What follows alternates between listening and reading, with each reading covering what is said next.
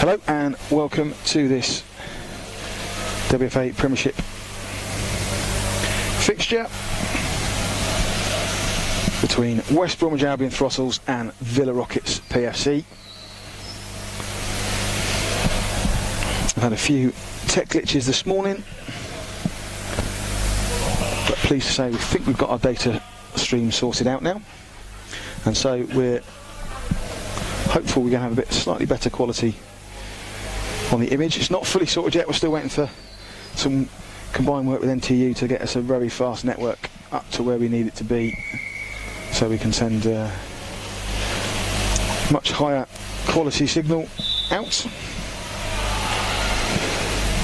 But hopefully this is going to be enjoyable enough. We've got Steve Baxter has got us underway, our centre referee today, and this clash of Midlands teams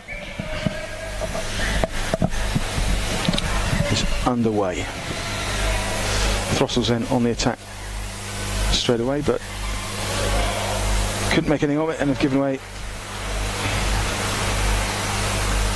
kick in, which Villa then return the favour and give Throttles a kick in. Taken by Krista.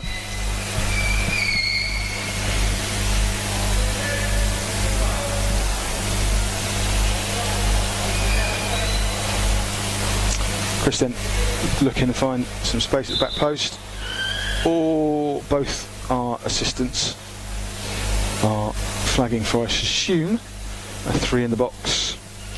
Indeed, our referee Steve Baxter signals that too. Flagged by both assistants, but confirmed by Caroline Bean.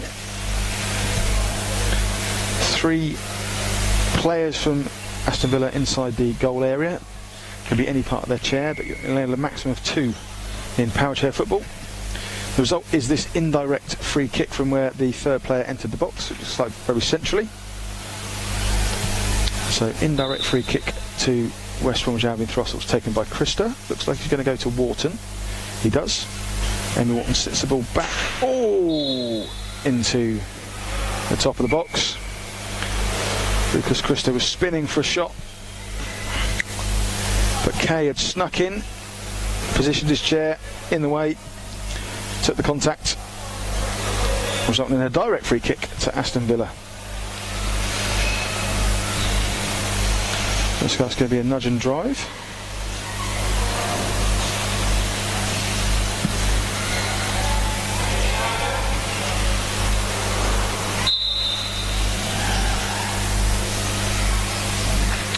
That 2-on-1 there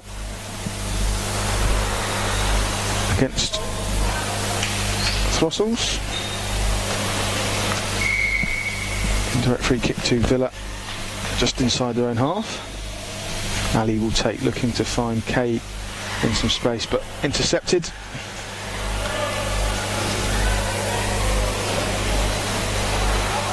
The ball broke to Lucas Krista and Summer Rice. Lucas Krista comes off the better with the kick in. Quite a powerful kick in there to Amy Wharton. I'm not sure it was exactly where she would have liked it. Difficult to control that.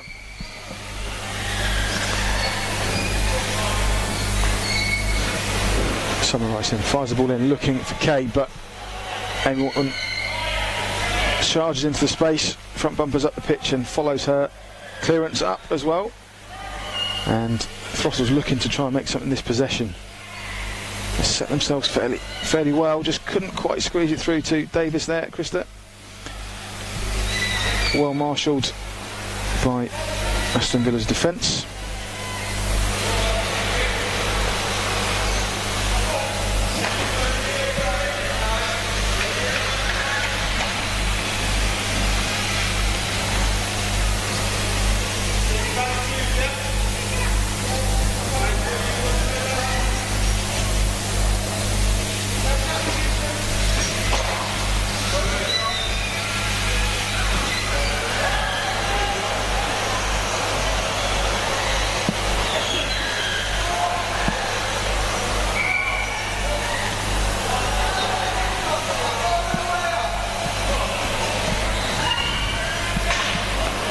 Davis and Kate competing well in the middle.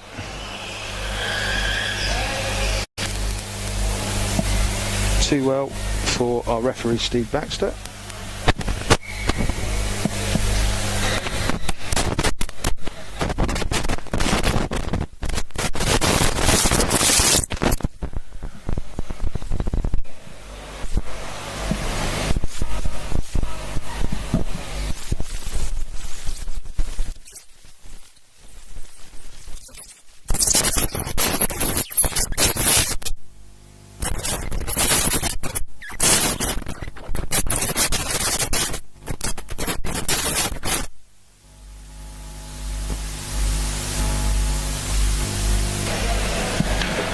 Apologies if you had a lot of audio interference there. Not quite sure what happened. I think there's some people driving around by the wires and microphones down the bottom.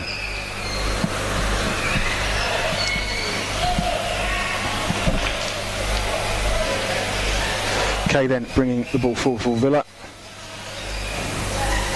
And as far as Krista tries to find some ice, can she find the breakthrough? Krista doing well there.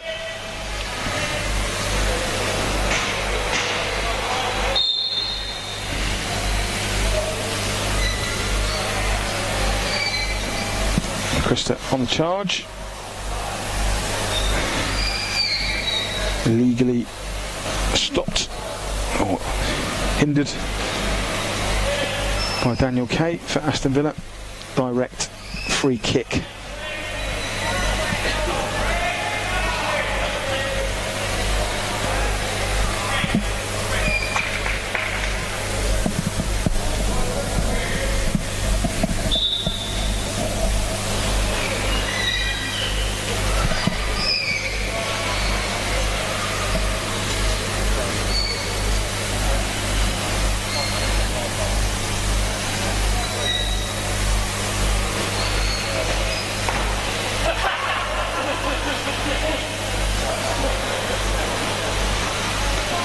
Sustained pressure here for Throssels.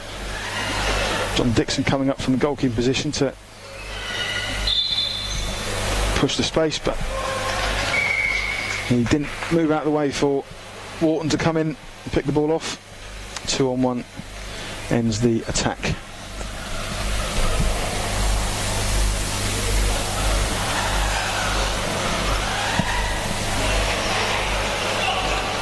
Chance there for Kay.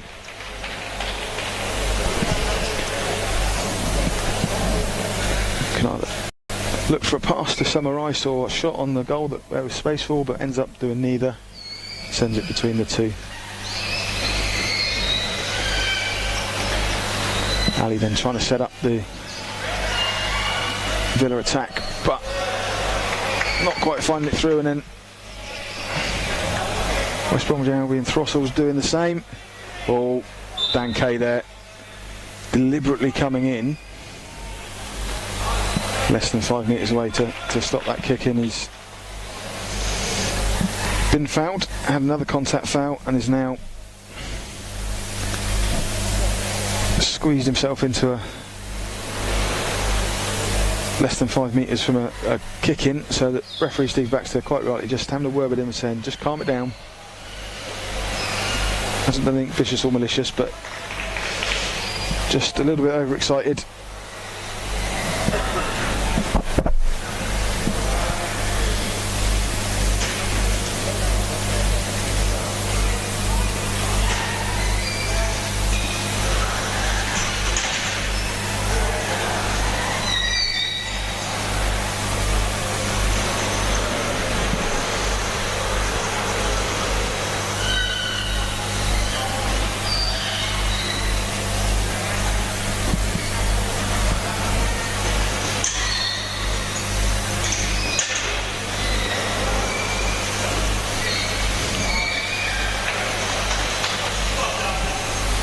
Villa then on the attack. Have a kick in at the side. Parallel with the area. It's going to be Kay to take. Ali's in the box. Summer Rice is at the back post, parallel with the edge of the box, looking to see if she can receive the ball, but Kay fires it into the back of from Dixon's chair, out for a corner.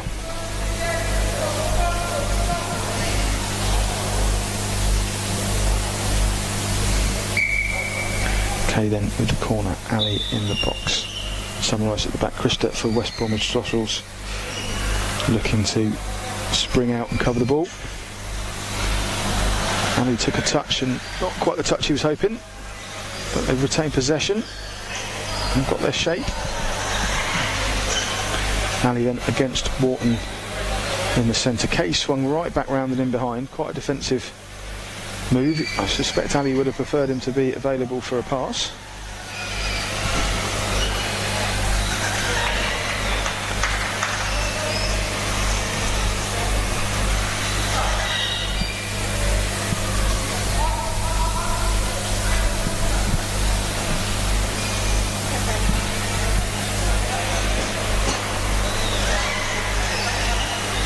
Well blocked by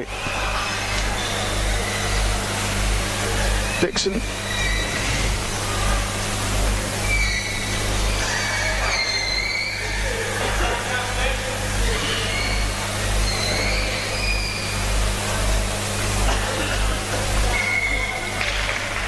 Ball fired in by Kay to the back post. It got through to Summarise, had a shot but blocked on the line by Krista, and then eventually cleared by Dixon. Off of the shot by Ali, known as Bubba.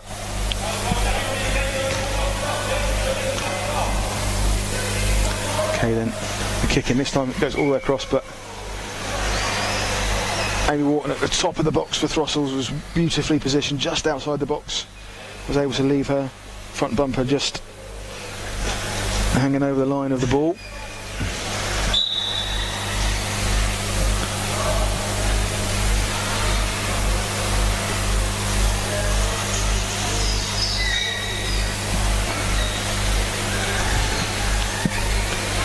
Quick discussion there. Direct free kick given, not a kick in.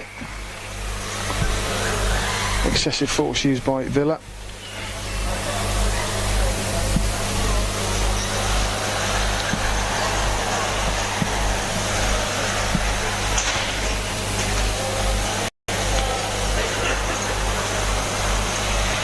It's happened a couple of times in this game. It's been a fairly physical game without being any dangerous or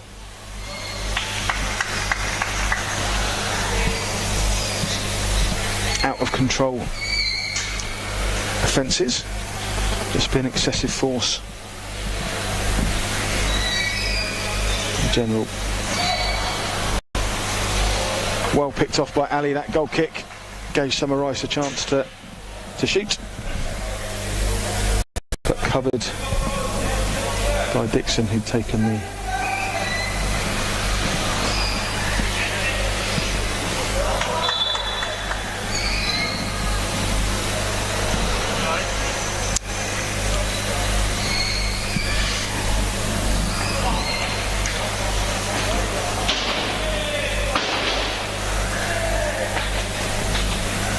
covered by West Brom's defence.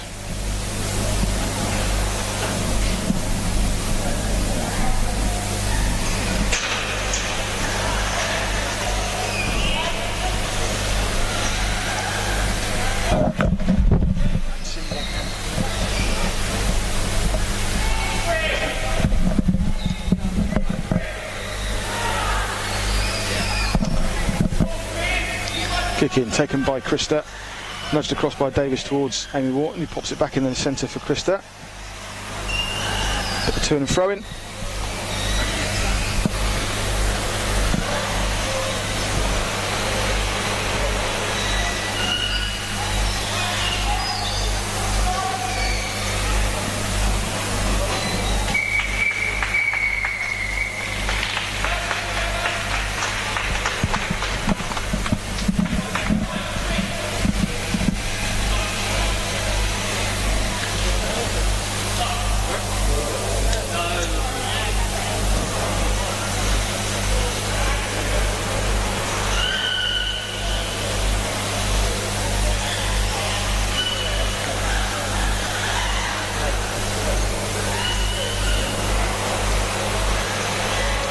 Throssell's looking to set themselves. Dixon comes up.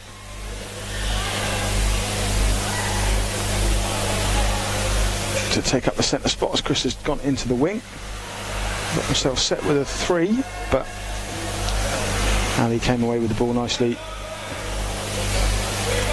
Was able to get his team a kick in.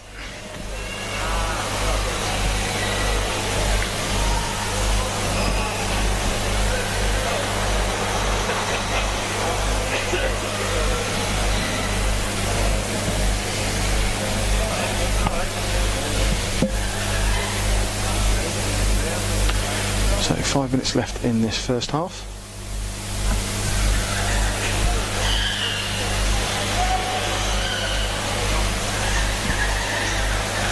Neither team quite able to break through the defences. Their opposition, pretty tactical, close game played in the middle of the park so far.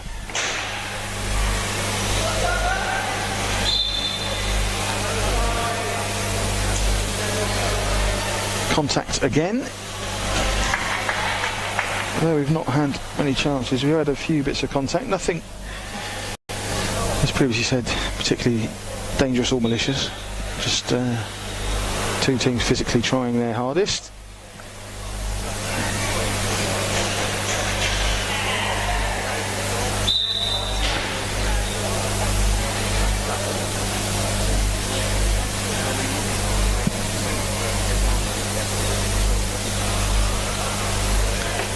Bit more contact there.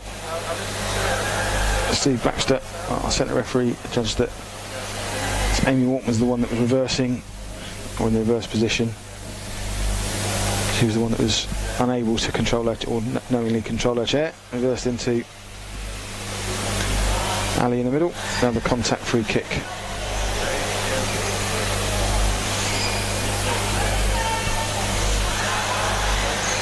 Possible 2-on-1 there, but referee tried to play advantage, didn't occur, so comes back for a 2-on-1 free kick, indirect, to Throssell's. What are we doing here with this one?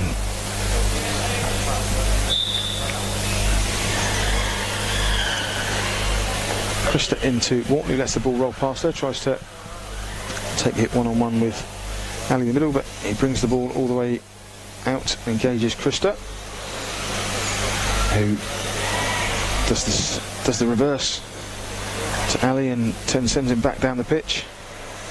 Davis needs to get out of the way of Krista here. He's done so. Rotated round.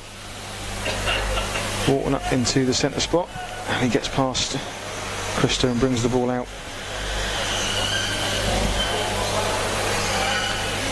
for Villa Rockets. He's come all the way up. He's put past Krista and Walton, but couldn't get past Dixon.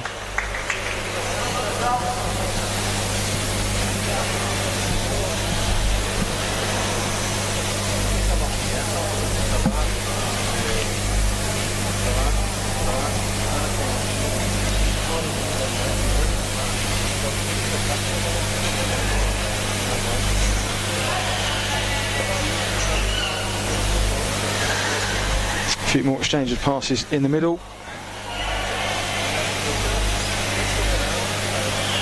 Possession changing hands quite regularly at the minute in that middle of the park.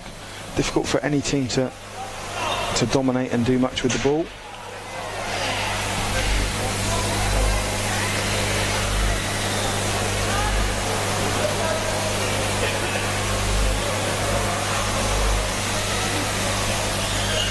Again, contact. No free kick this time.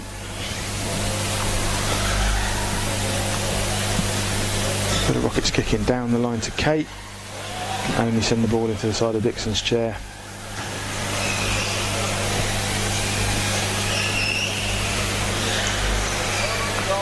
Goes out for another kick in. Again, down the line to Kate.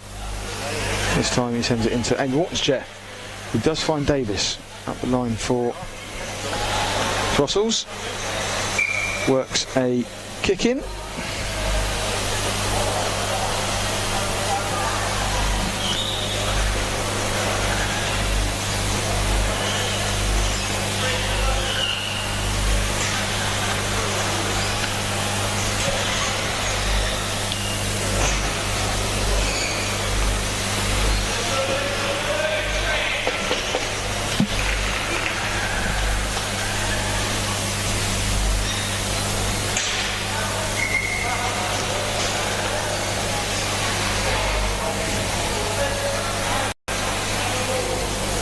chance now for Villa, but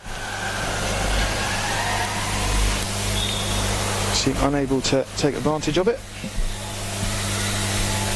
2-2-2.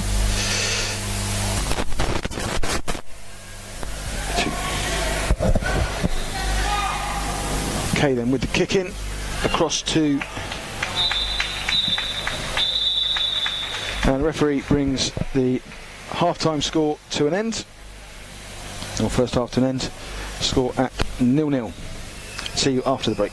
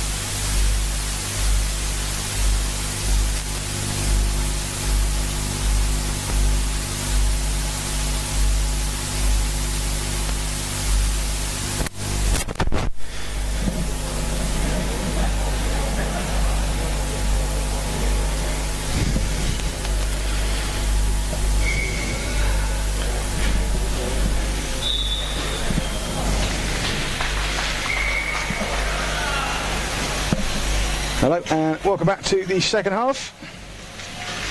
0-0 in the first. Both teams cancelling each other out well.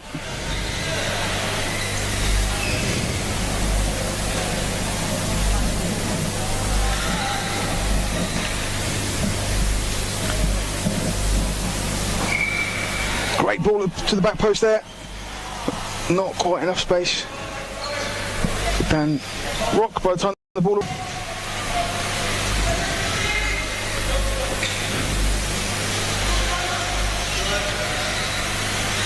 And he's able to take the ball back out into safety. Meets John Dixon. Quick play, trying to get some space. Much faster second half. Opening start to the second half from both teams so far.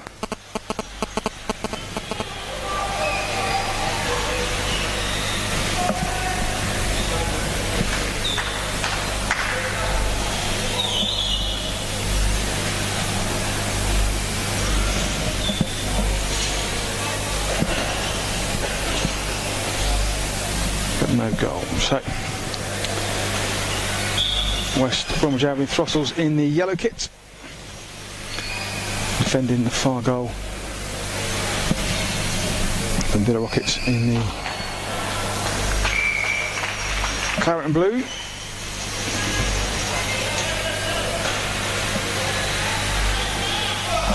Chance there. The ball edges its way towards goal, but John Dixon covers it.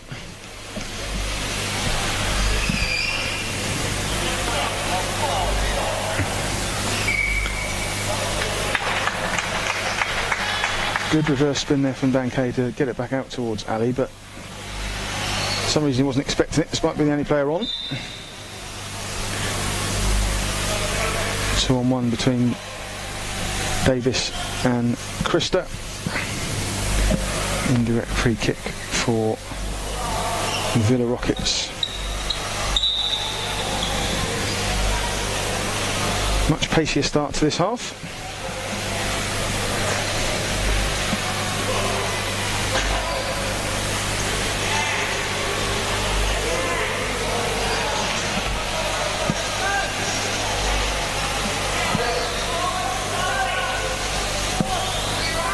The Rockets just having the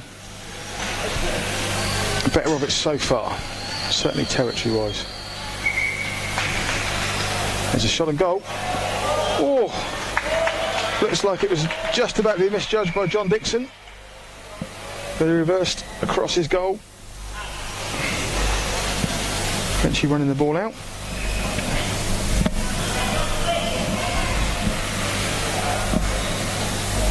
Caden with a kick in. Ali at the box tries missing out, goes to the back post.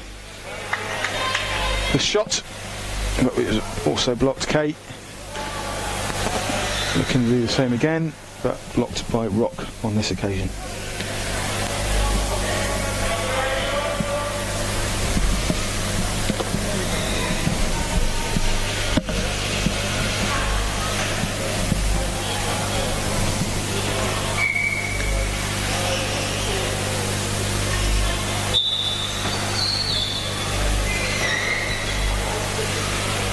On one, given away by Villa, will allow Throttles to clear their lines.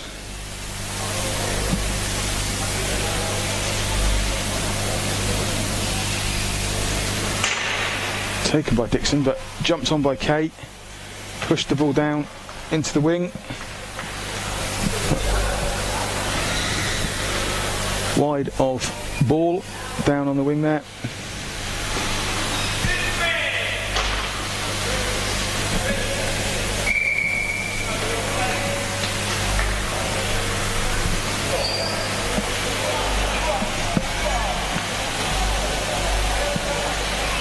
Come Throttles on the attack with Dixon, who's brought the ball all the way up the pitch against Ali.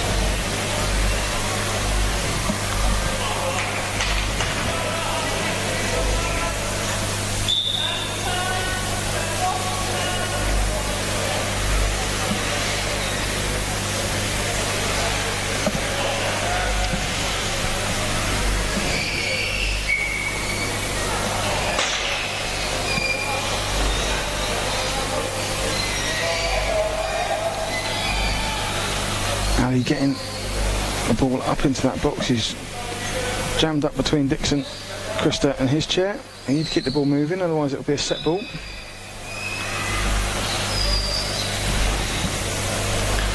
Have done, however, as Dixon left the area.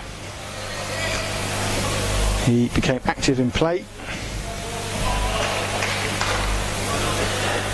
For 2-on-1s, Christa in the box behind him was also within 3 metres of the ball, so 2-on-1 offence given, so this will be an indirect free kick to Villa. In Throstle's box, and he'll be 5 metres from the ball.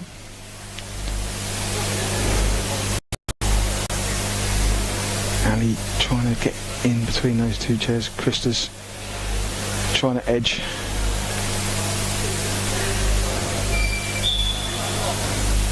Between them. It's indirect, so it's got to go off another player's chair before it goes over the line to count as a goal. Looks like Ali or ball could be the target.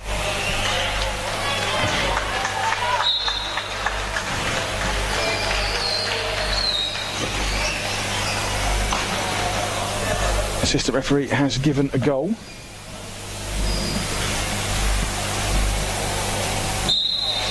Referee Steve Baxter just clarifying that the whole of the ball's over the line. That was the affirmative, and so goal has been scored.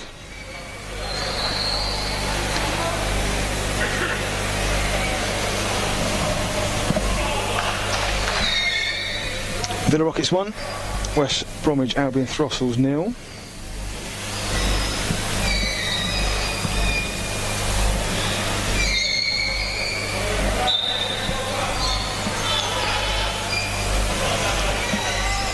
Nicely worked free kick in the end. Ali acting as decoy, let the ball roll across the front of his chair. And the ball was able to slot in at the back post.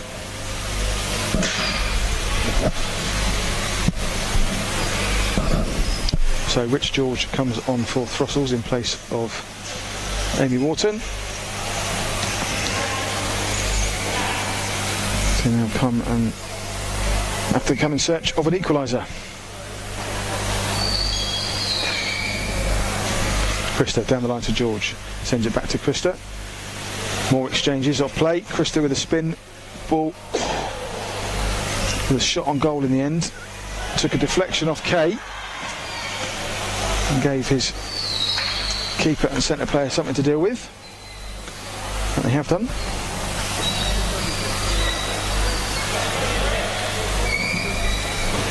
And manufactured themselves a kick-in up in Throstle's area on the attack again.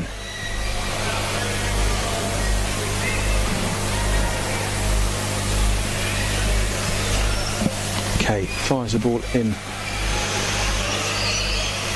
Out initially by Dixon, but Ali picks it up and engages with John Dixon. He's nearly past him. He's got past him, but Christa's there behind to cover. Any chance, he rips the ball back to Kay, who mistimes his spin past the ball, takes the pace off of the ball again, falls into 1-on-1, so breaks for Rich George, pushes it in. Great ball by Kay to find Ali. Wasn't really set with his chair properly. Pace of the pass changed the game very quickly, and Ali wasn't quite set for the ball. Couldn't quite take the full advantage of it.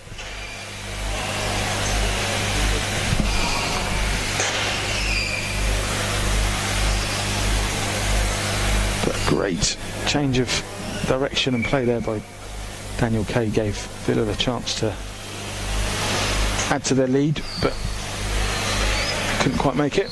But they stay on the attack here.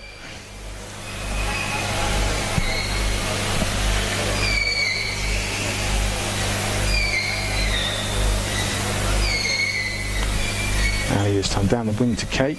Again, he mistimes that one.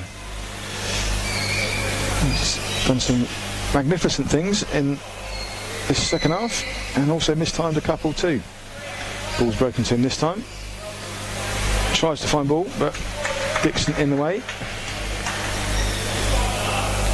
I think the speed at which Kay sometimes tries to spin and play the ball, when works gives a dramatic change of direction or shape to the game, but has also resulted in a couple of times when he's misfired and slowed the game down for his team.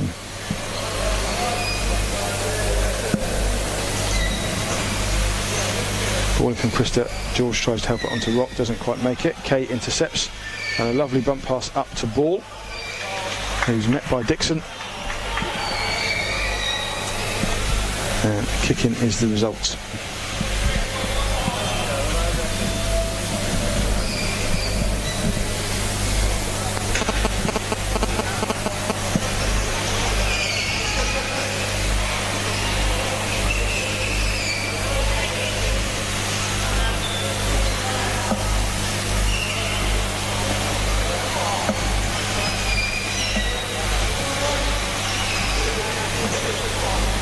Dixon bringing the ball all the way up into the Villa area.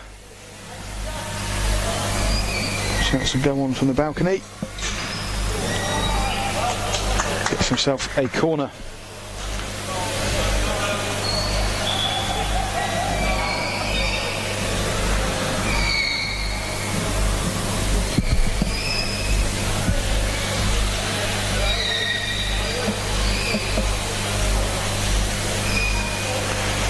Overruled, goal kick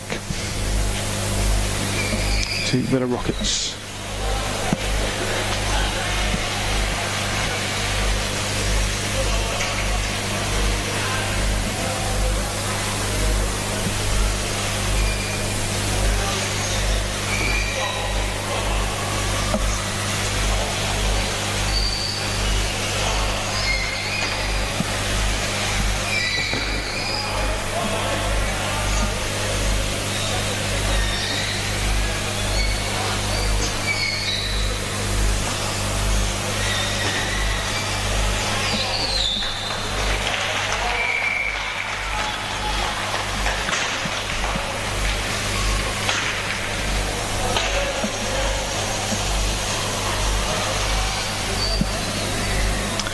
Corner to Villa Rockets, going to be taken by Kay.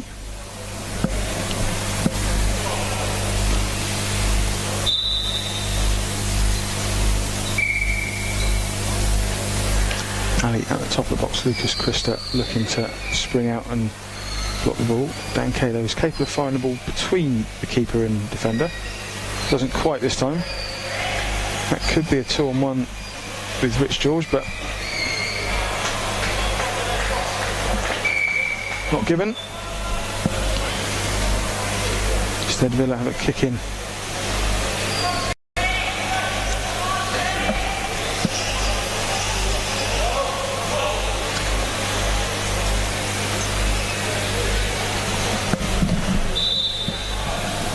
Not the most fluid game for either team so far, managing to cancel each other out quite effectively.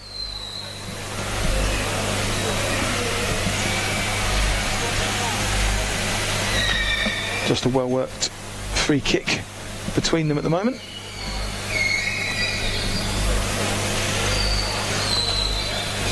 A few reasonable other chances, but no clear-cut opportunities created by either team so far.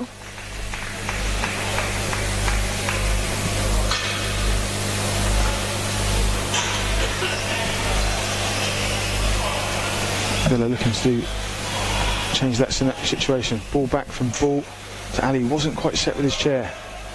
And again, Ball seems to get tied up in the middle.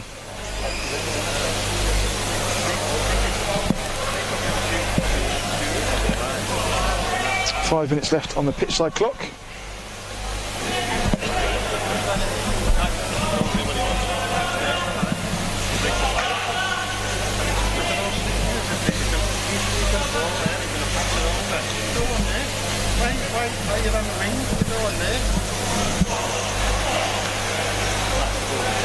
Ali then brings the ball down up against Lucas Christa.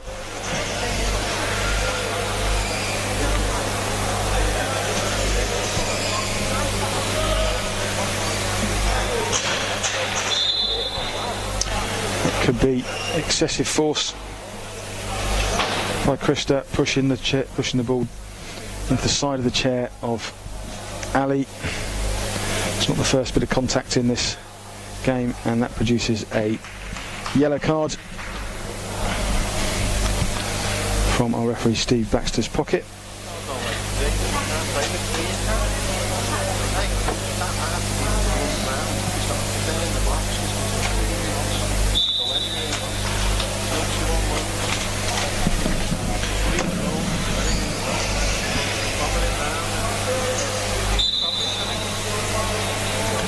Two on one against Villa, failing to make space for each other.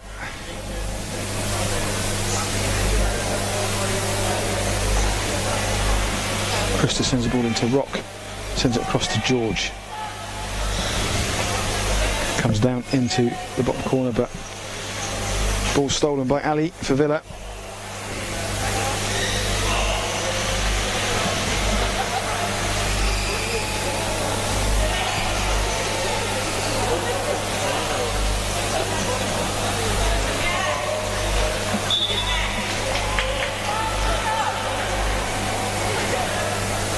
Again, to and fro in, exchanges of possession all the time. Oh! There's a big hit between two players, not deliberate. Just both getting into position to receive the ball. Ended up going smack into each other. It sounded loud here in the hall, but both players seem all right.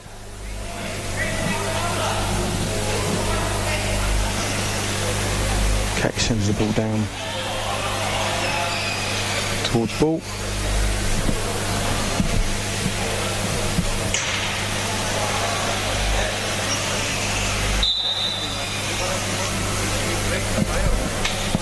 Two on one again.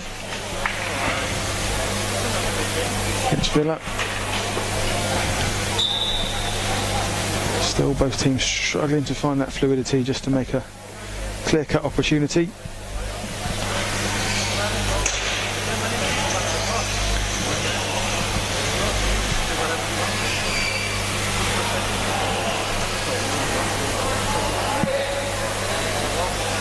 Villa having slightly the better of the play and territory.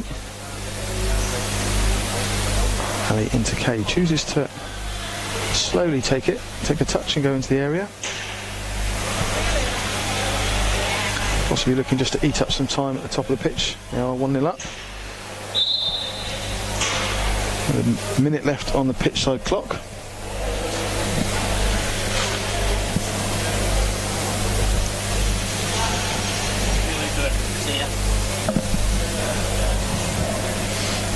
Referee Steve Baxter now talking to Kay about the persistent contact, and he also receives a yellow card. I have to say, after the first half, not too surprised. We've got a couple of yellow cards. The contact hasn't been nasty, malicious or particularly dangerous on its own, but it's been persistent.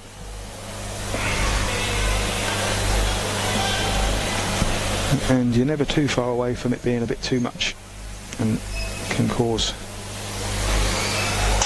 injuries and difficulties for players. This time Ali from Villa penalised for the contact.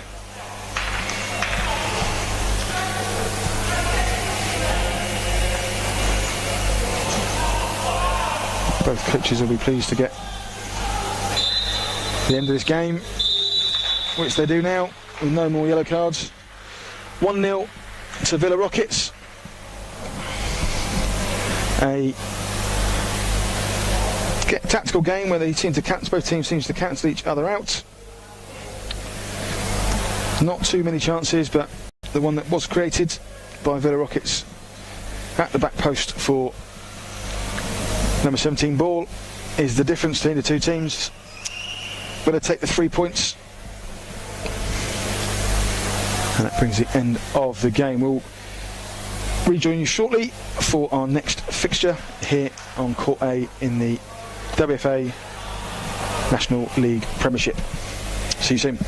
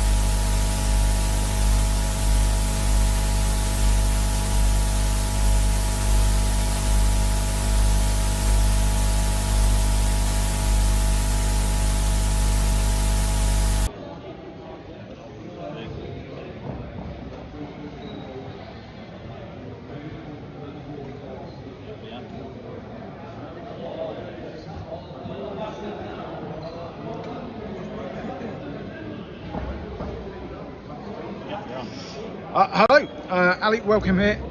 We are just after the game between Throssels and Villa. A close game, tough game, but managed to edge it 1-0. How's the team feeling? Yeah, we're happy with the win. We thought we started really slow in the first half. Throssels were on top of us a little bit, weathered that. And I thought second half we played really well and got the win. It was a lovely little manoeuvre for the goal. Did you seem to have a quick word with Dan just before that to say what you wanted? Yeah, so I was going to try and place myself in between the defender and the goalkeeper and try and play it off the side of my chair. The gap closed up, so I just went over to Dan quickly and I said, play one at the back post and I'll go the edge of the box and look as if I'm going to it and hopefully draw the defender in. And luckily he did that, and Dan Ball scored for us. Exactly, that happened. So the ball travelled across, lovely little finish from Dan Ball, and as you say, managed to pull Lucas Christer across the goal from that space. From then on, it seemed like it was a game of just trying to cancel each other out almost and control the game.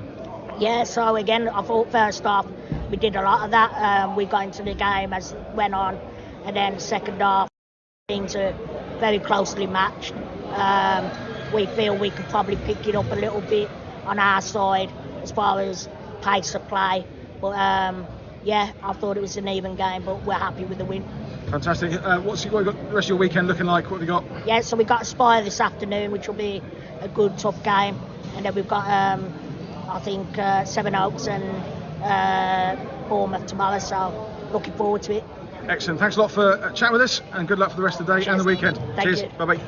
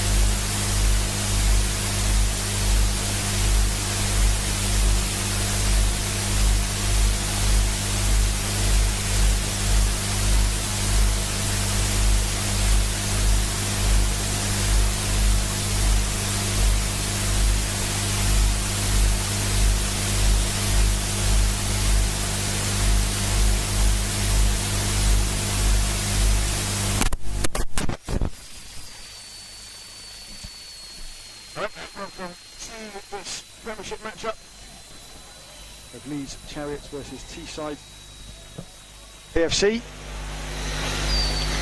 Already underway. No goals as yet. It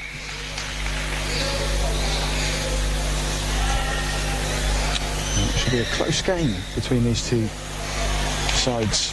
Britain coming out the Leeds goal, pushing it towards the wing.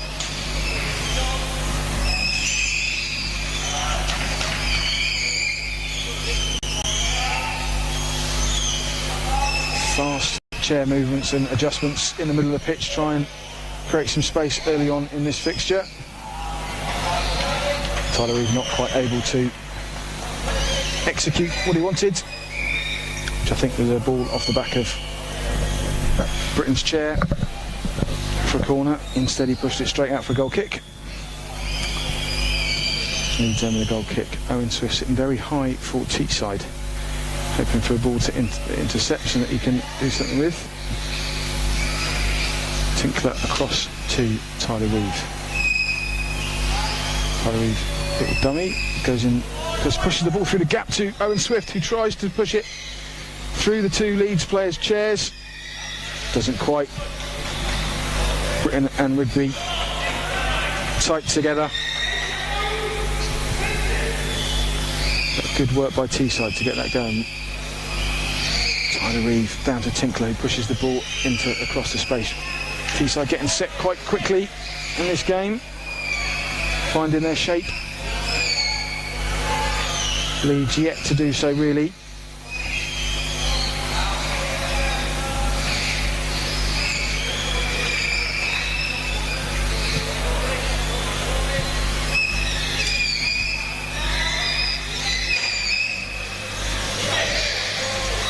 Both teams don't mind the ball moving around a bit.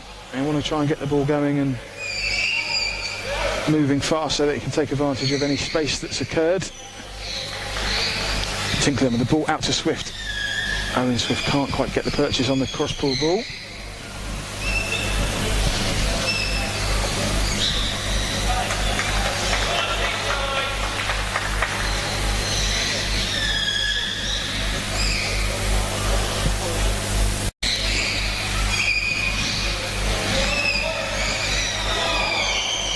Setting up Reeve for a full spin.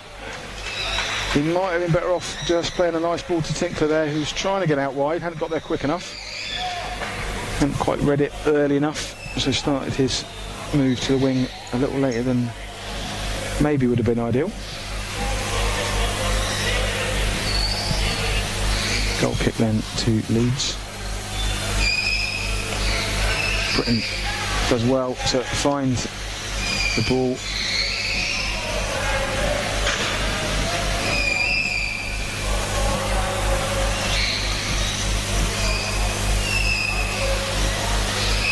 To Taylor.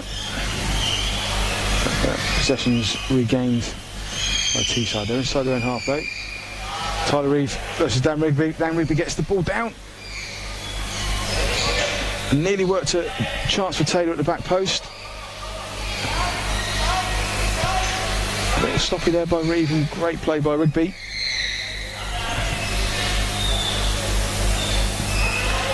Dan Rigby then against Tinkler and then against Reeve and comes out with a kick in.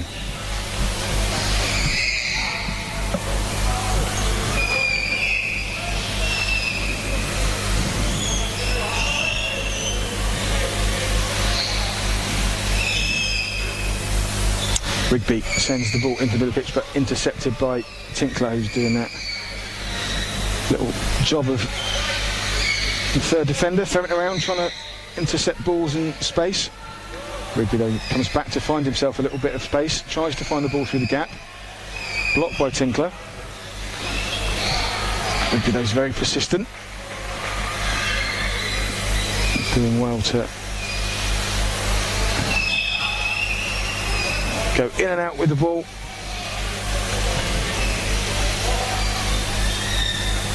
Controlling the play, gets some steam and kick in, sends it across to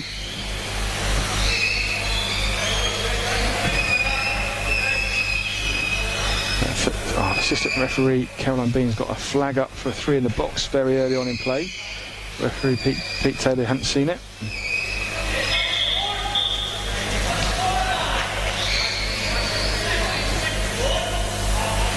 Now he sees the indication from our assistant referee Caroline B, Pete Taylor. Lots to look at when there's an attack going on. Our referees, they position themselves generally behind the goals and try and keep an eye on their assistants, but if the ball's being and the play's slightly to the side, it's difficult to see, but eventually saw it. So 3 in the box, indirect free kick. If I'll be honest, Leeds have just fluffed that a little bit. That's not what they were intending to do. They've still got possession, still trying to work something from it though. Tyler Reeve engaging well with Dan Rigby. Owen Swift can take evasive action not to give away a 2-on-1. Tyler Reeve brings the ball into the box, trying hard to get the ball across, but Dan Rigby knew exactly what he was going to try and do. Offered him a glimpse of the space and then closed it down as soon as he could. As soon as he reacted, he managed to get the ball out towards Copeland on the far wing.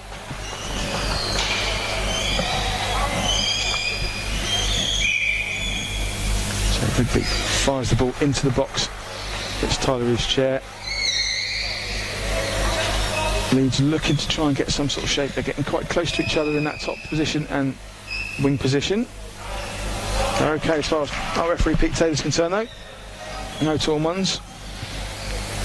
So corner given.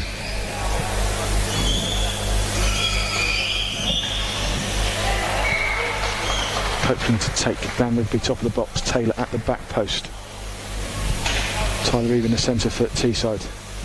Comes off the front of Dan Rigby's chair. Was hoping that Tyler would have moved and vacate the space in behind. Tyler would sat tight to his keeper.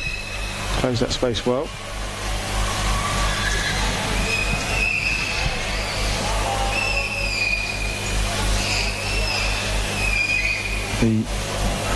What can only be described as dance between the two centre players that is often a feature of close power chair games picks up, but they've got the ball spaced out now. Teesside, they're looking for pass the ball about. They've got some between Tinkler and Reeve. They found space again by Reeve. Got it back to Tinkler. You had a pass on its way to Swift, just not quite enough pace to beat Dan Rigby scrambling back into position.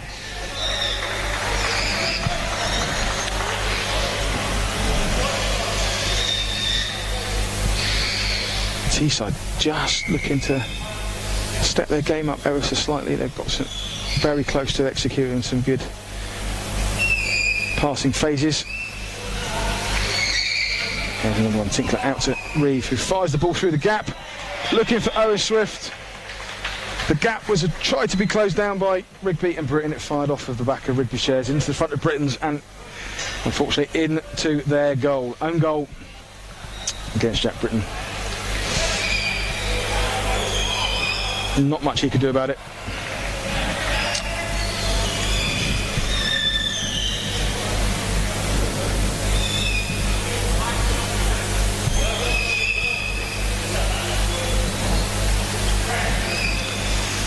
And a slight change in tactics executed by Leeds coach Paul Gorman has swapped Britton and Copeland around. Copeland down goal, Britton out on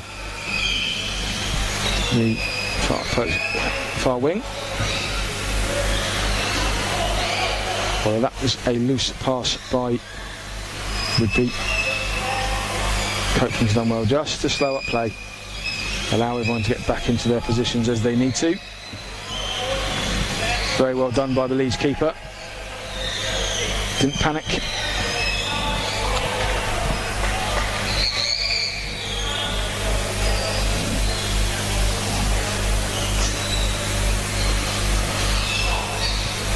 Often you see players break in one-on-one with the keeper in power chair with the ball at the front of their chair, and it looks exciting, looks like there's going to be an opportunity, but it's the passing that often creates the best chances in power chair, and a lot of goalkeepers one-on-one will be more than happy with a player driving straight at them. They can just steadily go into contact, slow the ball down. generally comfortable.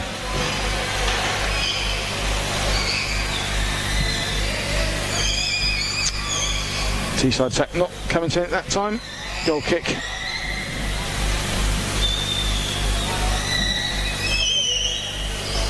Copeland sends the ball out towards Britton.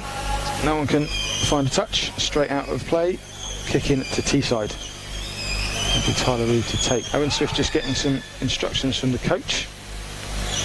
Quite animated on the side there.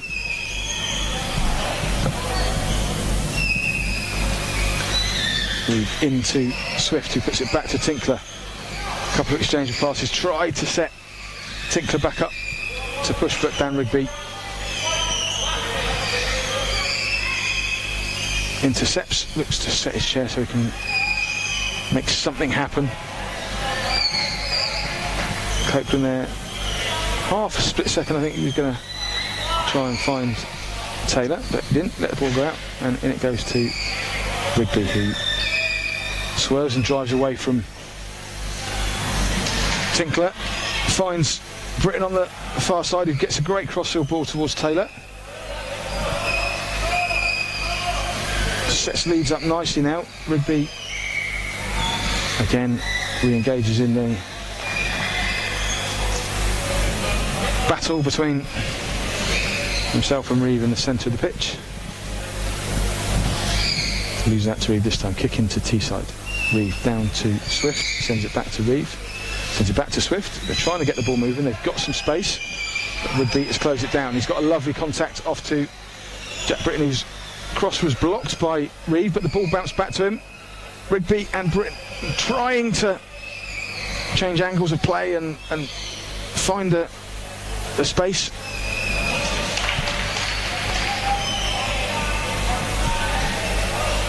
Lovely chair control and movements from all players, just trying to con each other into what they're going to do next. Nicely done.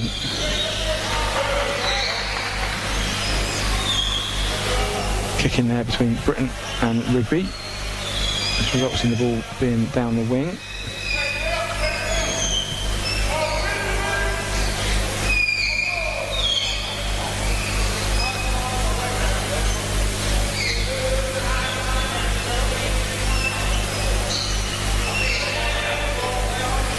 Both teams trying to play in some very tight areas.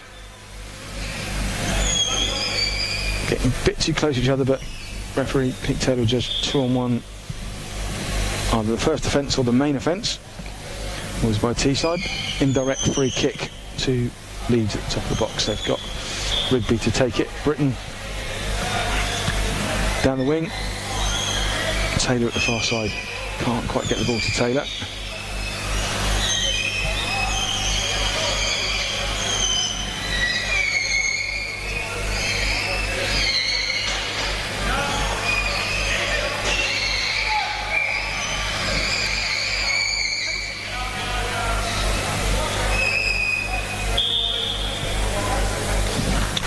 Rigby and Britton doing quite well for Leeds down that left-hand side.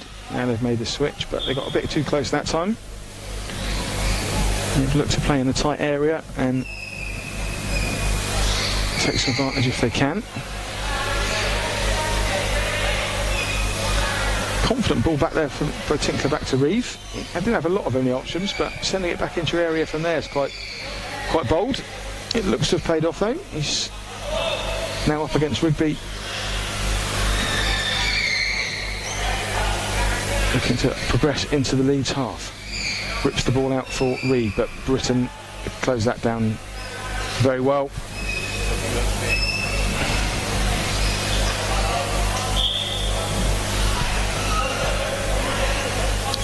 Tactical switch made by Leeds with their goalkeeper has paid off.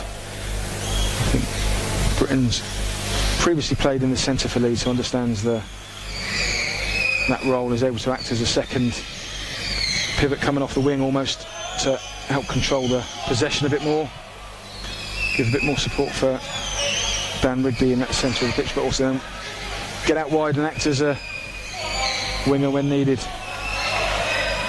Ball back by Taylor to Rigby. if he could have managed to take a touch and reverse spin all the way across. Britton was free down the opposite wing. Ball didn't quite have enough pace to do it in one touch, but a second touch maybe could have produced it. Swift does very well to keep it in there. Tinkler dropping the ball back into the area for pressure.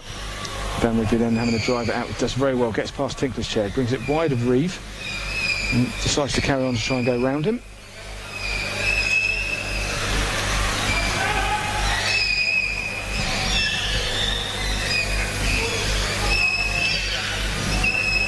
Nip and tuck between. There's a bit of space here for Reeve. Needs to be careful on that front post there, Copeland.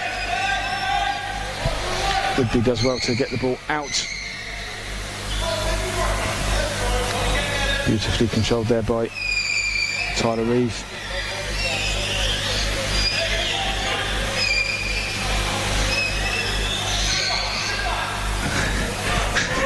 Both players feinting, dummying with chair movements, trying to get the other to commit.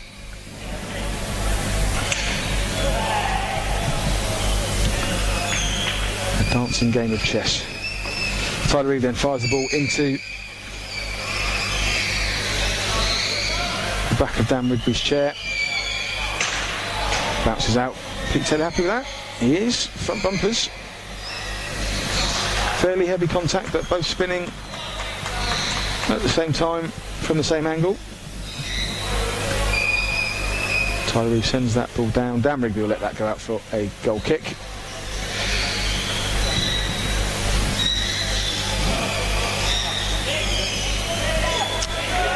Two and a half minutes left on the pitchside clock in this first half.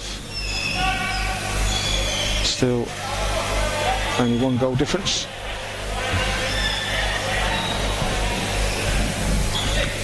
Pete Taylor making sure Tinkler was the required 5 metres.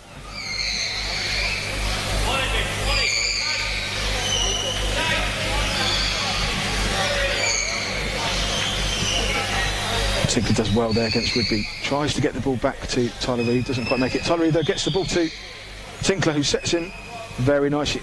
However, Tyler Reeve just a bit too close to that ball that came back from Tinkler. Referee gives a 2-on-1. 2-on-1, of course, is if the distance we're looking for is that players 3 metres from the ball. You can't have 2 players from the same team within 3 metres of the ball if there is an opposition player also within 3 metres of the ball. That's the simple version. You can add in the goalkeeper doesn't count if they are in the goal area.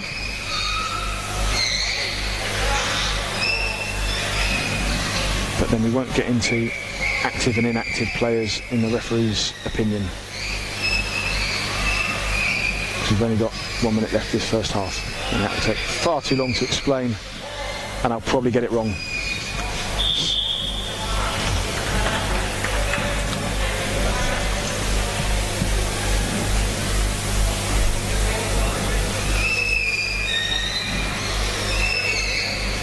Teesside trying to get the ball moving with passing between the 3 outfield players of Reeve, Swift and Tinkler, but they've left some space here.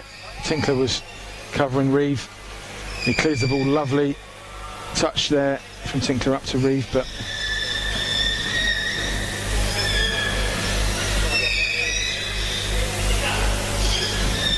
the ball breaks through. Rigby has to chase his own clearance out. Tinkler's up at the top of the box. Can Tinkler get a ball back? Got Reeve sat in the centre. Rigby though finds the ball up to Britton. Britton crossfield ball to Taylor. Can Taylor do something? He has. He's returned the ball to Britton. Up into the area. Ex-teammate Alistair Haig in goal for Teesside as Britton comes up against him. Teesside got there. Shake back. Tyler Reeve back into that central pivot position. And a brief glimpse of space that Leeds had couldn't quite be taken advantage of. And that brings an end to the first half. It is Leeds 0, Teesside 1 in the first weekend of the Premiership, which is weekend 2. Long story. On the first morning on Court A. We'll bring the second half of Leeds Teesside coming up shortly.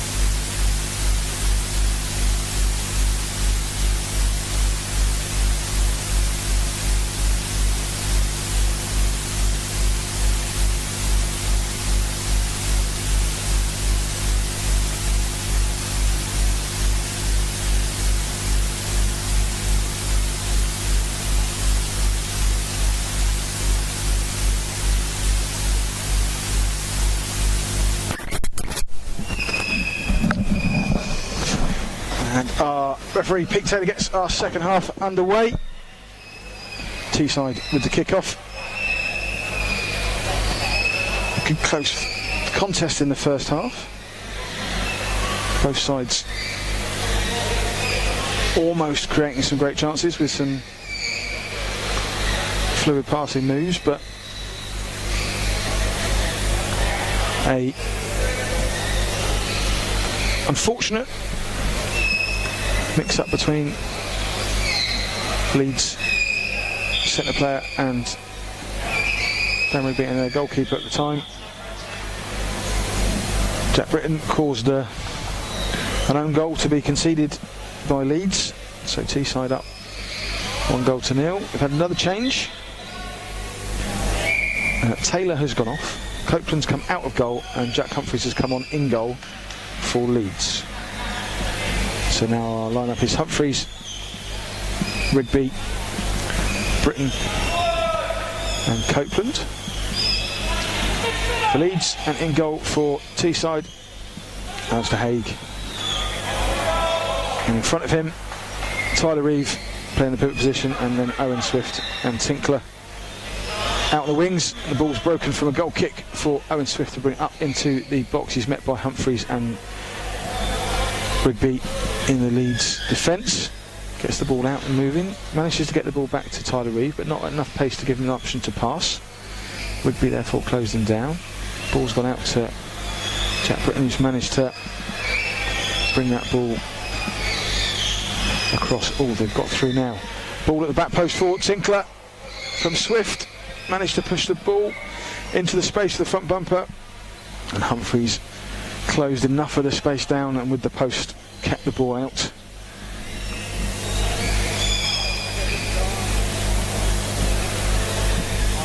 Engaged now down deep in the Leeds half, Rigby and Tinkler. Rigby comes off the victor, and a goal kick to Leeds will resume play.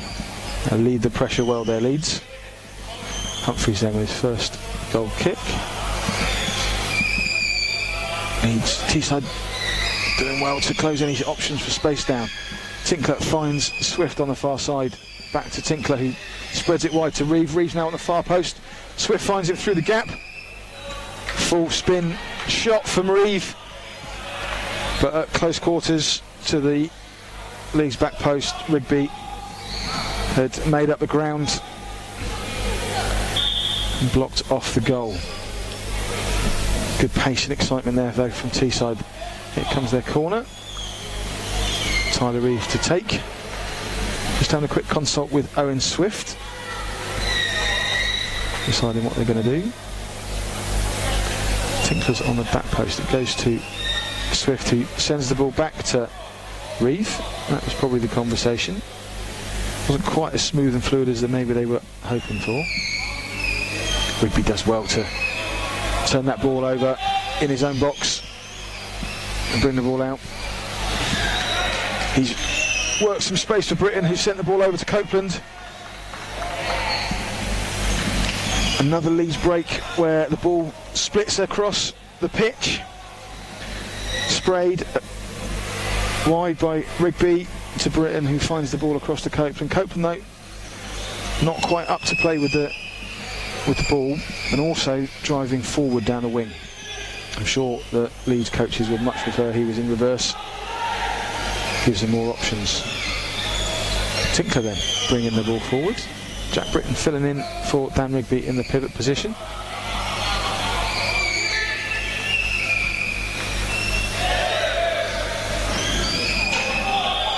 Tyler Reeve trying to find some space.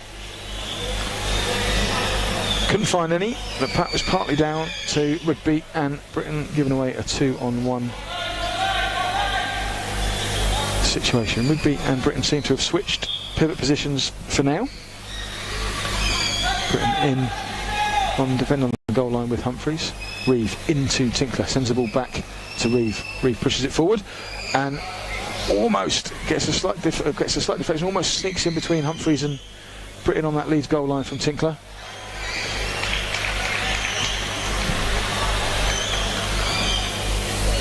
It was a dangerous manoeuvre. It wasn't quite as, didn't look particularly as threatening as it could do. It was a powerful shot, but it almost caught the Leeds defenders unawares. They've done well though, and contrived to get themselves a goal kick. And the last goal kick by Humphreys was intercepted as Tinkler and Reeve covered space really well. This one's done the same again. Tinkler sends it down to Swift. Can't do anything with it other than find Rigby, but it does mean that there's a battle engaged between Reeve and Rigby. Tinkler sat at the top of the box hoping for Reeve to spray it wide, and Swift at the far post sat there waiting in anticipation. Copeland's gone over to try and block any crossfield balls that may come across. Reeve though continues to work with Rigby with the ball. Rigby comes away with the ball as the ball springs clear straight into Tinkler.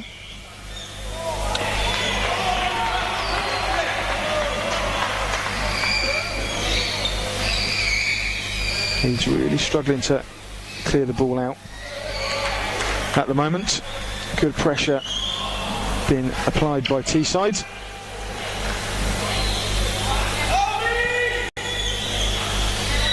Kick in then to Teesside. Owen Swift goes over and says, "I'll take this, you get in the box." So Tinkler is missed out as the ball comes across to Reeve. Reeve, I think, was looking for Owen Swift, who eventually got the ball as Tinkler had a swing and a miss. Very close to Owen Swift, but there's no Leeds players were within 3 metres of the ball. It was just a 2, not a 2-on-1.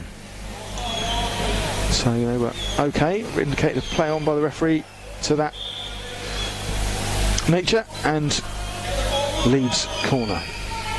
This time Swift will take it, not Reeve. Reeve is at the top of the box, but quite wide. Took the ball nicely. Leeds then again break up the pitch by sending the ball into a winger who crossfields it behind the Teesside pivot player. Leeds then, can they set a triangle from here? They're looking to try and get the ball back to Copeland.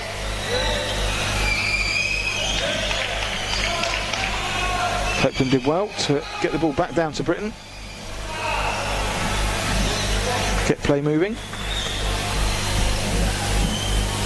Britton then with a kick in. Dan Rigby resumes the pivot role. It's a bit of space if they could find him, but well read by Alistair Haigh in the Teesside goal. Blocks off the crossfield ball to Copeland at the back post. Britton may look to find that again, just because there's a little bit of space, but Tinkler constantly on alert, constantly moving. Got out and blocked that ball. Kickin's moving further up the pitch. Rigby then tries to find a gap between defender and keeper for Copeland at the back post, but doesn't quite make it.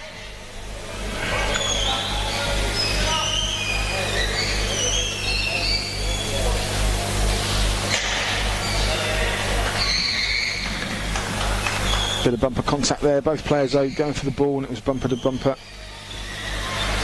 Rigby gets the game underway quickly. This is good stuff from Leeds. They've worked this really well. If they can get the ball into some space, but the ball slowed down as they were moving it around just a bit too much, and Reeve blocks it off. This is good though by Leeds. Bit better shape. They're finding some gaps in amongst this Teesside defence. Just to thread the ball through to wingers and back again to the pivot player. Trying to move this Teesside defence around, creating space for a free shot on goal. Not quite that time.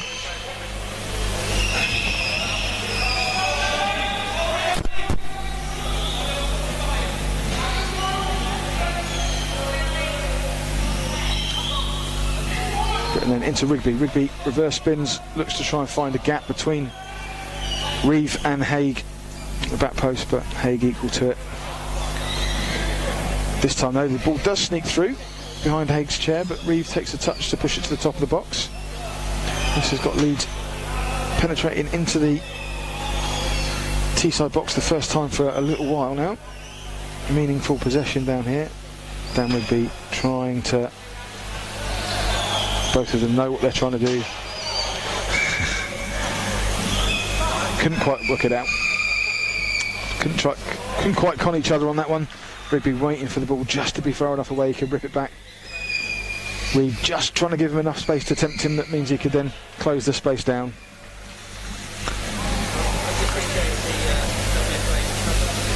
That's what happened in the end. Teesside then kicking.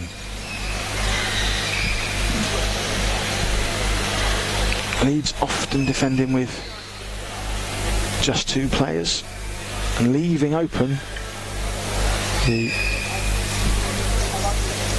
long pass up the pitch to either winger. Always been Leeds style to be very attacking. That's beautifully done by Copeland. Sent the ball across the pitch.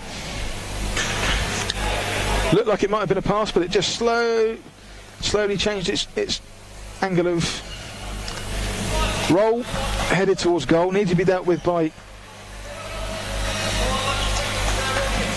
Alistair Haigh, and I think in doing so he accidentally turned his chair off, left himself stranded at the back post without being able to move, and Copeland has front bumpered it in at the back post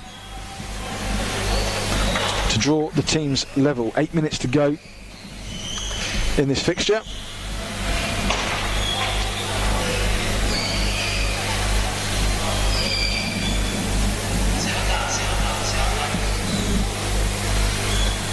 Leeds then now come in search of a winning goal. Would be up to engage with Tyler Reeve.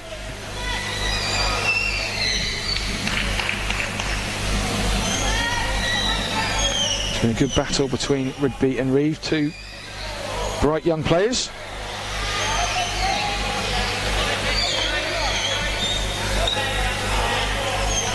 Big futures ahead of them, I'm sure.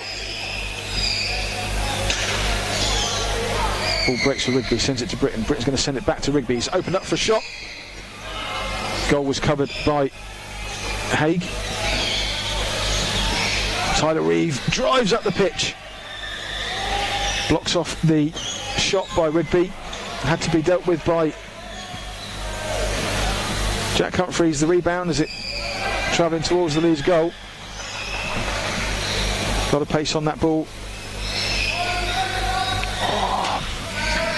Very nicely worked, bit of space there by Teesside. Swift just not fast enough to go and take advantage of that. Wasn't quite on the same page as Tinkler.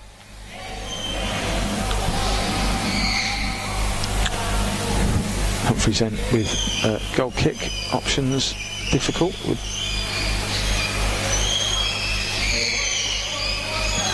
Not much to do, but he's managed to get the ball through with the help of Rigby to Jack Britton down at the side, and Rigby tried to do a full reverse to change direction of the play. Find the Britton again, but Tyler just blocking that off. Substitution by Leeds. Copeland off and Taylor on. Rigby then to Britton, pushes it across the top of the box, trying to find Rigby. Ball's spraying around now. Rigby with a pass wide to Britton with a lot of pace on. He tries to send it towards the goal, but didn't quite make it. And get the sense that if one of these pacey passing moves pays off for either team, we could have a quite spectacular goal on our hands. Both teams trying to use the pace of the ball to create the spaces at back posts and for wingers to have a shot.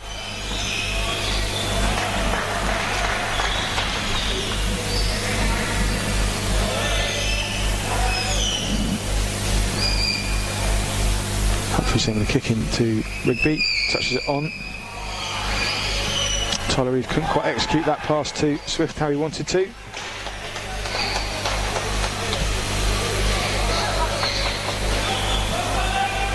Rigby with the kick in.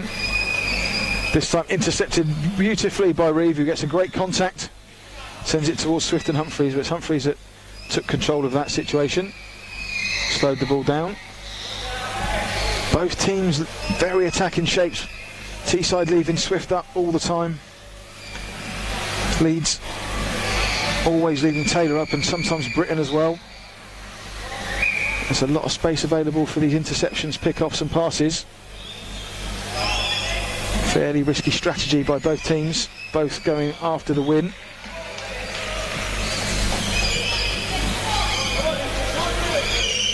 Exciting to watch though. Rigby then with the kick in. Fires it across to Taylor. Haig marshals that well. Rigby back to Britton. Britton sends it across this time. Again, Haig gets a touch, which enables Tinkler to engage with Rigby on the far side. Leeds maintain the pressure though with a kick in. 3.5 minutes on the pitch side clock left. Feels like players are just ramping up a little bit now in search of this winner.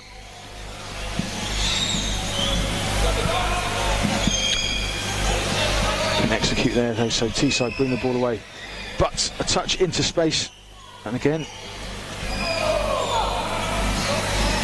a slightly more aggressive approach to that than previously from Leeds. Dan Rigby having a swing.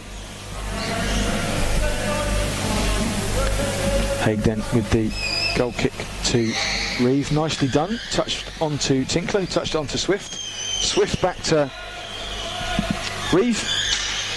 A couple more passing exchanges between Reeve and Tinkler. They're almost set nicely there, but 2-on-1 given by referee Pete Taylor. Some nice controlled movement there by Teesside.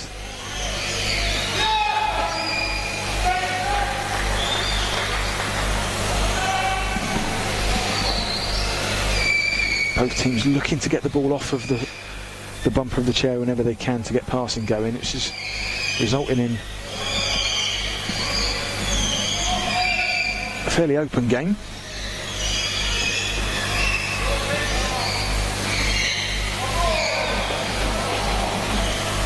So again, as soon as the ball's in a little bit of clearance, bit of space, Rigby looking to play the ball long and wide out to his winger, who's constantly available.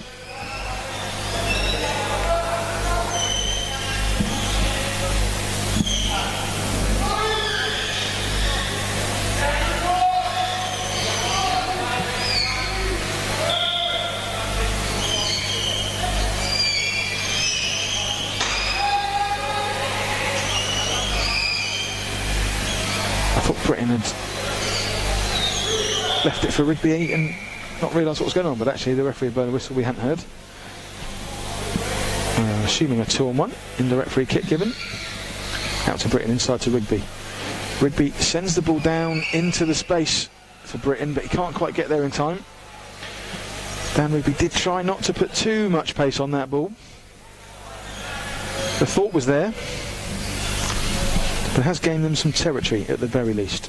So Tinkler going to play the ball into Reeve, who's going to drive it out. He's engaged by Britton. Britton backs off and hands over to Dan Rigby. Rigby's done very well though. Looked like the ball had gone out from here. I'm sure FIFA will tell us the whole of the ball was not out. Produced a lovely graphic for us too.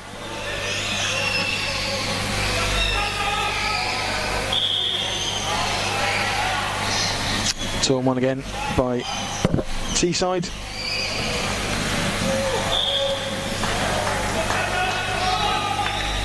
Rotations just causing problems for them numerous times in this game. And that's a big gap left by Jack Humphreys. Tinkler couldn't quite direct the ball into the space left by Humphreys when he took that goal kick, or that free kick. That could have been disastrous for Leeds.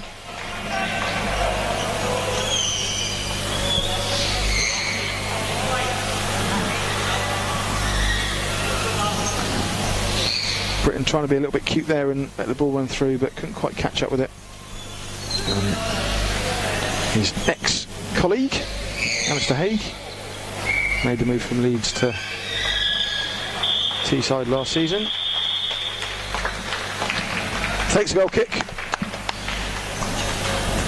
And the next action is our referee, Pete Taylor, blowing the full-time whistles. Finished 1-1.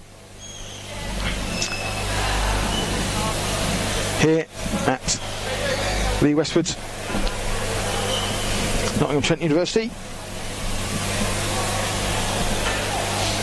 A good game, open game, lots of chances. It results in a 1-1.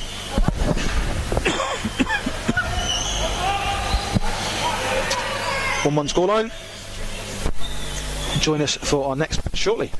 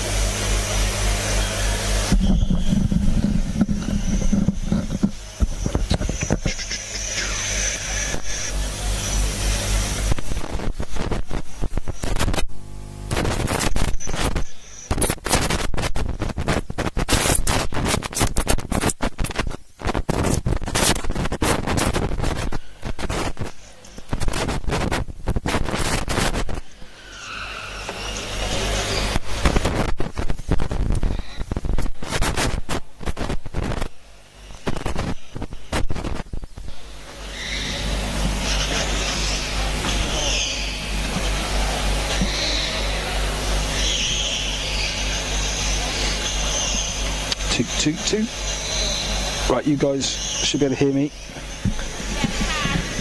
But I'm not going out on the stream. But obviously you guys, if you turn your mics on, then you will.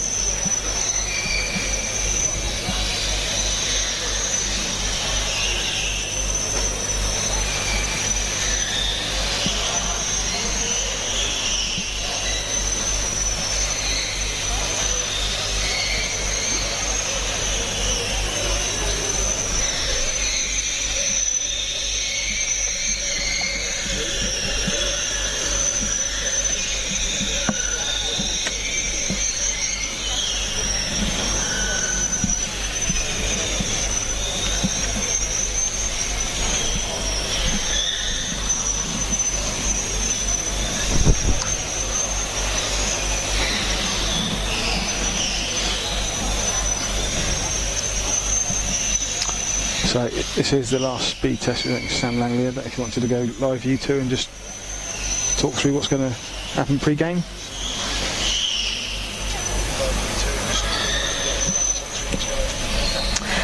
Hello everybody, welcome to Nottingham. We are live with Aspire PFC versus Nottingham PFC. I'm joined here by Kath McNichol, player for Middlesbrough. Hello Kath. Hi Charlie. How are you doing today on this very cold afternoon?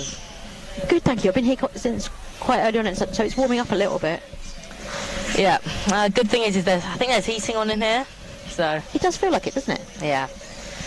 So Aspire, this is their first game of the season with Nottingham already playing West Brom earlier. A gruelling first day of action for Nottingham with both West Brom and Aspire in the same day, and I'm sure they'll be trying to get something a bit more than what they got out of this morning in this one.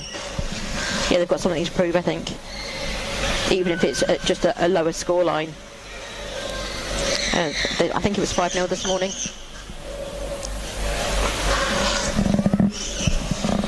Let's hope that was a warm-up game for them. Yeah, obviously, how important is it as a player of the sport? How important is it to get the season off in a good start, or is it a sport in which you can have a bad weekend and then bounce back quickly? I think that depends on if you've got a team that's running away with the league right from the start. You've got a really strong team, particularly a team that might have been relegated from the Premiership into Championship. That if you've had a few losses and a few draws, then it can be hard to pull back if you've got some teams that are winning every game. Yeah, obviously that's kind of what happened last season. Nottingham finished in 4th last season, so a very, very credible result for them in last season. These two teams did meet twice, and Nottingham were defeated by Aspire in both, with a 5-1 win for Aspire on the opening day of last season, and on the closing day a 1-0 win for Aspire, who stole it in the dying seconds through Sally McNeil. And that sounds like they actually did come back from a much better result the second time after playing them the first time. So yeah, very compact defensively from what I can remember. They're a good organised side, obviously missing one of the main members of their team today due to illness in Adam Langley with his brother Sam here today, captaining, I think, the side. I think he is, yeah. And I think he'll be a miss because I think Sam and Adam will work well together. Well, they know each other better than anybody. Yeah. Not many players can say, well, I've known my teammate since the day I was born. Yeah, it's a massively useful and powerful connection you can have on the pitch if you have a route like that. And I think they worked together as a defensive unit so well last season. It'll be interesting to see how Nottingham try and break down the quick passing movements of Aspire with one less of their key players. For Aspire, it's a squad of 7 that we have here today, with Bobby Williams absent and looking in good form going into it outside of the league. Obviously, with regional competitions going on for both sides doing well. And so I think it's really a clean slate for both teams, even though Nottingham did have this game this morning against West Brom, which they were beaten. Again, any game on the opening weekend, any win can get you that form that you need to move on in the league. And they've got to start this game like that. This morning's game didn't happen. Yeah, I think for Aspire, they'll be coming into it with a clean slate, and Nottingham have to adopt that mentality as well going into it. Obviously, I think maybe the danger men from last season for either side were, it was Sam Langley who got the most goals for Nottingham last season. He scored 13, 6th top scorer in the league, so a very, very, very good account from him last season. And then also for Aspire, Dan McClellan and John Boulding got 14 goals apiece and were joint 3rd top scorer in the league. And so there's lots of threat in the sides already from last season. And then obviously kind of the big transfer news of the summer, if you will, for Aspire was Brad Bates making that switch from West Brom to Aspire, which is something that I'm sure has to be brought up at some point today. I was about to mention that because there's been transfers on both sides, hasn't there? There's been a transfer for Nottingham as well. They've got Jack McNaughton, who came from West Brom Dudley, up from Championship. Yeah, and I think it is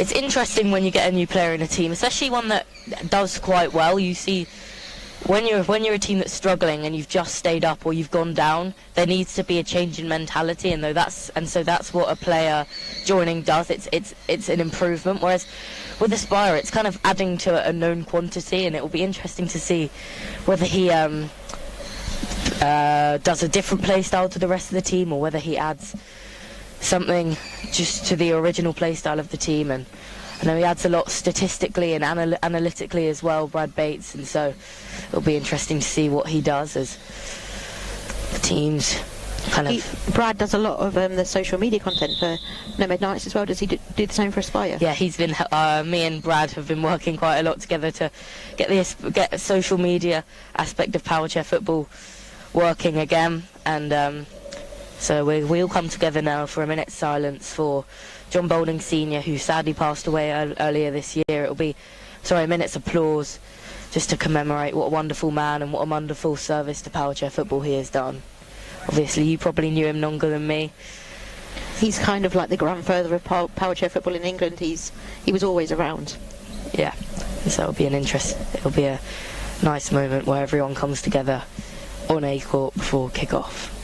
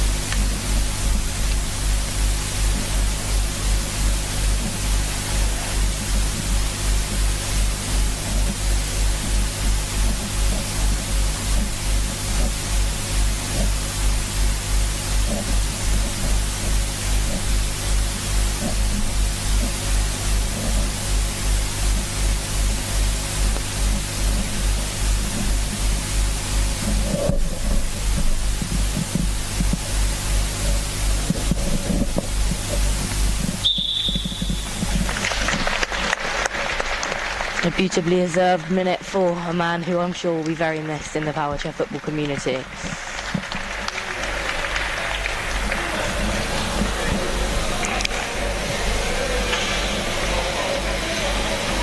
Sure, it'll be an emotional one for the Aspire captain John Boulding, as well as his team go over and give him that emotional support. And it's something that a sport does offer you. A team sport is, they're there for you when you're at your lowest, and they're there to celebrate with you at your highest. And that's I guess the beauty of our sport, of any sport that involves a team, when you have these moments of beauty within.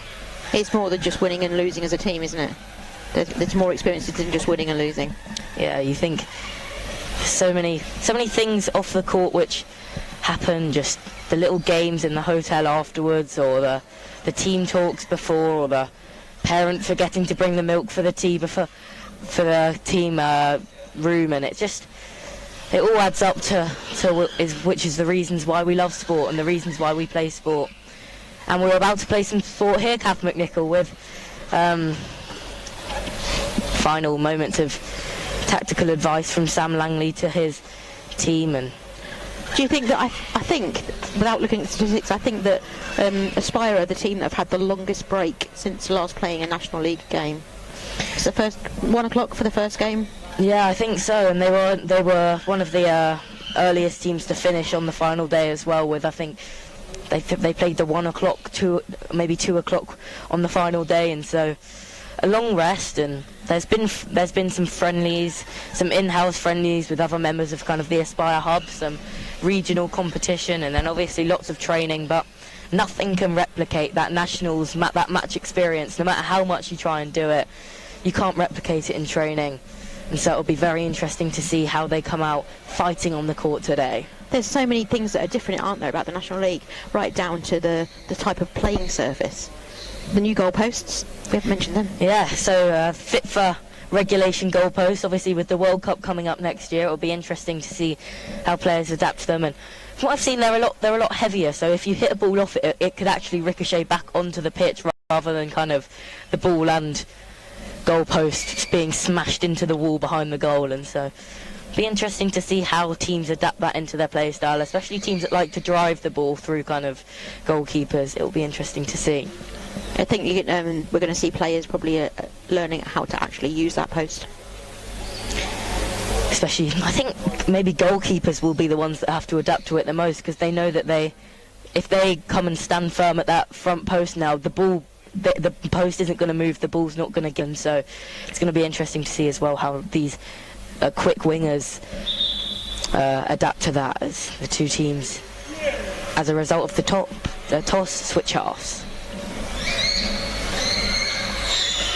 Benefit of the sun, or the slope of the pitch. Yeah, I'm sure there's some sort of tactical consideration. Maybe that's just where the heat's being blown and they don't want to be cold. Or where your spectators are, whether you like them at the beginning or the end. True.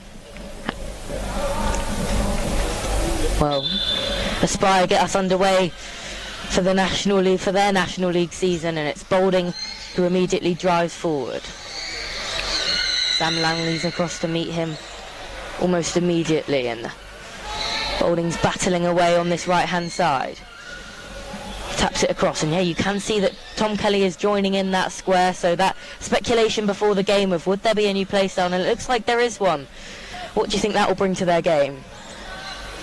I think it's going to bring much more movement of the ball, less of tussling with the opposition, and the skills of the Aspire players. As long as they can manage to pinpoint their passes, we're going to see the ball moving much quicker, I think. So Nottingham do well to deal with the first wave of Aspire attacks, and will try and build one of their own. But Boulding's caught Langley in possession and now has it in the penalty area. Out to the left-hand side for Jordan Williams. Boulding tries to cultivate a pass down the line, and Langley defends well and proves himself solid again. We've got the keeper highest up the pitch for Aspire.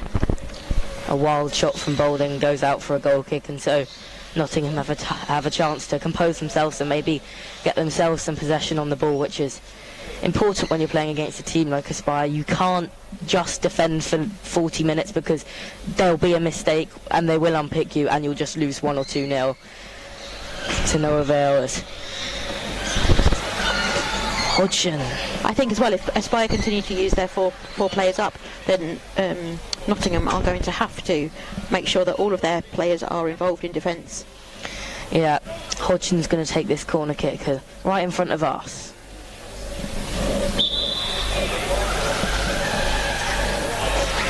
Put in towards Boulding, who fires a shot through the middle of the goalkeeper and Sam Taylor, and they're underway as John Boulding does the Kylian Mbappe celebration, holding his arms and then points to the sky.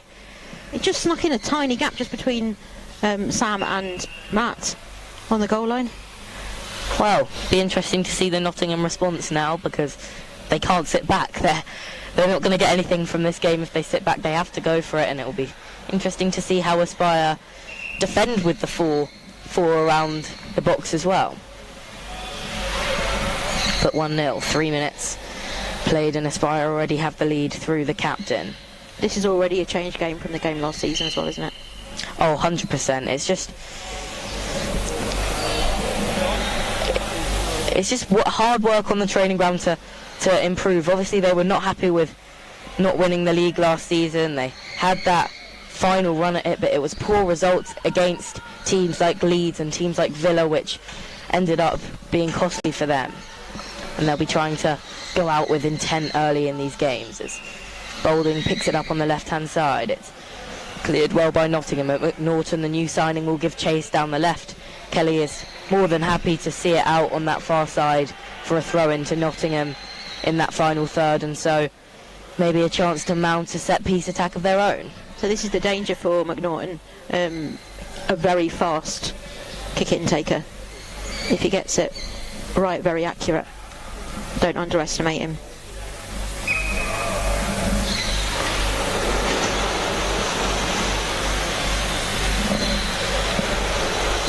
Taking his time to set himself here, McNaughton. Ball well defended by Williams. Corner kick to follow. Obviously, as someone who plays the game, what is the strategical advantage between a kick-in just around the final third and a corner kick? If you have a corner, then the goalie often will be off the back line, and so you can't have somebody at the top of the box helping defend, because you want your middleman to be able to run straight out to defend the ball, so you want space. So there's a danger of causing a 2-on-1, so often the ball can get through.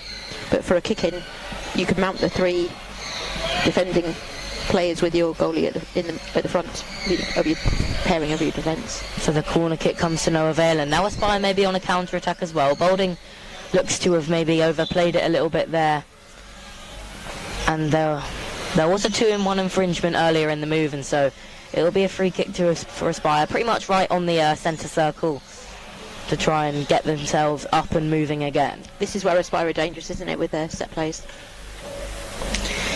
Yeah, and you think it's 2-on-1s, sometimes they're necessary, but when you're giving away 2-on-1s in the middle of the park like that, you think, what's the point? The attack didn't look threatening, and now there could be a threatening opportunity for Aspire, and Hodgson has it clicked out, but very composed from Tom Kelly. Ooh, contact foul. Great advantage though there. You want the game to keep flowing if you can. 100%. I think maybe Nottingham would prefer the game to not be flowing, because when it's flowing, that's when Aspire are at their most dangerous, when the ball's moving quickly, as Williams picks it up on the right-hand side. Sam Langley being forced again to drive the ball, and it's been flagged.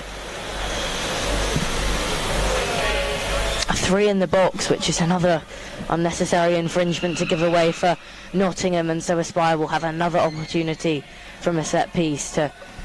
You wonder if Boulding will go for the same thing, sneaking it through those two defenders, and it must be a very difficult game to play for the goalkeeper now, because you're thinking, do I cover the near post? Do I shut the gap?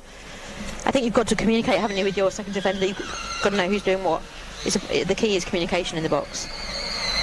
So it's come out for a throw-in, well defended by Nottingham.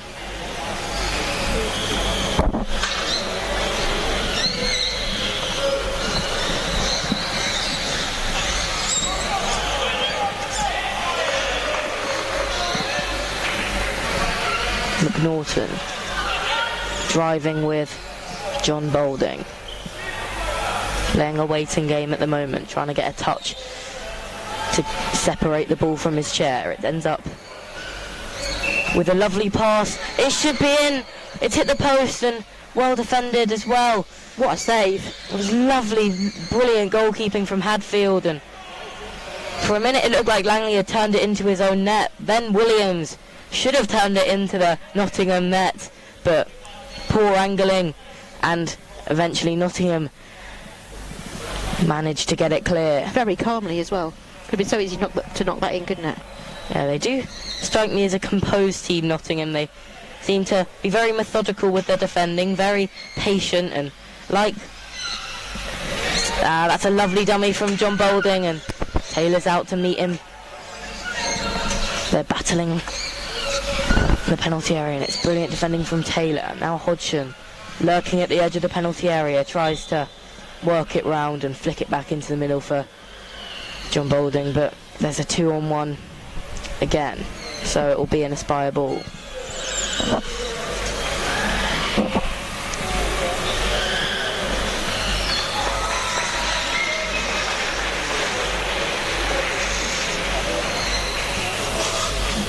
Hodgson over it to the near post. Taylor clears it out for another throw, and set piece after set piece right now for Aspire.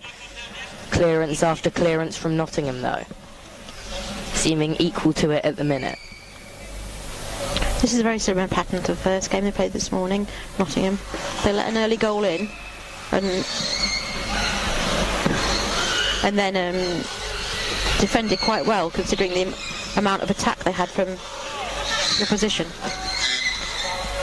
Taylor battling with Jordan Williams right on this corner here. Williams using his back wheel to try and manoeuvre the ball away. Langley comes away with it as well. Hodgson battles. Smith in the centre trying to get away to avoid a 2-on-1 and couldn't quite get away quick enough. And so another set piece for Aspire.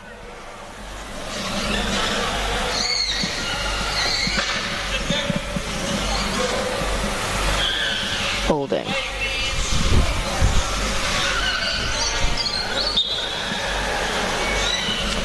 Wins a throw in, kick in on this near side.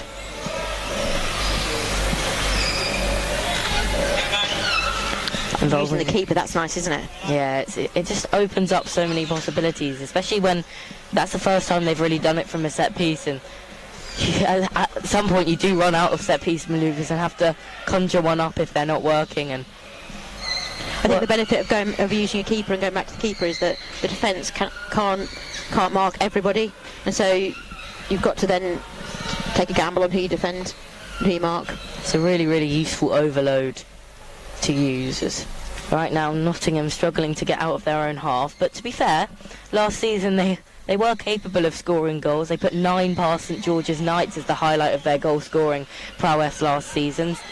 Spire obviously always a goal scoring threat, scored 54 last season, with Nottingham scoring half that with 27, but still they do possess a threat when they go forward, Nottingham. I'm sure especially Tom Kelly will be awake to that, as right now he can only sit and watch his team move the ball around nicely and win another kick-in. Substitution. So, the double sub for Aspire. It's Williams and Hodgson off. On comes McClellan and Bates. Debut for Bates in Aspire today. Yeah, it will be interesting to see what he brings to this side. Now obviously he's a fantastic player, as that's a lovely ball across. McClellan finesses it back into Boulding. McClellan with the ball across, good movement. Now it's Bates, knocks it back in towards John Boulding. He tries to whip it across to McClellan but can't quite get enough movement on it, instead hitting it into the chair of a Nottingham man.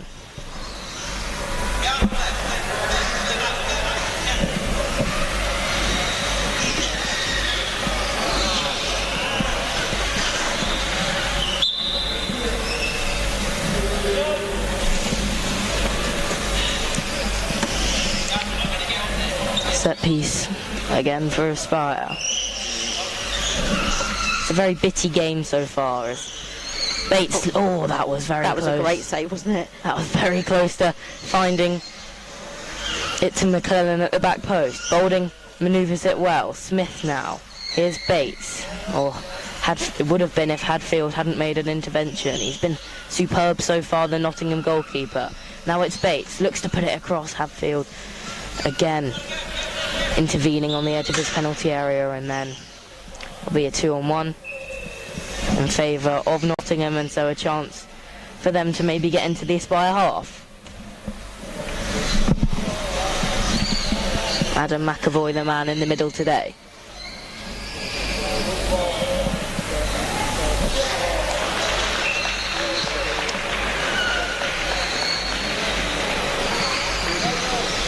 Here's Brad Bates out on the right hand side. Boulding tries to put it across, actually goes to the near post for Bates, who looks to disguise what he's going to do for Sam Langley and win something. Well done. Boulding now to the back post. McClellan. Hadfield with a good save again. Boulding tries to put it across. Brad Bates tried to get onto it. Was unsuccessful, but it will be a corner for Aspire, and that was a massive chance at the back post for McClellan, and Hadfield got across his goal so quickly there. So the benefit here is that Matt Smith is moving out now. He looked like he was going to stay, which means that Adam cannot move towards the ball. Will be a ball for Nottingham. Obviously, in that chance that Dan McClellan just had at the back post, what are you trying to, as a winger, preferably, what are you trying to do there? I think that you're trying to see a gap, a sneaky gap, and I think... Massive opportunity, and it's in. Brad Bates, so fast on the counter-attack. And sorry, but there we go. I couldn't even see where the keeper was for Nottingham. That's what happens when you overcommit, and there we go, Aspire double their lead, and it's a debut goal for Batesy. What Nottingham need to do now is they need to make sure that they don't let the heads drop. They need to make sure that they continue to find the attack.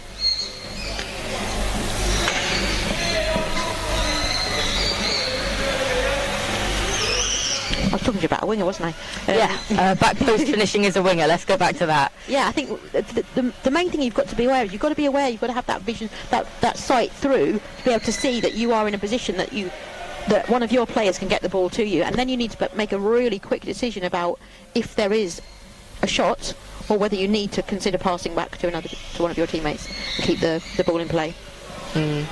I guess it must be such a difficult decision to make in the split second, because you see a goal and your eyes just light up, and then you think, actually, no, their keeper's steaming across. And Boulding does well to evade Smith on this left-hand side for Aspire.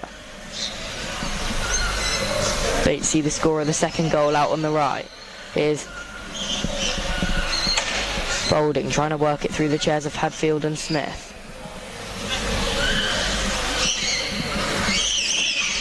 That was well weighted from McClellan there. Boulding, that's a lovely finish. What a great goal. McClellan that was a really nice ball across from McClellan, but the finish from John Boulding was superb. He was really well weighted from McClellan, because he could have gone in a little bit quicker and had a bit of a harder hit, but it was weighted for, so it was a perfect pass back for John to score that goal. And the keeper, Hadfield, was rooted to the spot there. There was nothing he could do when he saw that flying one from the Aspire captain, who doubles his tally for the season, doubles his tally for the game, and Aspire are very much in the driving seat now. So Nottingham really want to be watching that. I would be marking that, because he had a shot from quite a way out into the pitch, didn't he? So it was way out of the box. Nottingham could have had one of their wingers in there marking the danger that we all know is John Boulding. Yeah, I think you don't want him sat in the middle there, do you, with space to spin? Just when the ball's moving so fast, there's only a very few amount of teams in the world that can stay so defensively solid at that point, and one player moves out from their position and a team like Aspire will capitalise on it. As Boulding towards the back post, there it is. Hat-trick for the captain, first half hat-trick at that, and Nottingham are in bits here. Kath McNichol They are, but they've really got. You've just got to pull up. I don't know from where, but you've got to really keep going. Because if you don't keep going, then the goals will flow. Each time you kick off, you've got to treat it like you're starting the match. I think one of the main problems that Aspire did have last season was that they found themselves a lot of the time kind of get going 2-3-0 up and then just taking their foot off the gas slightly. And I think this season they're going to work to be more ruthless, and so it wouldn't surprise me if we saw Nottingham completely shut up shop here and just hope to maybe do some damage limitation now, because it looks extremely unlikely that they're going to be able to get back into this game. I think they really are missing Adam Langley. I think he's the communicator in Nottingham. They're very quiet. He does coordinate on the pitch. Obviously, it's a very, very difficult first day as it goes. Probably the most difficult you can get with West Brom and Aspire in this league, but you have to compete in every game, and so hopefully the heads won't go down and it won't turn into a very difficult day for them, but right now it's looking that way. Folding with the set piece. McNaughton touches it back for his keeper Hadfield. Now it's McNaughton out on the left hand side. Boulding keeping him on the outside. McNaughton tries the ball across. Dan McClellan turns and then lays back towards Boulding. Sam Langley's there to cut out the pass.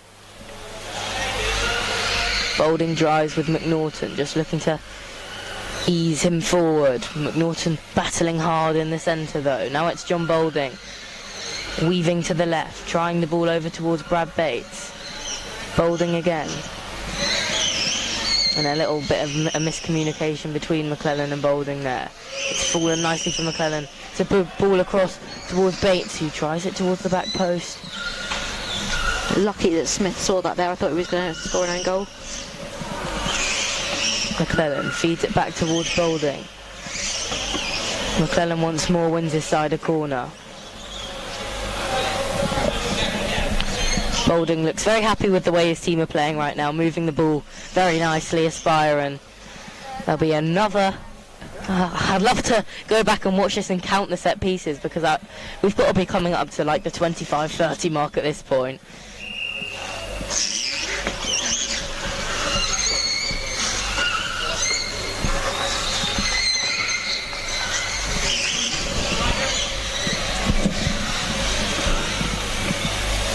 As the ball chips up into the air, but thought it was going to land in the bumper of John Boulding, but came back into play, and the referee said play on, and Aspire have themselves a throw-in.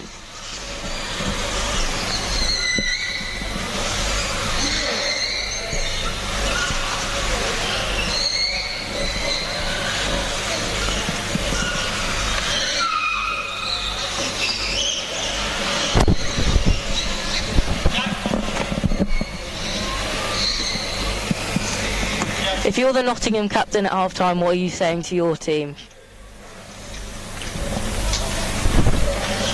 We're playing against a good side. Our team's limited. Remember that we don't have the team that we would usually play with. We don't have as many options. But use this as an opportunity to learn. Let's think about how we're defending and making sure that we're not leaving the key men like Boulding open for a shot on goal. But I would be talking about using it as a learning opportunity.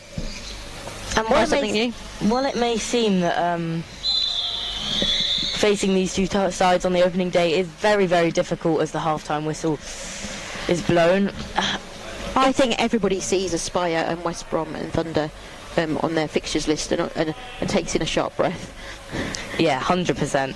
But it must be a little bit encouraging knowing that they do have an opportunity to maybe get some form up after this, and they won't have to face either of these teams until probably the spring next year, and so hopefully they'll be able to get some form up as we go into half time.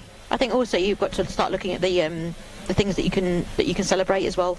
I think it's unlikely they're going to come back from a 4-0 at half time, but look for the goal.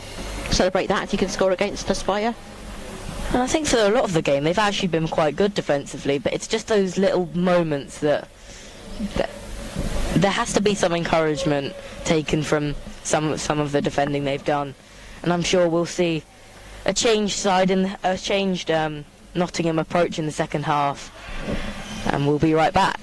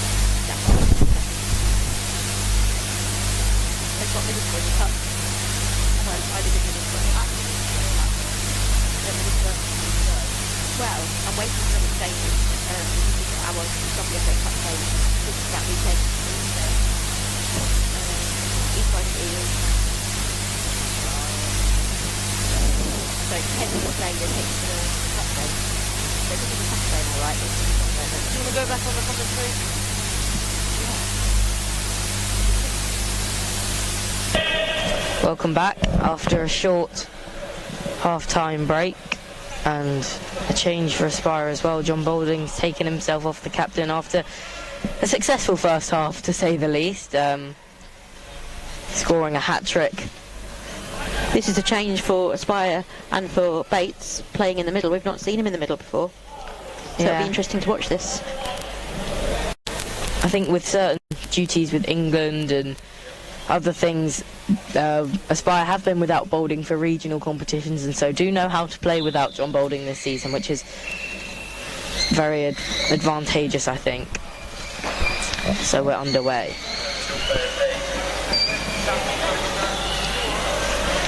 No change for Nottingham. Bates flicks it out to the right-hand side, gets a little bit too much on it, and so it'll be a throw-in. Kick-in, to Nottingham. Langley finds McNaughton. He tries to roll it over his shoulder, ends up falling to Kelly. Well, Bates does well to dispossess Smith. Brad Bates coming forward with it. Sam Langley gets around it well and tries to drive it up the line.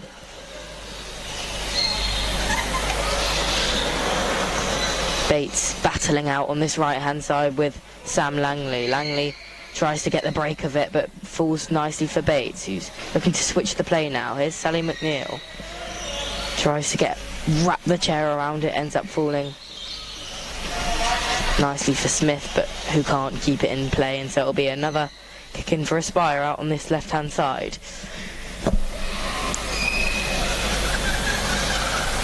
Nottingham heads seem to be up a little bit now. They look to be trying to move the ball. I think maybe someone who scored a hat-trick off you, who then goes off, maybe something that you're thinking, oh, thank goodness he's gone. And so that might give them a little lift, but that's a lovely dummy from... Can't be complacent though, not against Aspire.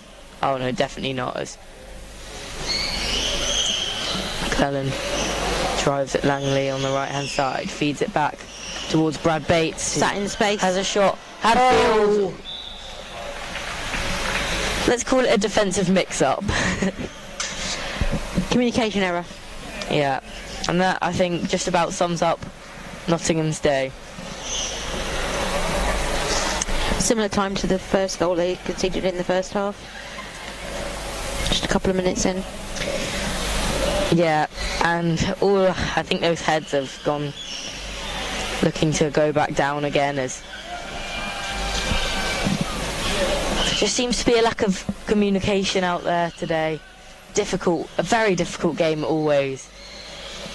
But 5-0 lost this morning and 5-0 down with still 17 minutes to play. I think they'll just be hoping for the full-time whistle at this point. Do you think Aspire might be hoping to score more past them because of the 5-0 this morning against rivals West Brom? 100%. I think that's last season. Another major contention point was that at some point, that's a lovely pass. It was, yeah. Flashes a shot as well. One of the main a point of contention last season was that people thought that it could go down to goal difference, and Aspire were miles behind. They'd scored only about 2/3 of the goals that West Brom had scored, and kept less clean sheets as well. So it's something they're looking to improve on this season.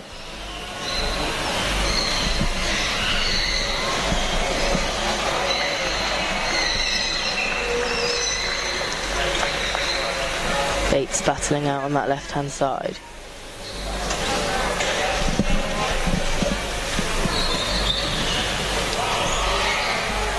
Nottingham looking to get their first attack? I think so.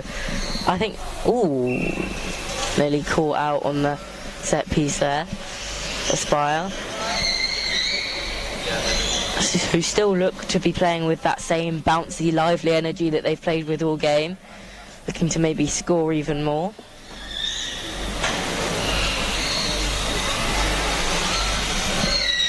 The most amount of goals Aspire scored in a game last season was 8. So maybe they'll be that was against Thistles on the second to last day of the season, and so I think they'll maybe be looking to improve on that in this one.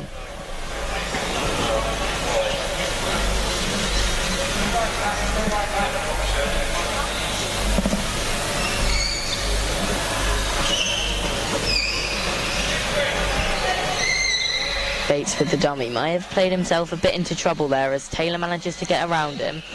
Battling out on this left-hand side, Taylor puts the ball across. McNaughton may have a shooting opportunity, and it's Kelly who's very awake for it. But there is a 2-1 infringement in favour of Aspire. But the first bit of passing, attacking play that Nottingham have shown, and it's good that it's come at the point of 5-0, shows they're still looking to get that goal to celebrate.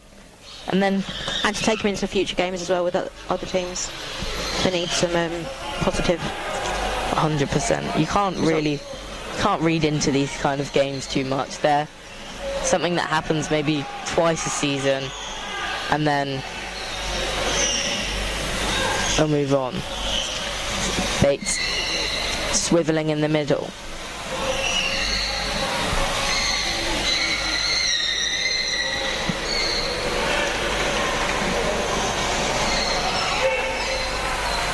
Langley feeds it down the line and tries to win something for his side, but it's off the back of his own chair.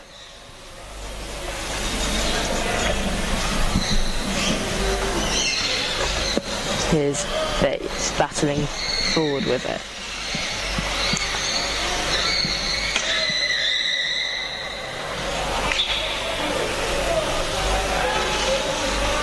You can see Aspire playing in a different way already. And do you think how much of the way a team plays is dictated by who's playing in the middle? All of it. I think all of it.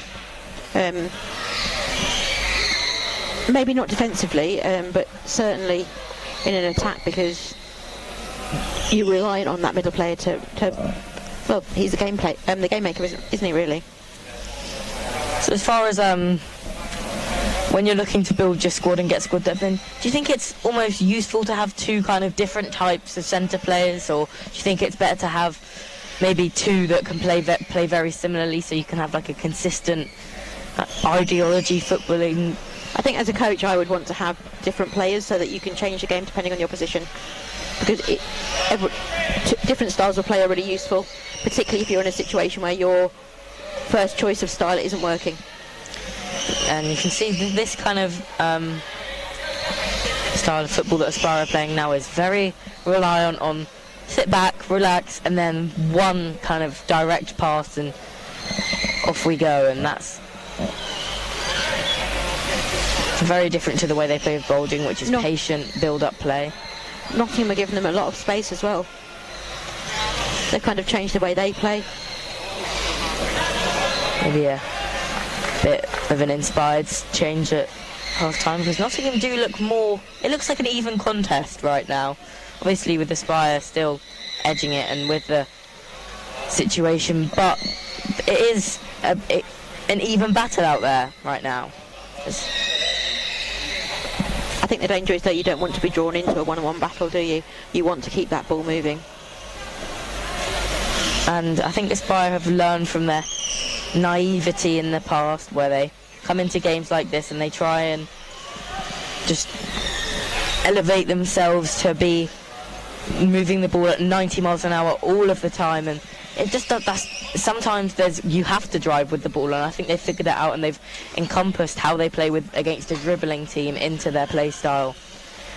Drive with it if you need to, and then move the ball when you can, as Bates will try and win something there, and I gain ground with dribbling if that's what you've got to do. I think Bates was expecting that throw-in to go the other way as he saw it out of play and had a puzzled look on his face when the flag went up as McClellan slots it forward. Hadfield, who, to be fair to him, has had a very, very good game. He has, yeah. And it's very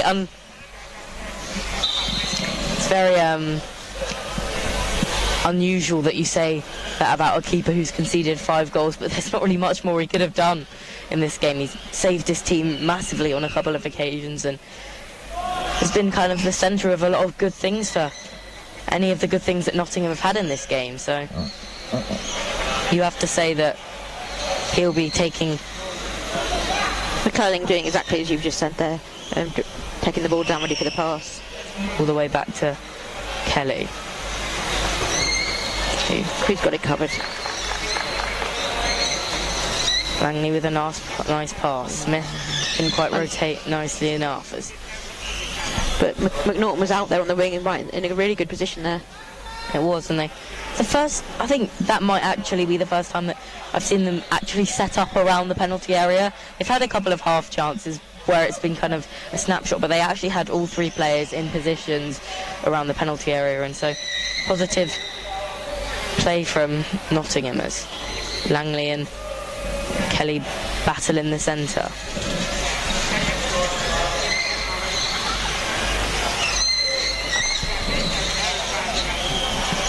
Cullen's quick in there to nip it away.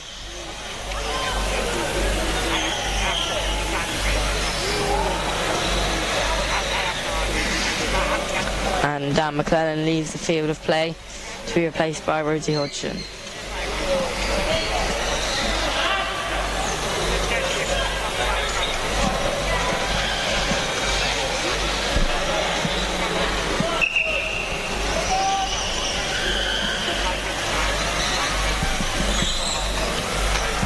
So, goal kick for Aspire, or I think it's a free kick actually, just outside the area as McNeil batters it towards the Nottingham goal.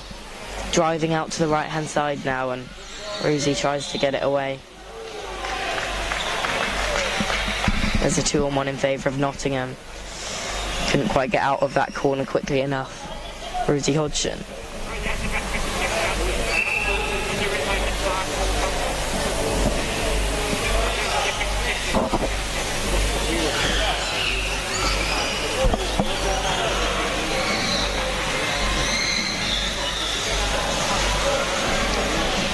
Kelly with the long ball, looking to put it into that left channel. Well done by Bates. Now it's driven across by McNeil.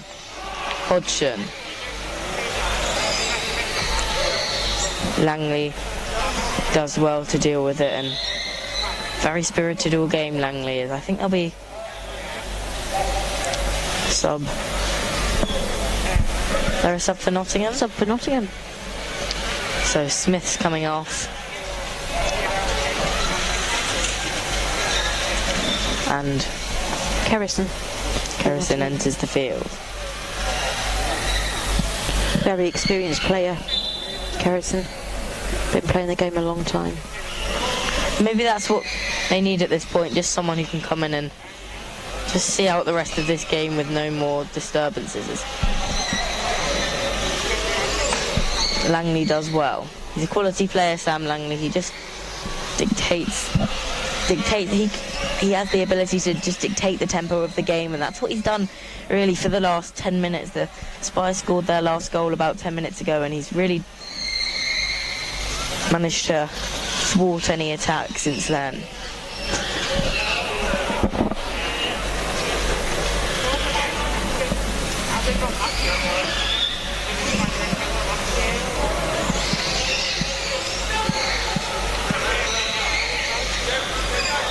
Langley, McNaughton on this left-hand side, feeds it back looking towards Langley. Bates does well to defend it now. Driving at the goalkeeper.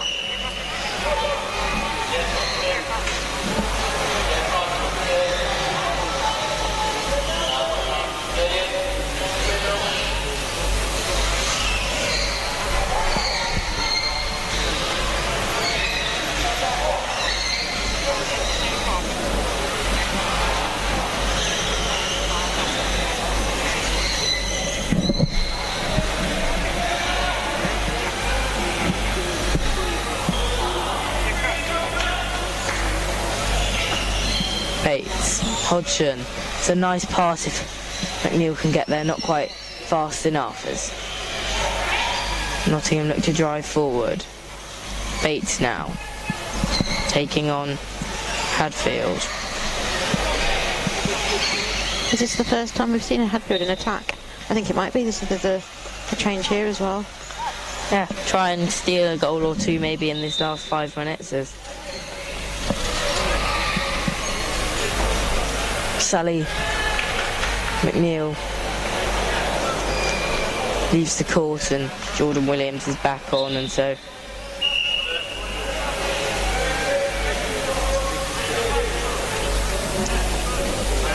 Spire looking to just keep rotating it in these last 5 minutes, keep every player fresh, keep every player involved.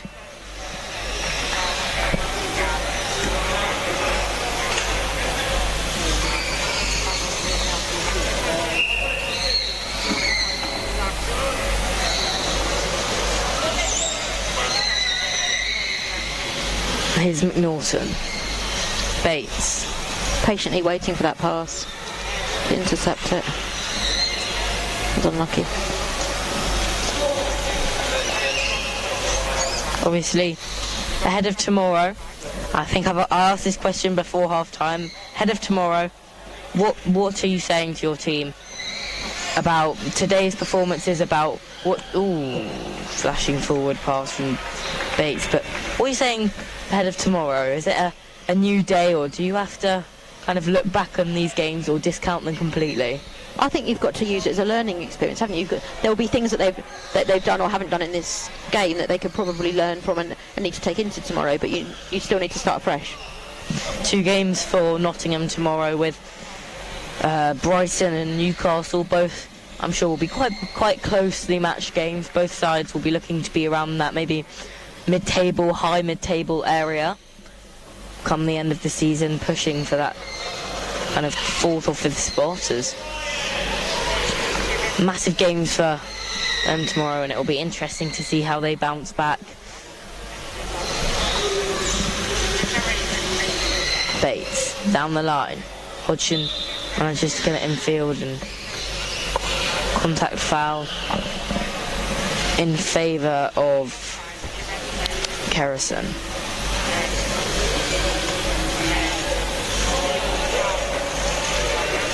Rosie Hodgson disagrees with the ref but moves away. Here's Sam Langley, ball in towards Hadfield in the centre. Bates now wins it back.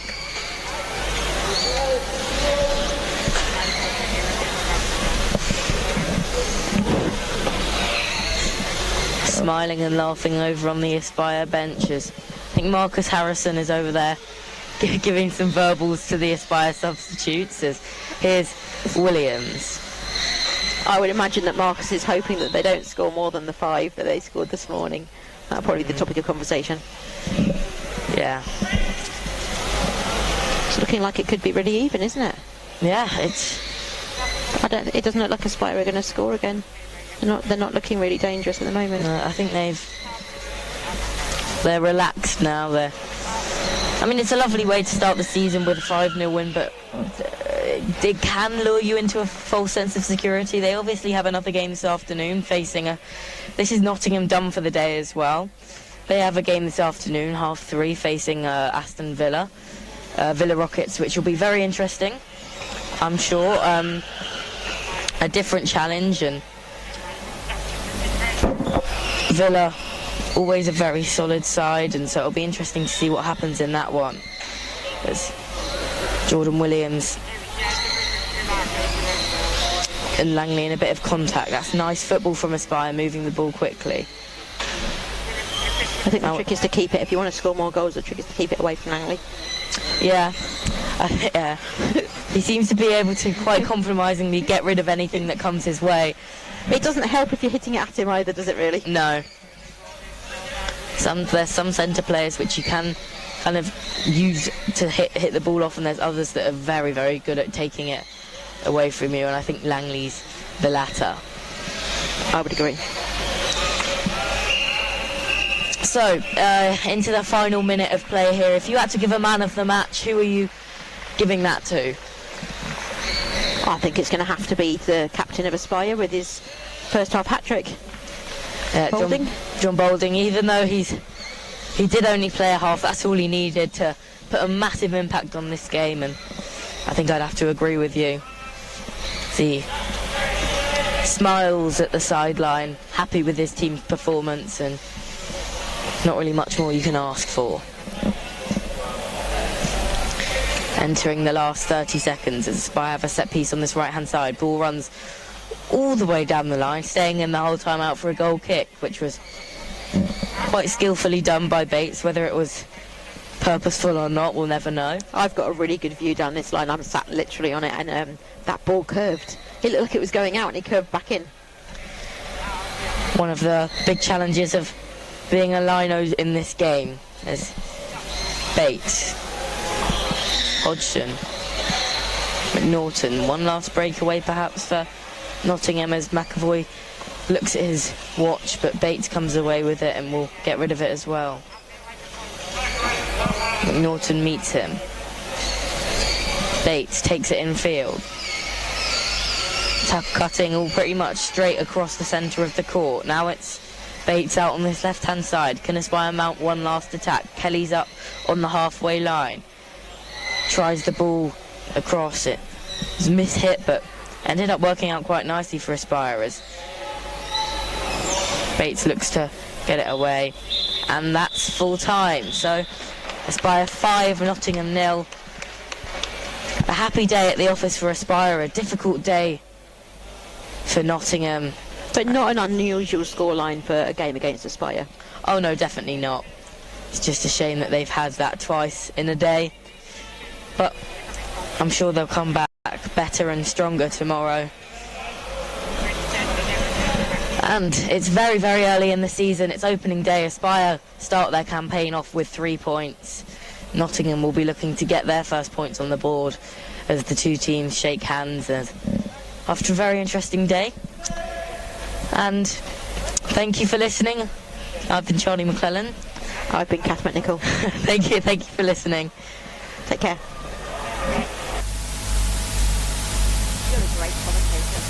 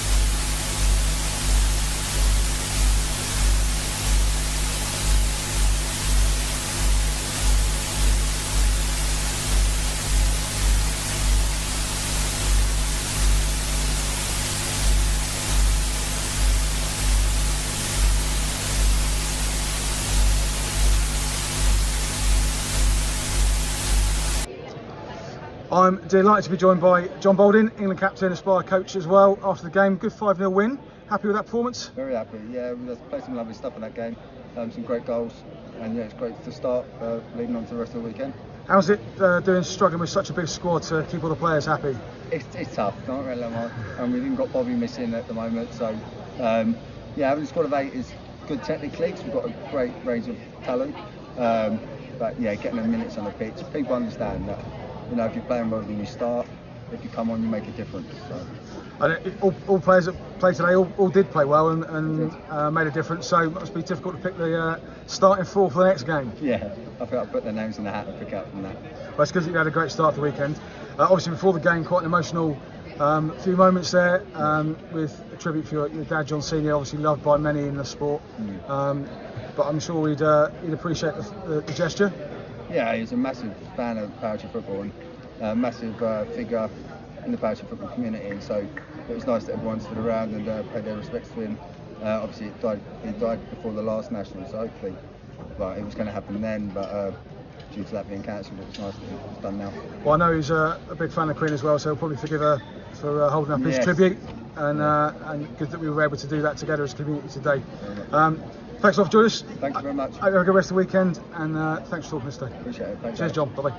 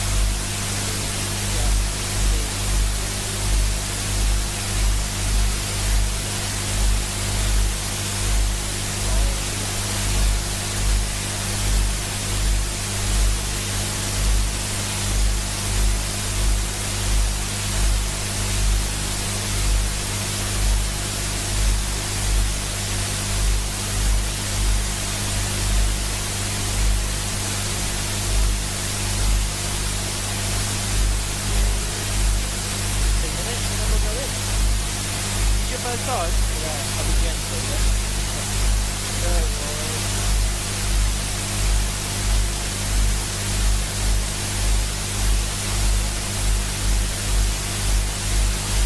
Irene, very good. What? Irene, very good. Which one? Green.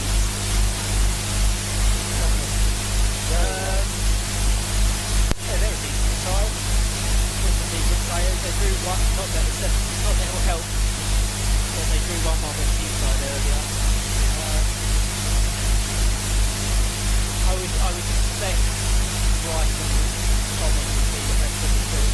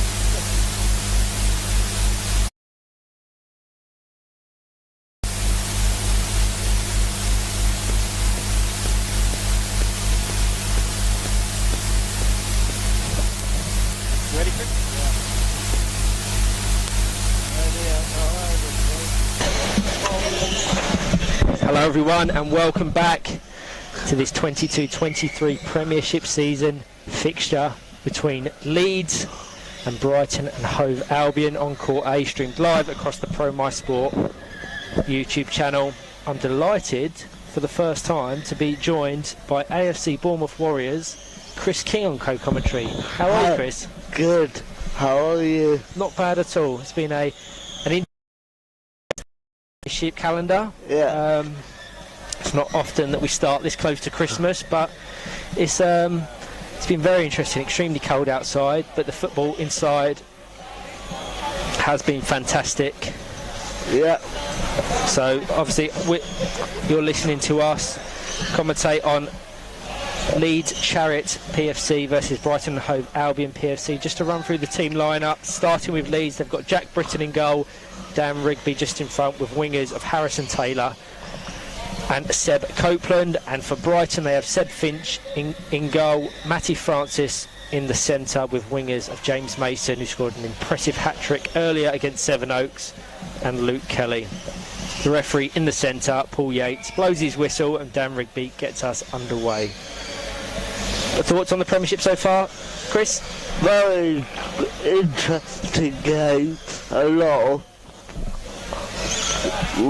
big scores, but so far high quality football. Yeah, we've emphasised that over and over again, that the high quality nature of this league shouldn't be underestimated. This is one of the best leagues in world power chair football.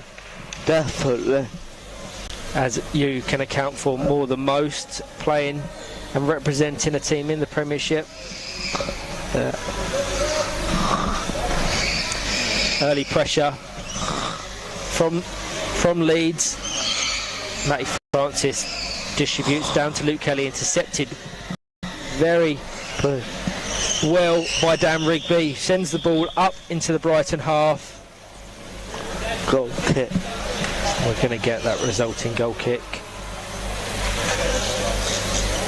Matty Francis has the option of Luke Kelly, who he opts to find. Down to James Mason, looking to add to his impressive goal tally. Matty Francis now intercepted by Rigby.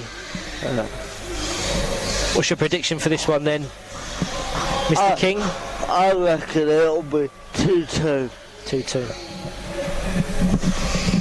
Very interesting. In both sides' previous fixtures, as has been mentioned, Brighton secured an impressive 3-0 win over Sevenoaks PFC first thing this morning. Leeds played out a very tense stalemate, 1-1 draw with Teesside.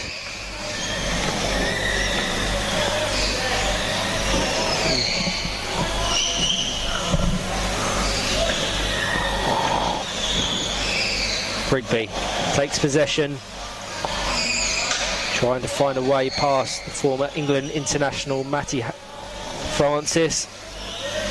Mason over to Luke Kelly. Oh, well blocked by Jack Britton. Some early warning signs for Leeds.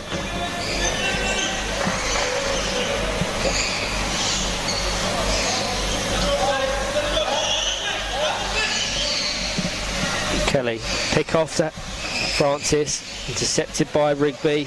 Seb Copeland just trying to use his chair as a shield to prevent Francis's pass to Kelly. Does well, goes out for a kick in.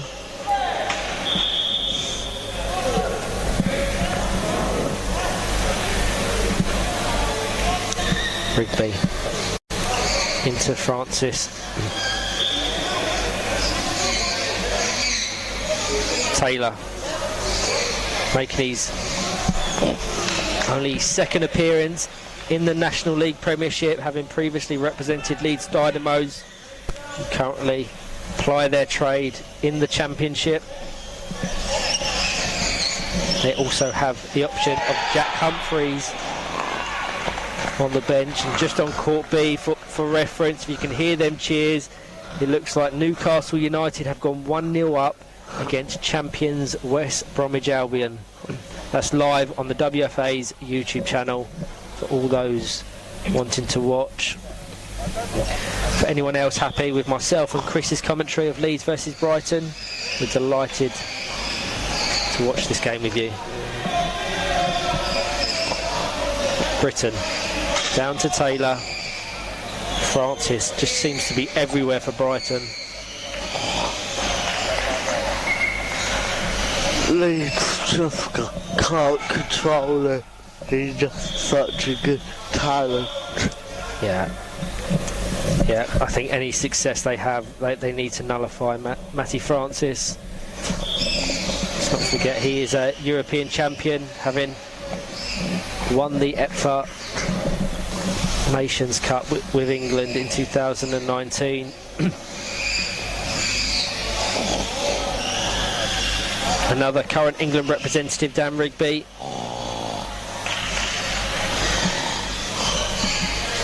Copeland forces an effort goal ban, and Seb Finch called into action for the first time this fixture.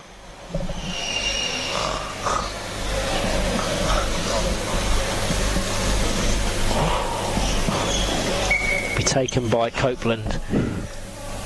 Dan Rigby well marked by Luke Kelly, fires it in the space, intercepted by Matty Francis, and eventually rolls out of play for a Leeds kick-in. End-to-end stuff here, Chris. Yeah, I think Leeds will give them a good game. That's all we can ask for in this league. Competitive fixtures, competitive games. And that's what we're seeing so far.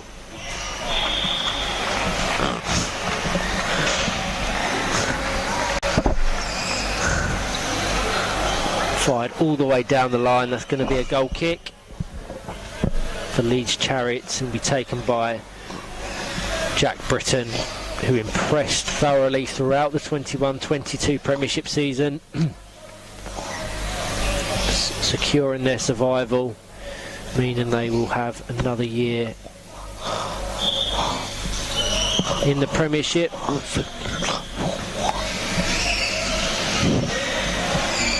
Copeland just guides it down the line. Not of much danger to Brighton, but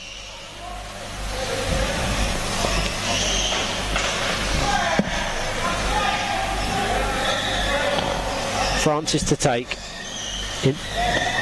Copeland tries to intercept, opts to go back to Dan Rigby, who's just going to try and dribble it past Luke Kelly. Francis, an attempt at goal. Off the back wheel of Dan Rigby, sets Copeland into motion. Once again, possession taken back by the Brighton captain.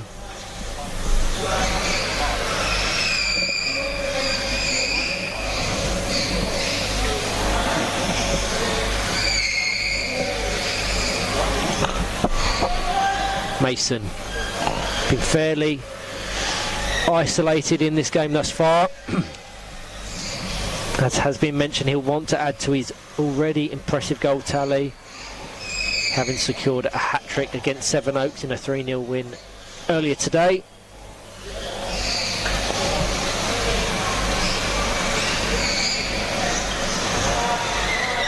Rigby trying to work the space to get Harrison Taylor free down this right-hand side, but Matty Francis just continuing to plug away and prevent the Leeds attack. Too much contact deemed by the referee Paul Yates, and a free kick will be awarded to Leeds Chariots.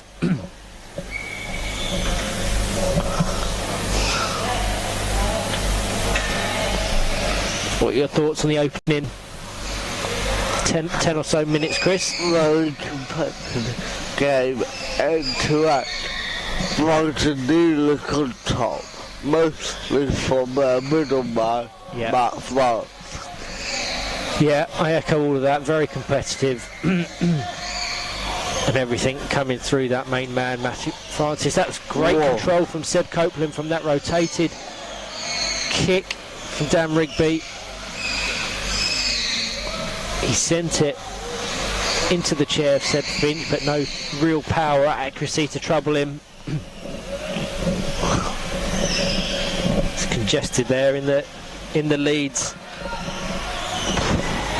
box, eventually going out for a goal kick.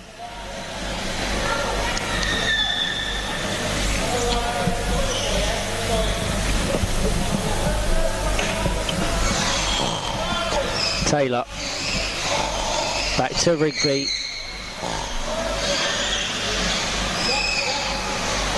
Francis. Missed kick by Rigby. Gives possession back to the Brighton number 10, and James Mason now has a chance to pick out Luke Kelly on the right hand side.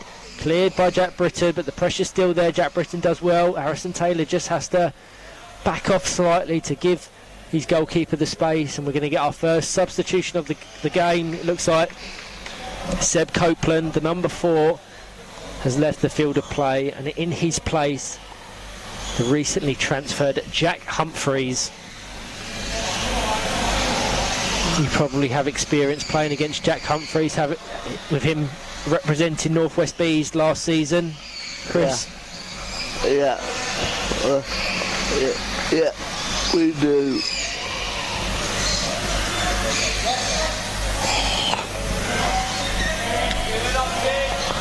He's a very talented player. Yeah. Be interesting to see what he can do in this Premiership side.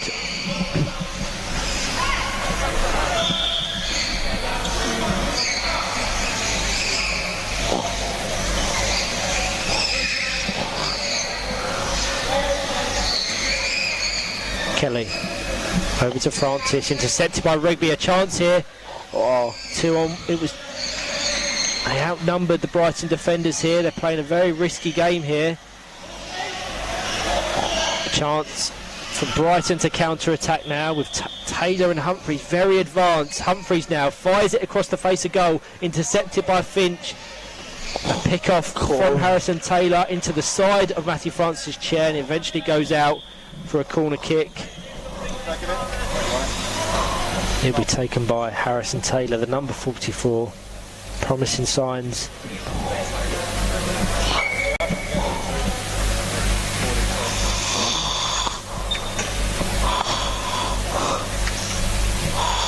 Taylor into Rigby. Has to be careful, very condensed.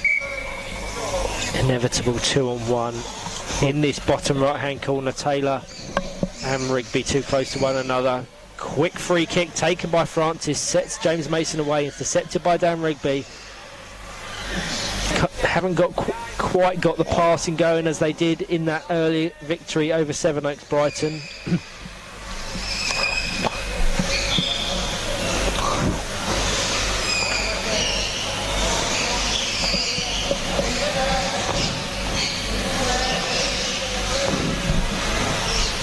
8 minutes remaining. Leeds Chariots 0, Brighton and Hove Albion 0.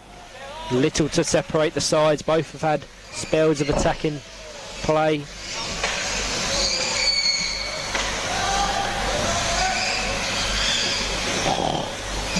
Rigby met by Mason. Luke Kelly comes across. Francis intercepts.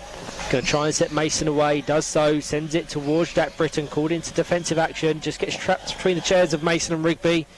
And now a chance for Mason just to be patient and find a way through the sturdy defence.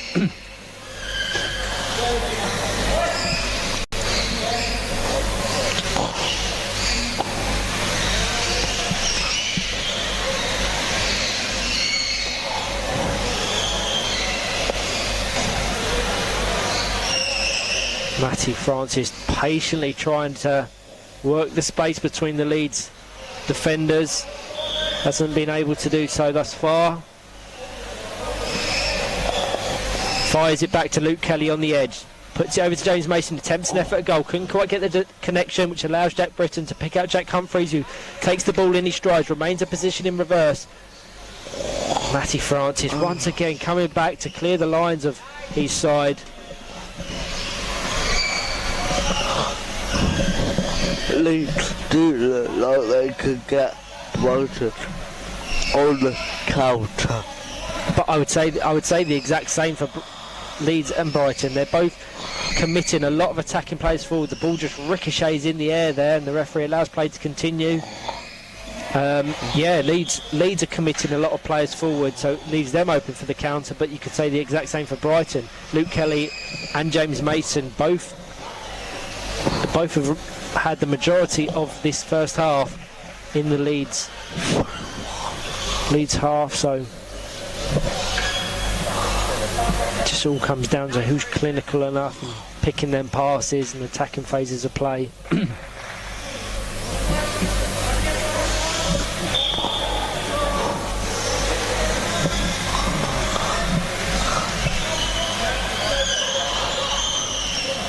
Matty Francis with the resulting kick in. He has James Mason down the line, who he opts to find. Puts it back into the space occupied by Luke Kelly. A little bit of confusion there between the Brighton players. Eventually Matty Francis takes ownership of it, met by Dan Rigby.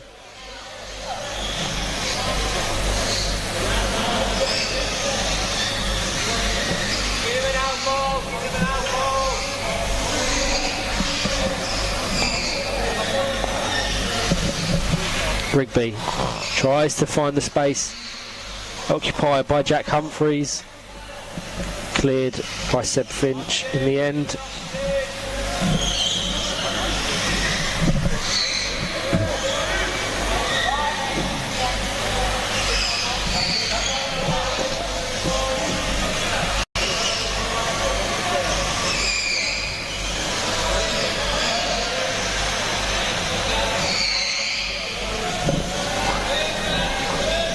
These two still battling away, trying to get the better of one another.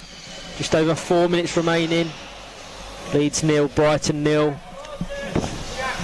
Both teams are giving that absolute all. Yeah. There's a chance here. Jack Britton with an assured clearance over to Jack Humphreys. Intercepted by Dan Ruby. Harrison Taylor now with a rare involvement in this top right hand corner.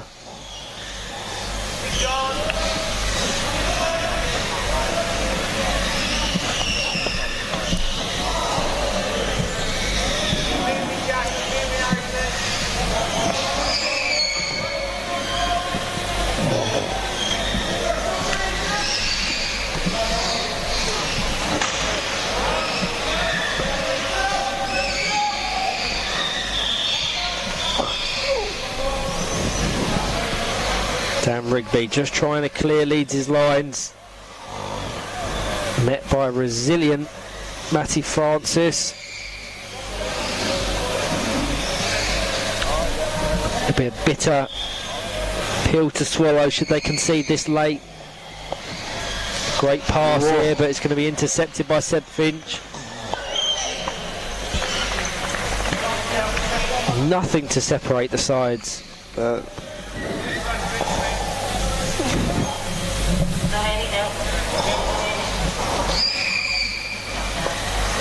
James Mason now with a chance into the side of Jack Britton's chair. Over to Luke Kelly. Matt Francis takes on responsibility. Jack Britton once again clearing. Chance here for Luke Kelly on the right hand side. Fires it into the side of Dan Rigby's left hand side. Some late pressure here from the Seagulls. Short, sharp, exchanged passes between Brighton. Pick off from Mason over to Francis, cleared by Jack Britton. 2 minutes remaining. Kelly into Francis, down to Mason, intercepted by Rigby. He has options, advanced up the field of play if he can generate the power and accuracy to find them.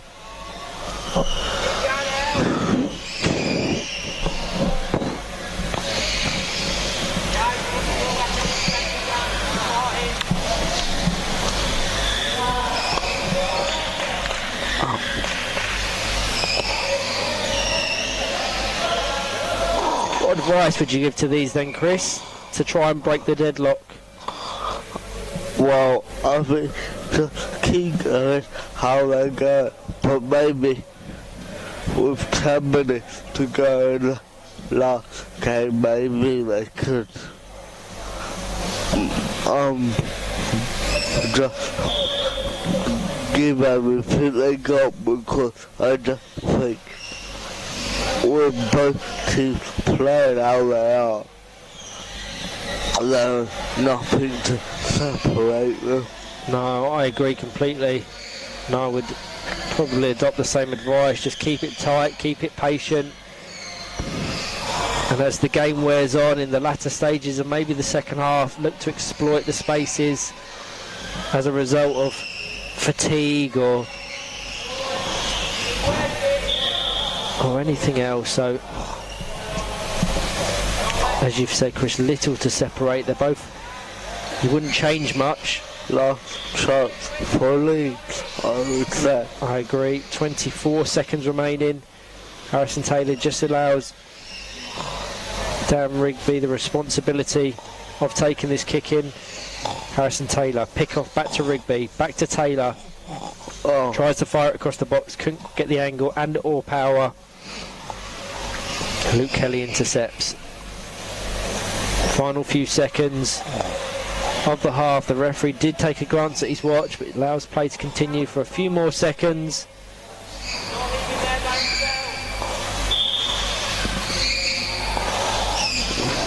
The ball has left the field of play. Definitely left the field of play there, but the linesman allows it to continue. The referee, Paul Yates, blows the whistle for half-time. A tense, closely fought fixture between Leeds and Brighton remains 0-0. Join us shortly for the second half.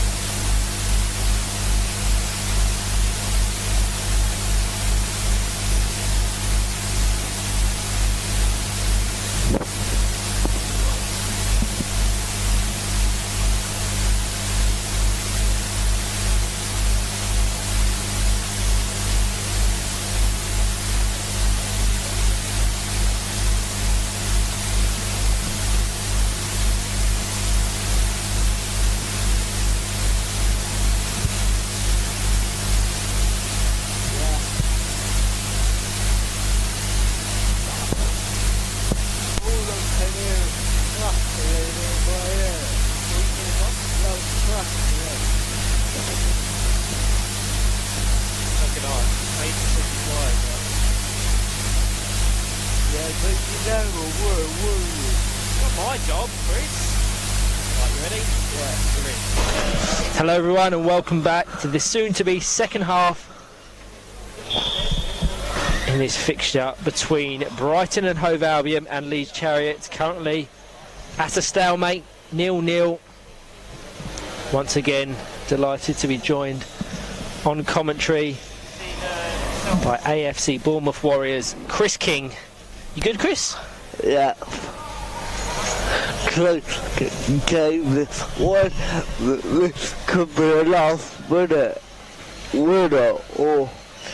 Yeah, nothing's separated the side so far, and I don't think I'd be brave enough to predict which way it goes. Brighton will want to try and get their passing going as they did in their early win against Sevenoaks. Leeds looked brighter in the second half against Teesside. Both have the capability to win. Both will want to win and feel that they can. So, be interesting to see who gets the better in the second half. The referee Paul Yates just blows his whistle to get the teams lined up so we can get this second half underway.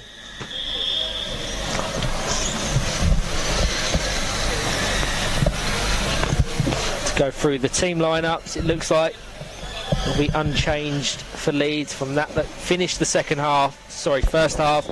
Jack Britton in goal, just in front of him Dan Rigby. Wingers, Jack Humphreys on the left and Seb Copeland. I apologise, Seb Copeland has come on in place of Harrison Taylor.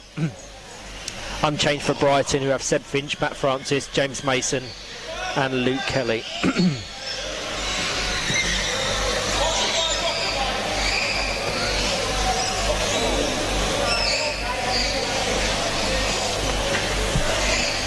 So you've played against Brighton a number of times.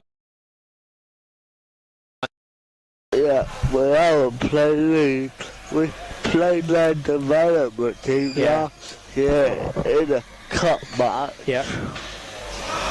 In the quarter-final, which they were a tough team to break down.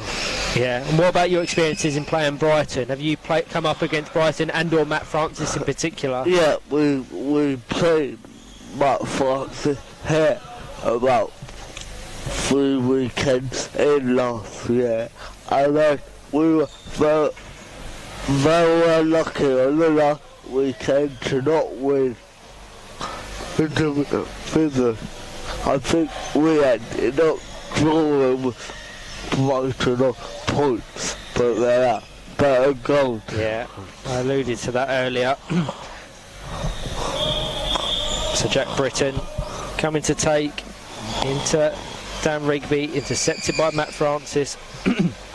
Luke Kelly just ricochets. A chance here for Jack Humphreys if he can get the guidance on a shot. Seb Finch has to come over to chase it away from danger. Matty Francis now has the job of trying to relieve the pressure on his defence, does so well.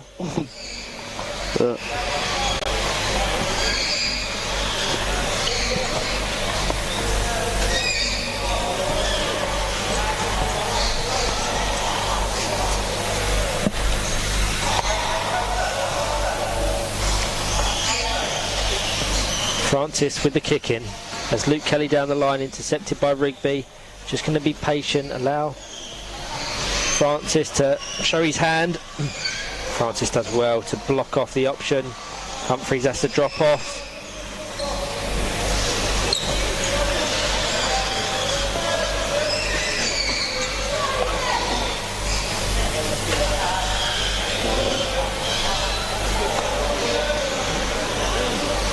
Francis down to Kelly, blocked by Jack Britton.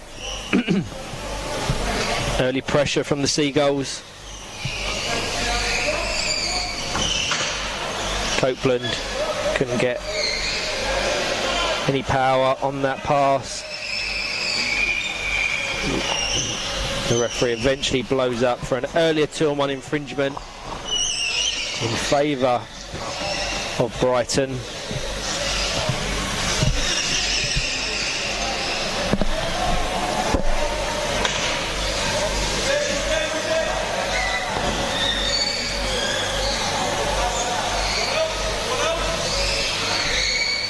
Kelly.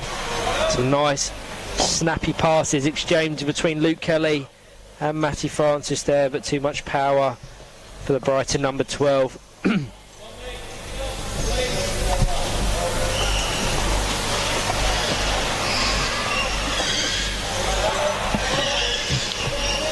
Mason surrounded by Lee's shirts, does well.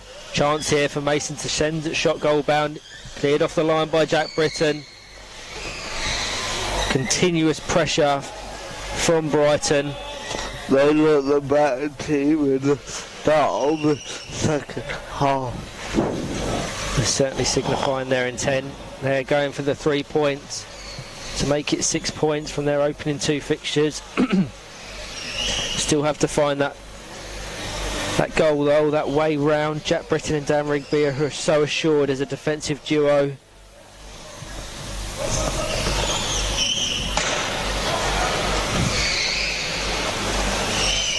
Francis to the side of Britton's chair.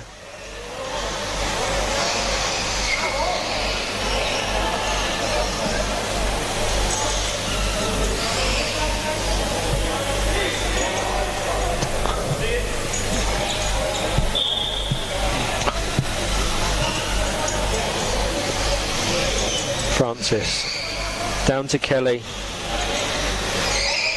Spin kick from Matty Francis has to be cleared by Jack Britton. It's one of a number of shots that Brighton have had in this second half. Danger signs are there.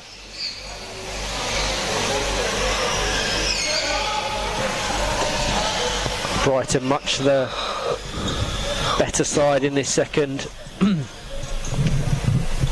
Just improving the accuracy and the clinicalness of their passing in the final third has proved successful so far.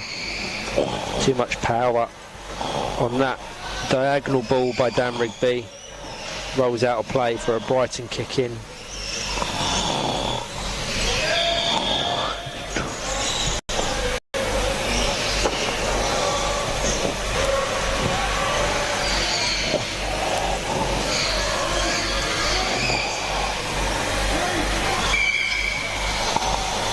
Tormund, moulded by Paul Yates, in favour of Leeds. A chance for them to work an opportunity potentially. Dan Rigby to take. He has the option of Jack Humphreys to his right. Seb Copeland well marked by Luke Kelly on the left. Humphreys tries to take it in his stride, but is quickly met by Matty Francis.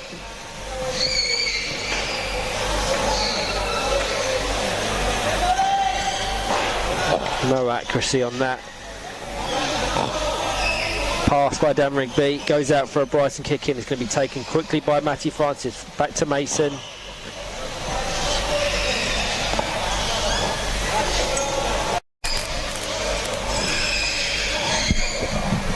Any thoughts on this second half, Chris? Yeah, good, but Brighton DC to be on top. Yeah.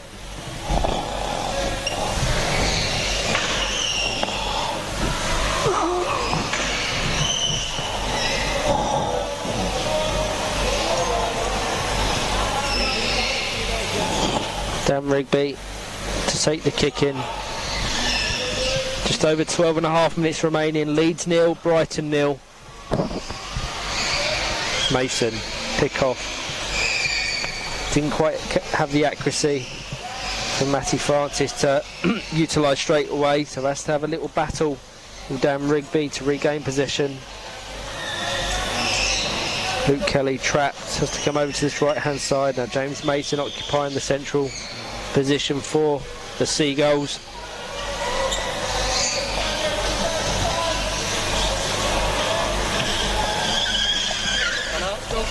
Unfortunate for James Mason there, not able to keep it in play, and it goes out for a Leeds goal kick.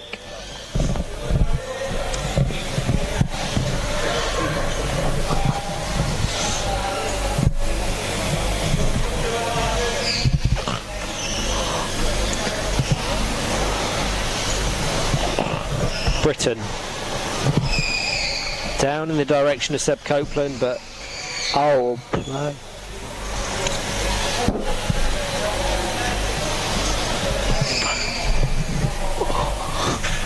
This is kind of what you was talking about earlier, Chris. This is the kind of the stage in the game where someone can really kind of mount a clinical attack.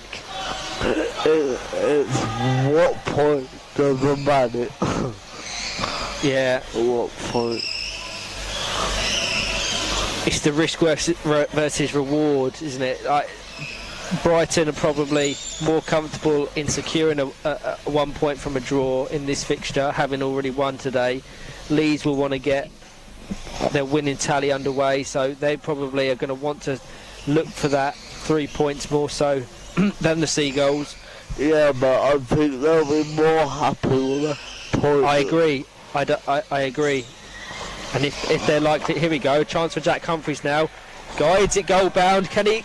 Seb Coleman on the back post, puts it over the line to put Leeds 1-0 up. Exactly what we was just saying, the risk versus reward, and they tried to attack, they did attack, and they were clinical. Brighton will not be happy. No, they with won't, that. but as has been mentioned time and time again, if they can be clinical and accurate in their passing, it can unlock defences, stubborn defences, as Brighton has been, and untested for large parts of the game with 10 minutes remaining. But now Brighton are going to go for it even more. We'll see here in the... This plays into what we were saying, but also because Brighton will have to chase this game now, and as they did against Sevenoaks, they went 1-0 up, and Sevenoaks had to go for the win, had to go for the equaliser, leaving spaces within their defence. I just wonder if Brighton commit too many players forward now, that Leeds can exploit that on the counter attack and enhance their already impressive advantage. You can see the speed of the game has increased significantly since that goal. Brighton desperately seeking an equaliser. Matt Francis will not be happy with that, but he will be happy with how they started the second half, because they've definitely been the better team, but the Leeds just caught him on the counter attack. Good chance there from Matty Francis, cleared on the line by Jack Britton. Shot after shot, testing Jack Britton in the Leeds goal. The contact being too forceful by Paul Yates. Leeds free kick. The temper definitely been stepped up a notch since that Leeds goal. That's evident for all to see. Can Brighton utilise it though? Can they use it to their advantage? Francis down to Mason, back to Francis, who's just going to let it run across the face of his chair, down to Luke Kelly. Couldn't quite get the accuracy to find Luke Kelly. You can probably see Brighton getting more and more frustrated. Leeds will want to utilise that.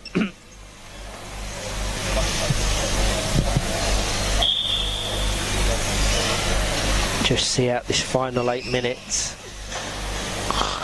It'll be 8 long minutes for Leeds, but it'll be 8 quick minutes for Brighton. Luke Kelly there. Really unfortunate not to get the connection on that reverse spin kick. Rolls straight out for a Leeds goal kick. 7.5 minutes remaining. Leeds 1, Brighton 0. Single goal from Seb Copeland, separating the sides. Jack Britton has to be careful here. The Brighton attackers have condensed them in. Seb Copeland with the pick-off back to Rigby, tries to find Jack Humphreys on the right-hand side, but Matty Francis clears it out of play. It's all about game management, time management for Leeds now. Don't do anything too rash. Exploit the space if it's there, but if it's not, just try and run down that clock and see out. 1-0 lead. Just slow set pieces right down. Yeah. You can see that what Stan Rigby doing now. He's just taking his time. They can exploit the space, and the right idea from Jack Humphreys on the right hand side, but Seb Copeland didn't quite have the pace to meet that.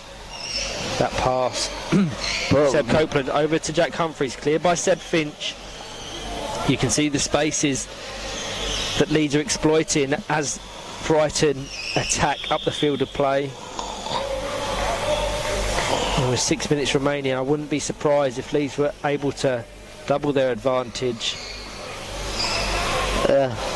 Britton called into action, just cushions it into the side of Rigby's chair, met by James Mason.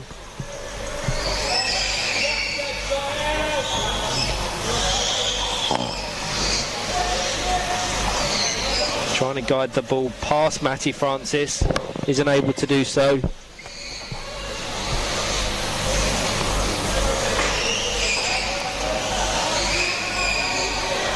It's good work from Dan Rigby there, just to prevent Matty Francis from working an opportunity. James Mason now going to try and go around the right hand side of Rigby's chair. Rigby remains resolute. Chancing Seb Copeland, really unfortunate decision there. I just feel if he can maintain his position in reverse, take it in his stride, he could have worked a chance there with Jack Humphreys in so much space on that right hand side. At least he got it right out of the field of play. Yeah, agreed. And that's what I said about the game management. If you can't work the space, you can't work the opportunity, just try and run that clock down. Brighton will get more and more frustrated, and as they do, opportunities should present themselves. A little bit of contact off the ball between Mason and Copeland, allowed by the referee. Rigby now with a fantastic pass over to Copeland, and once again the wrong decision by Copeland. If he had maintained his position in reverse and then rotated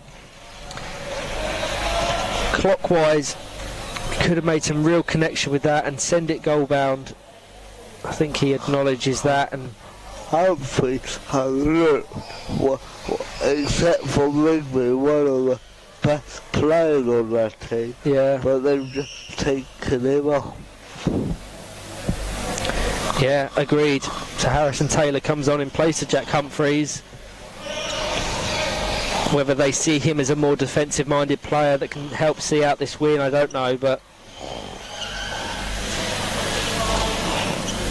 4 minutes remaining. Can they hold on for a really brilliant 3 points? Francis over to Mason, back to Francis, sends it towards the goal. Jack Britton clears, Luke Kelly recycles, back to nice ricochet in the favour of Harrison Taylor there, puts it in his path and he can attack the Brighton goal. Mason intercepted brilliantly by Dan Rigby. Harrison Taylor slightly unaware that the ball was coming in his direction, wasn't able to capitalise. Referee blows his whistle, just trying to see what the signal is. Too much contact from Matty Francis. A direct free kick is given in the favour of Leeds Chariots. 3 minutes remaining. The longer it goes on, the more frustrating Matt Francis will be. Yeah, agreed. But them taking their time there will not help his frustration. He's just got to stay calm and cool and wait for the opportunity to arise, because they will get at least one more chance. You would think so. 2.5 minutes remaining. If they can work an opportunity, they'll just be putting everything into finding that equaliser. Matty Francis does well to work the space for James Mason. I think a counter-clockwise reverse spin kick would have been the more beneficial option for Mason there, but a little bit of healthy contact. A chance now. Luke Kelly fires it across the ball to try and find James Mason, intercepted by Dan Rigby. And you can see the pressure mounting with 2 minutes remaining. Leeds 1, Brighton 0. Francis to take, fires it across the face of the goal. Jack Britton does brilliantly to send it all the way into the Brighton half. Leeds can set themselves up once again, regroup. Poor pass there from Matty Francis. They've got to defend it quickly and get it up here. Yeah. The worst thing that could happen is it goes out for corner because it's more wasted time. Yeah. Rigby has an effort at goal. They're going to want to play the clock down. No, there's absolutely no rush. Rigby has Harrison Taylor isolated in that on that left-hand wing. I don't think there will be that much added time either. No, it's been... I agree. Taylor now with an opportunity, fires it across the face of goal. Matty Francis. Up the field of play. Final 40 seconds. Can they hold on for an extremely impressive win? You would hope so, but you never know. World Cup football is a wicked game. It is unpredictable as well. Taylor. Oh, he should have just got round the other side of Matt Francis's chair there, just to prevent him advancing a little bit. Waste that clock down. We've got the final 10 seconds. I think we will just see this through now. You say that, he's put it into a dangerous position. Now they will see it through. We've had the regulation 20, so it's now whatever time the referee Paul Yates deems to be additional. Like I said, I don't think there will be a lot. No. You hit the nail on the head there, Chris. 1-0. Full time. But on the front result, if I think about it. Because I think most of my favourites going into this game. Yeah, I probably would have made them favourites, just considering that earlier 3-0 win, but it shows that the Premiership is so unpredictable and anyone can beat anyone on their day. So a really impressive 1-0 victory for Leeds Chariot. Seb Copeland with the single goal sees them take their first win of the 22-23 Premiership campaign. Hope you can join. Thank you, Chris, first of all, for joining me on commentary, and I hope you can all join us for future games here at the Lee Westford Sports Centre today. See you soon. Bye.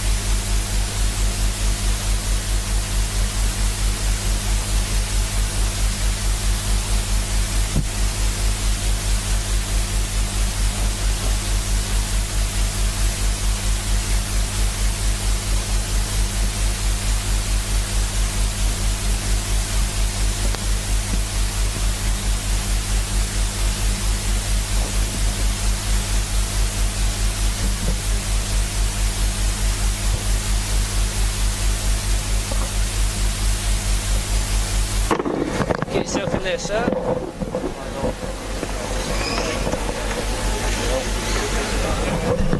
I'll reposition this up. So keep going.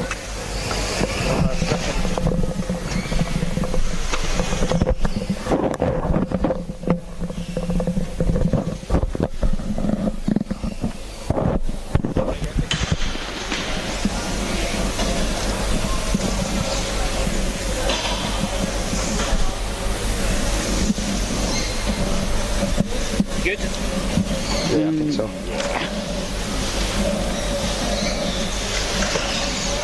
you want to go in now, or do you want to wait a few minutes? I don't mind. What you fancy, yeah?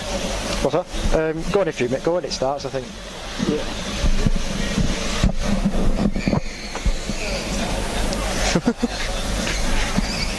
Do you want to take lead, or do you want to? It's up to you.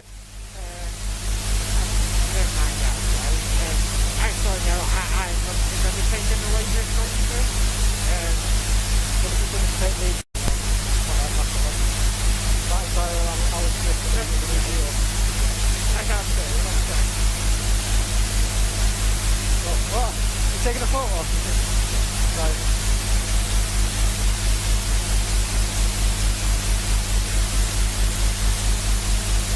I ain't looking at the game's over there. There we are.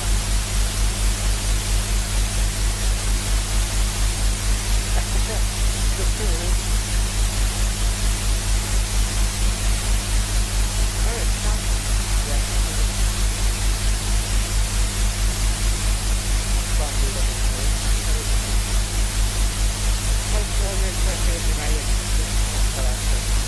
Just introduce yourself.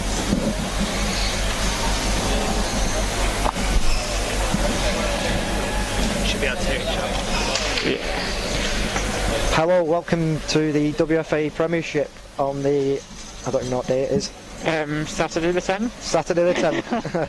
It's the 3:30 game. We've got Northern Thunder and Teesside. It's going to be one hell of a game, I think. Yeah, it should be quite competitive, really. We know Thunder had an easier time this morning against a Bournemouth team that could only field 3 players due to qualification. Yeah. But this should be quite a test for them. I definitely think so. I mean, Thunder, they've had a bit of a change around in the summer, haven't they? They've got Patrick Kelly in from Man United. That's, a quality signing. And I think there's some rumours regarding, is it Sam? Maybe some rumours, other transfer rumours in the pipeline. Yeah, I think he's not here this weekend for Thunder, is he? No. It partially might be, but I've heard it's partially down to illness, but I'm not too sure. Yeah. And we're underway. So Ed Common. Gone for territory on the start. There we go. See if they can pin Teesside back now, or whether they'll be able to get out. Definitely, it's quite a common tactic this used by teams to push play backwards. Ed Common's now got the ball. having the better of Tyler there. Yep. No Patrick. Good flicker, but intercepted. Back out for a Teesside ball. Ed Common, a little flick out.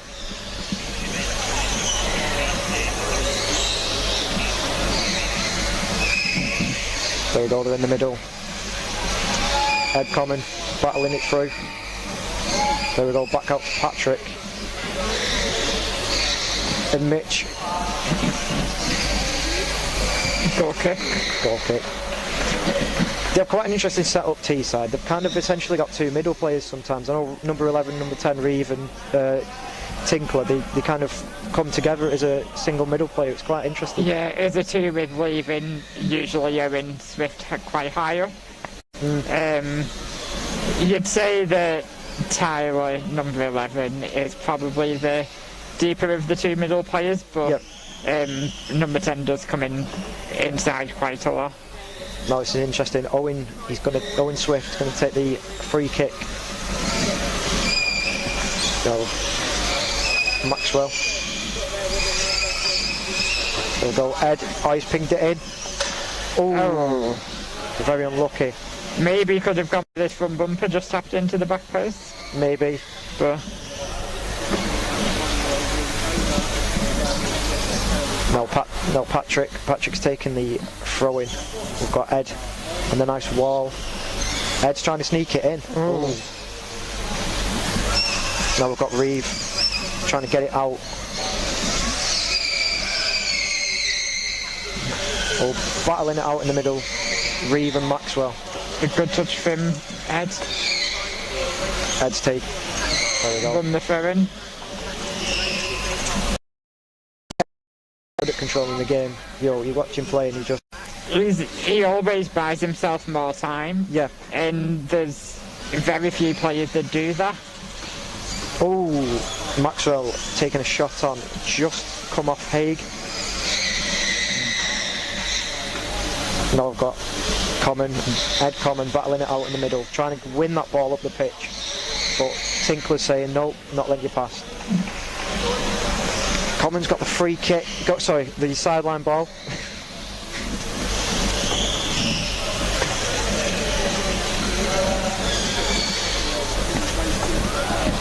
There we go. Now it's up the line to Maxwell. Intercepted. Oh, right idea. It was a really good idea. It's a shame Maxwell couldn't get the touch on it. I mean, this is a fantastic game. Northern Thunder winning the WFA Cup last year, and it's great for the sport as well to see them at such a high level. Playing at St George's Park, on BT. Yeah, in front of quite a few people. Oh yeah, it really does levels for the sport, and I think the final was a very interesting game. Now Maxwell trying to get it back, but Reeve getting it out for buying them some time.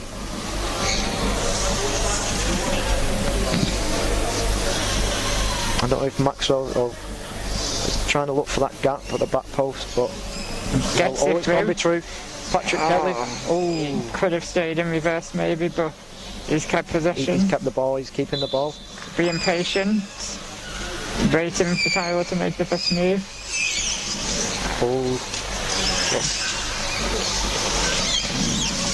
Wins the throw in.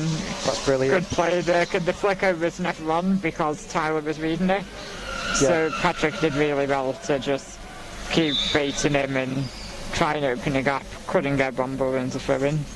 Just very well managing the game and making sure that they don't lose the ball in this such a good position.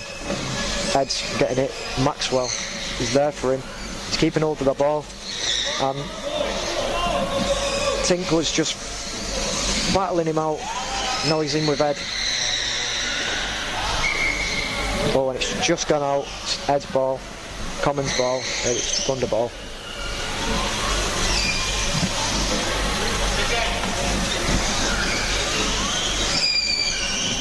There we go.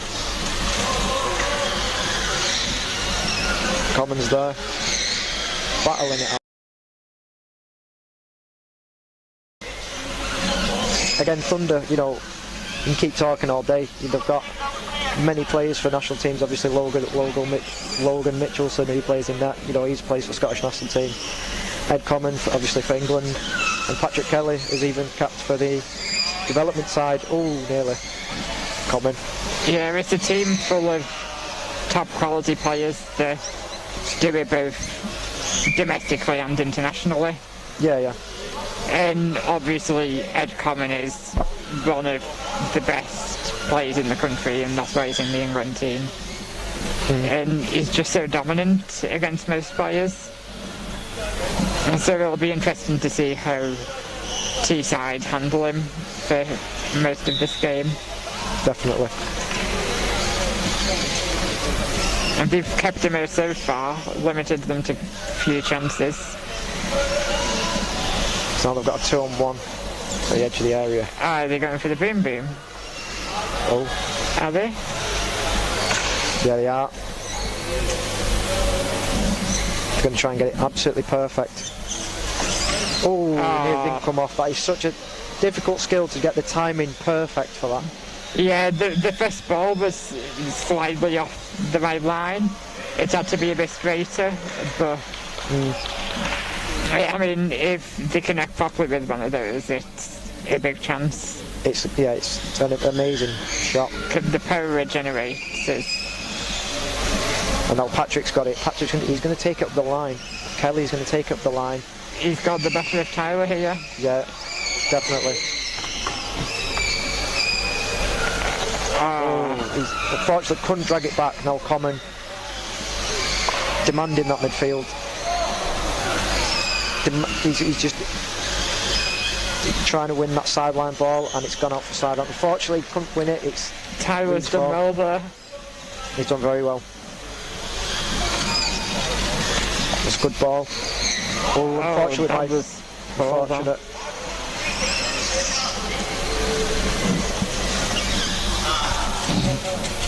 Now it's Ed's. Common's throwing. Common's sideline. It's not throwing, it's a sideline.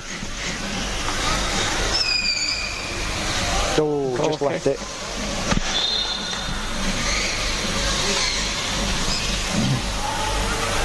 Now Alistair Haig going to take.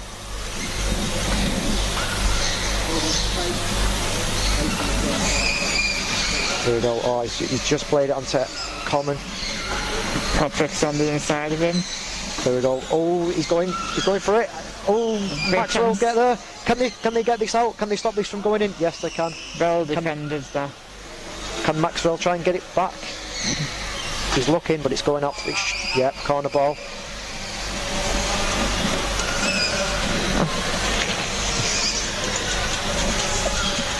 Referee making sure Haig's behind the line and that they're all set, ready for this corner. Be interesting to see what Ed does here. He's coming quite short to the. Oh, nearly, so close. Just between the defender and the keeper, but good reactions. Oh, Patrick. Oh, Kelly. He's got the. There is a gap behind the goalkeeper here. Yeah, can he find it?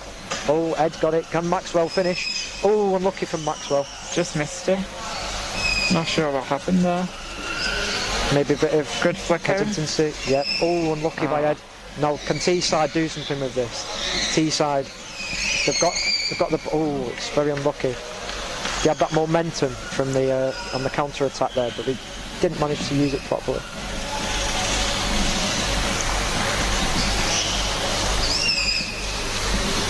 Swift's controlled the ball perfectly. It's gone back to the middle for Reeve.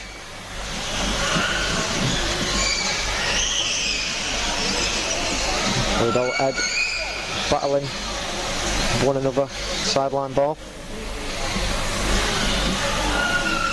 Can they make something out of this? Can they? They've been quite very dominant in the first 10 minutes, Thunder. Or can they get it to? Oh, unfortunately, lucky from Patrick.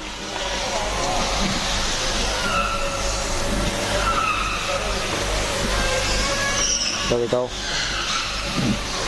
Trying to just sneak it in between, but Teesside's defence really are not letting them past at all. I get the feeling that Thunder are wanting things to happen a bit too quickly at the moment. Possibly. They're just in other games they seem to just delay the decision for that half a second, buy themselves a bit more space. But they've not been doing that here. Referee coming back. Referee giving the advantage. Free in the box rule apparently. I'm not too sure if it was 2-1 or 3. I think it was a 3 in the box. Yeah, 3 in the box it was.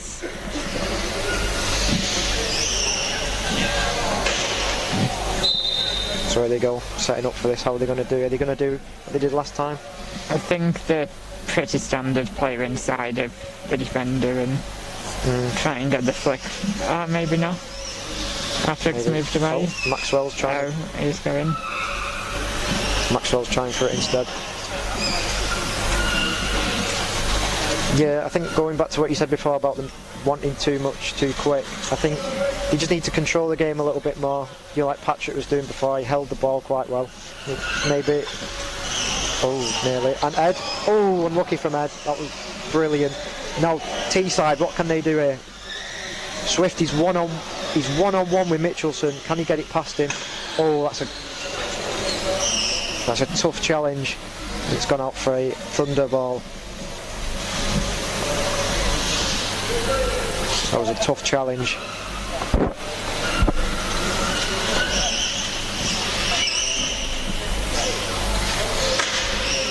Now Ed.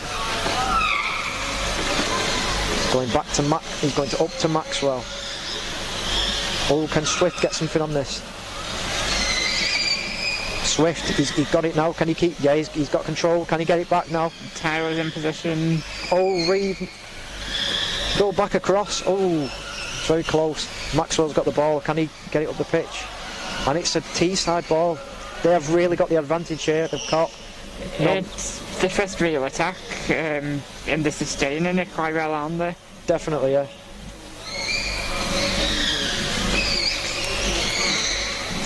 Patrick has to get on that.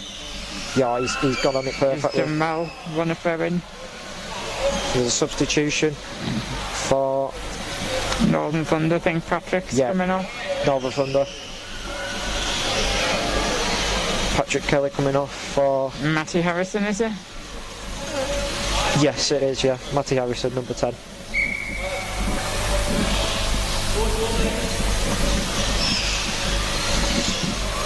There we go. He's controlling that ball. Oh, it's very, very unlucky.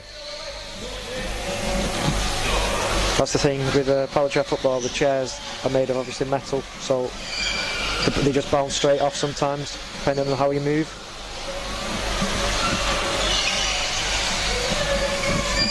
Right now, Thunder have got a throw in, quite a deep position in the Teesside half. Common's gone back. Maxwell trying to just sneak it in, sneak it past Reeve. But the defence on top. Can Maxwell get it back to Common? Because Common's waiting to pounce in that middle. He can. Oh, just didn't quite get the connection on the pass they wanted Common there. Definitely. He's found it. And Harrison just going straight in with Reeve. Where is this out? Tyler Reeve has got possession again.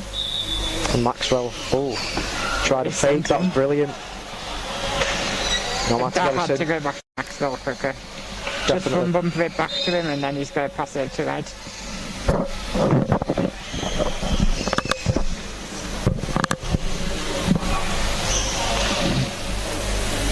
No, Harrison, what's he going to try here? He's gone, he's tried back. Another Northern Thunder throw-in.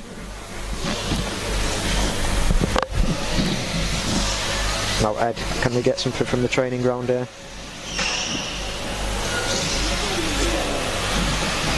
There we go. Harrison, it's just come off Haig. Can they try again? Commons just pulled the ball out perfectly. Maxwell. Two touch. Oh, didn't get it to his chair. Oh, nearly. Tough challenge that. It's a Thunder throw-in. It's a Thunder free kick. Getting mixed up today. Yeah, if I'm completely honest, it was a hard challenge, but I thought it was a fair one. It was on the ball, not on the side of the chair. Yeah. It's... for me, I'd have played on, but I can see why it was given. Yeah, I think in power chair football, the front of the chair, the front of the guard is painted differently, which is signals the front bumper. Any contact on that is okay, or any contact on the ball. It's anything further back from the front bumper that can cause problems. And that, like you said, looks okay, but obviously it's a bit harsh. It's again a bit of a kind of a... Oh, that was a great ball by Common. Oh, can he finish now? Oh, unlucky from Maxwell. Maxwell had to be more alert on the back foot there. 100%. That was a great ball from Harrison. Nice rotational play. And Ed Commons got caught too. Logan gets it out. Mitchelson, absolute demanding that. Oh, it was unlucky. He's been caught out. Oh, they can't capitalise from that. No, coming back. Another Northern Thunder throw-in. Again, in a place of menace, really, to the Teesside team. Ed Common. Reeve just pelting it upfield, seeing if Swift can get on the end of it. Very close. Reeve's up there now. helping out. Can he get back to Tinkler? He's playing on towards that wing. He's gone out for a T-side ball. Great defending from Logan there.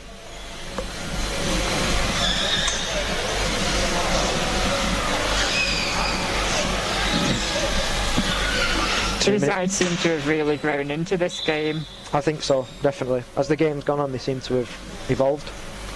Oh, And he tried to get it first, but oh, Ed's just saved it. no. Maxwell getting out to Harrison. Harrison. Rushed it again, could have taken Yeah. it to Harrison. Oh, unlucky from Reeve. That was a great idea. With 2 minutes to go in this half, can someone score before half time?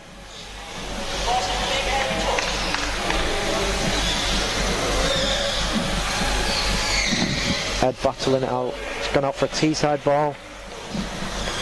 Like you said, T-side have really grown into this game. They seem to just be on the ball, quite literally. And Reeve battling with Ed. Dragging it up. Can Reeve get it back now? Tinkler's waiting at the edge of the box. He's waiting patiently for that ball to come back. And oh, he's gone for a thunder throw-in. Again, I don't know about you, but those throw-ins when you get in your own half and they're really far to the box, your own box, they're a bit, sometimes a little bit. Yeah, for me, with those you just have to play it safe. You can't, all you're looking for is territory and not to give anything away from them. Definitely. So either have your man on the inside of the opposition player down the line, or play it inside to the middle man and just let him drive. T-side. Oh, it's very, very Okay. close. A good setup from T-side. 1 minute, less than 1 minute left. It's been a goal scored on Aspire's court. I'm not too sure what that game is. Aspire Villa. Not too sure what the score is. There we go. Tinkler again. Reeve trying to. No, it's a T-side ball. Can they do something with this? Could be. Oh, 2-0 to Aspire. Could this be the last chance of the half? Oh, is that good? Oh, that is so unlucky. Just a player at the. It's gone out for a corner. Thunder have got away with that there. Definitely. It's potentially the last phase of the game. Sorry. You go first. Higgs going up for to take this corner. So unusual. I mean, it is the last play of the game, so get your keeper up, I suppose. Well, last play of the half. Sorry. Oh, really close from Reeve. It was unbelievably close. 0-0 at half time. That's half time. 0-0. What a half. It was such a good game to watch, I think. Yeah, it was a bit scrappy, but both teams did play some good football at times. I'd say similar number of chances for each team, not many, but there were a couple. Thunder in the first 10 minutes were looking like it could be all them, but T-side have done well to come into it. Yeah, definitely. They, like you've just said, you know, they kind of got a bit thwarted by Thunder in the first 10 minutes, but they really started to kind of show themselves in the latter 10 minutes of the half. They were really quite dominant, especially in the last 2 minutes. Thought, you know, it's quite an even game. We'll join you after the break.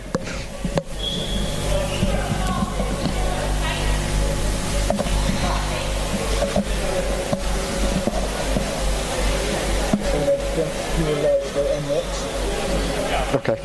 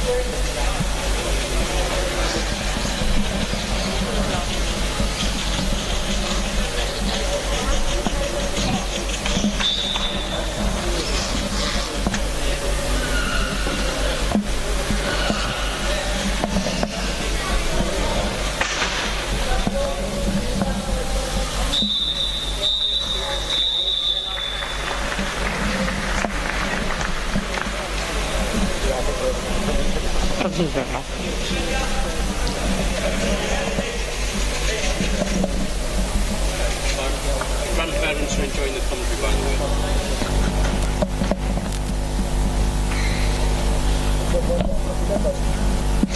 Hello, welcome back to the second half of the Teesside Thunder game. I'm Jack Humphreys, Leeds PFC, and I'm joined by Barris. Is that your first name or last name? Sorry. Yeah, that's my first name. Right, okay. Yeah, hi. Yeah, it's been an entertaining first half. It's currently 0-0, but it's been some close opportunities, and it should have been more than that. But we're there. Teesside with the kick-off. Reeve. Patrick Kelly come back on at half-time. He's gone off for Maxwell. Yeah, for Maxwell. Logan played a bit more prominent role there. I've swapped with Ed.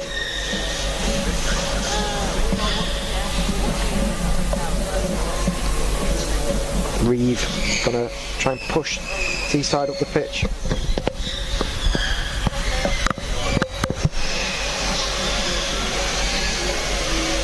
Maxwell. He's pushing up now, trying to get that first goal of the game, open the account, and it's a corner ball from Northern Thunder. Can they capitalise on this? I wonder. They did have a good chance. Oh, it was Teesside had a good chance from a corner at the end of the first half. So, yeah.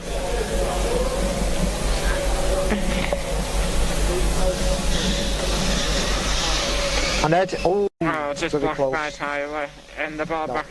Matty Harrison did really well to control that. Definitely. Could have was a decent pass to him, but a difficult one. Now going back, attacking. Mitchelson just coming out there just to stop that ball. You shall not pass. Great work that. A kick in for Teesside. Great work to slow the game down as well. Just stop, give them time to rebuild and to come back together. Tinkler onto Reeve. Ooh. Logan did well there. Maxwell. Sorry, Harrison. Fouling it out, and it's a Teesside throw. I'm trying to get used to which side they're going. Yeah. Here we go. Now Reeve. Oh. Trying to fake them out just a little bit. It's a Thunder ball.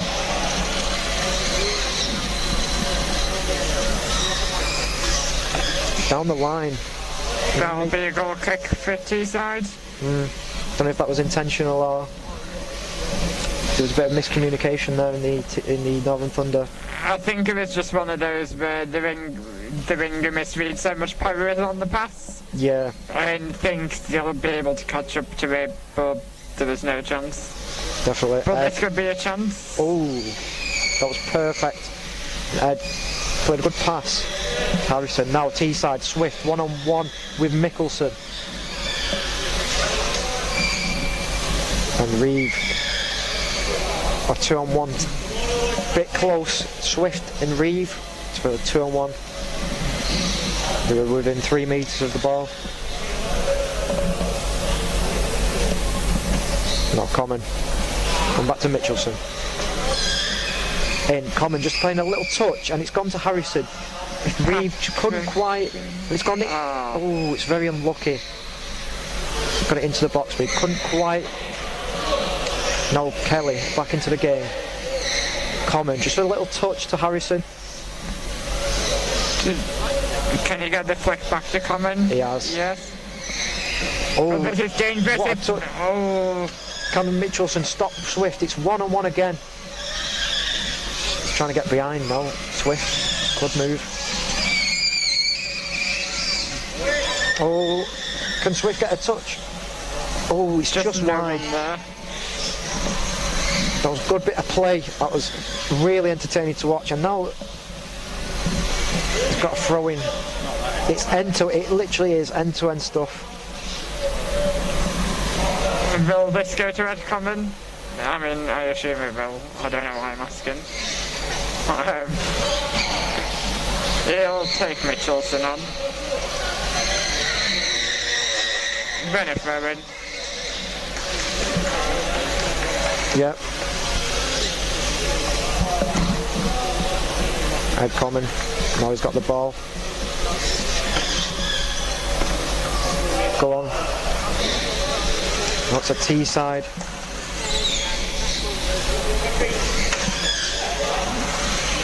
There's a bit of contact there. The line is giving it.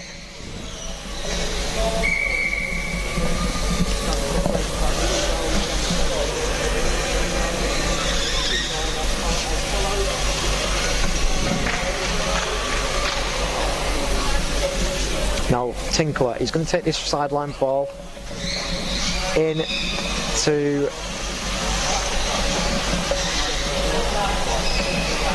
Reeve. Back. Oh, Northern Thunder's defence just on top there, stopping Reeve from getting that ball back. Oh, and it's gone for a corner. That corner? That's a Teesside corner. That's a really big advantage for them at this stage in the game.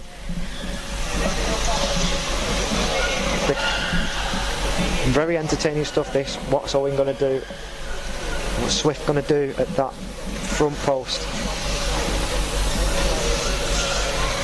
Now Reeve. They've got a bit of a gap Northern Thunder. Did that? Oh, couldn't block him off. Patrick should have been wider there. Yeah. If he was wider, he gets rid of the ball and Thunder have a counter attack. but unfortunate. I guess when you are defending, you do want to be on the inside of players, but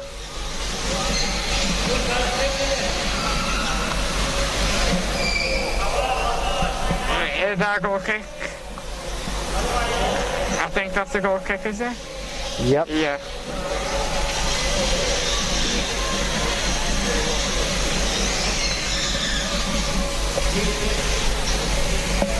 There's a lot of space out there for Matty Harrison if Ed can block him, but they don't decide to go with that. Yeah, no, Ed, no, just coming, driving down the pitch, trying to just bring that game. Reeve, keeping hold of that ball. Try not let him pass. It's gone back out. Can Kelly do something? Now it's Swift. Now they're going to do something here. T-side of the attack. Mitchelson just knocking it out of play. You know, he's never going to give him up. I don't think he's going to let him down. He's doing really well to get that ball out of play.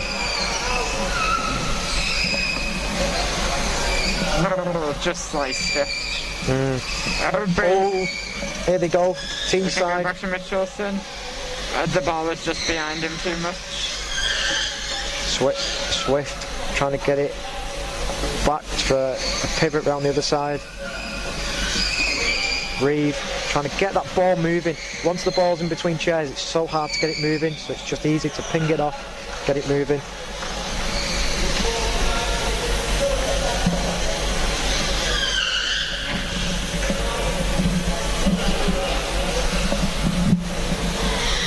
Ed, one of the three lions, can he get this ball? Oh, very unlucky. Can Swift get past him? Can Swift get past him to get a one-on-one? Unfortunately, cannot. Now it's a under ball.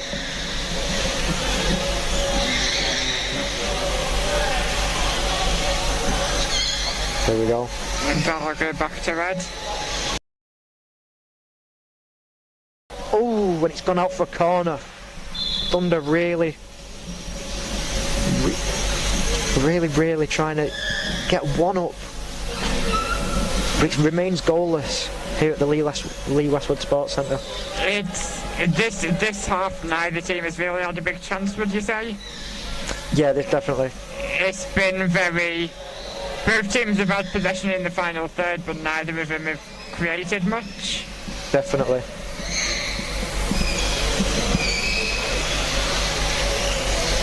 But can Ed and it's gone in. And it's gone in. Ed Common sneaks it past them. It was bound to happen. Ed Common sneaks it past them. Just a mistake from the defender. The gap opened up. Definitely. But it was been great until, you know, Teesside very well. You know, just things like that in Power football can make all the difference.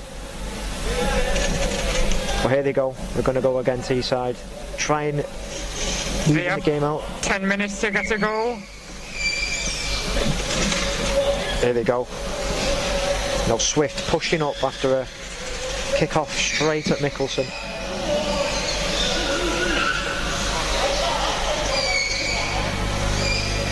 Patrick's behind Ed for the flick out if he can. There you go. And it's gone out for a goal kick, I think.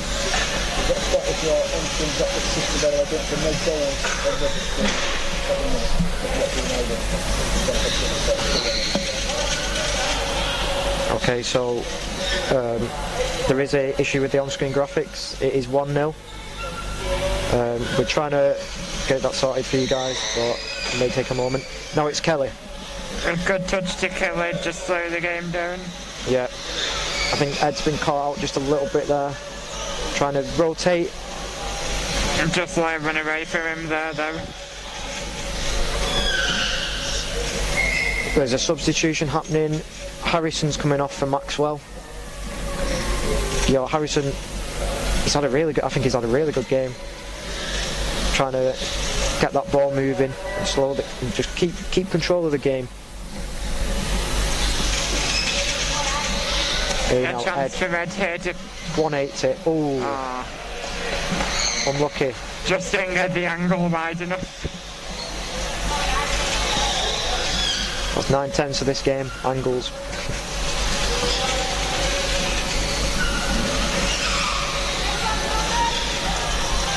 Just have a Robbie Williams song. Angles. Here you go. Ed Common pushing down the line. He's just absolutely pushing it against Reeve, and now it's a Northern Thunder. Can they double the total? Ed's gone back. Ed's gone to Maxwell. And Common still battling it.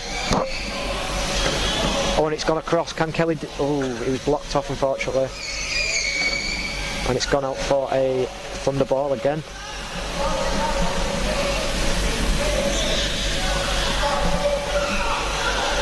Here we go. Maxwell. He's going to control. He's controlled it back to Ed. Oh, he's done well to send him there.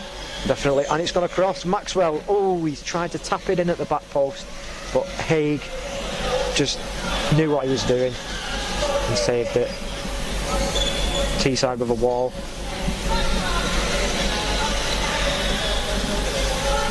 Ed Common. Can he sneak it through them to get to Kelly? No, the wall. Sorry, you can't open. There you go. Now Maxwell. Can you keep it there and win a set piece or something? Can you win a corner sideline? And anything? There you go, Maxwell. Maxwell done it across. Brilliantly done. Oh, can Kelly? Kelly, and it's gone in. What a goal!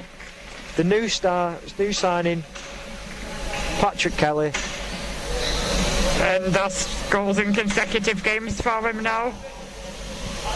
That's brilliant. That's a brilliant start to his Northern Thunder account.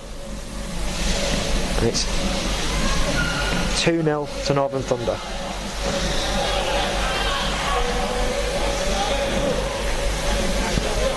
And there's another sub. There's a sub for Teesside. Mitch Tinkler is coming off for Kieran Burns. Again, a Scottish international. A bit of a derby day for Mitchelson Burns. And again. And that'll be a throw-in. Or a kick-in. Trying to get that territory early.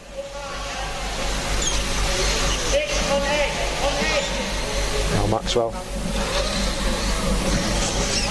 taking this. Swift's trying to close him down. A little cheeky touch from Ed. He sent the ball for another Thunder throw. We get back to Maxwell. Common's gone wide. Common's rotated wide, but he's going to get the ball now. He's going to try and stop Swift from advancing any further. Here we go. Ed Common pushing with such power, and he's going. Can Teesside defend this? Send it out for a corner.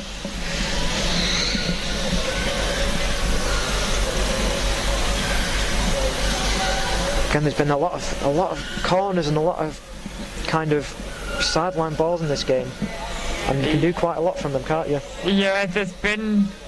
It's gone to play quite a lot in the attacking third for both teams. And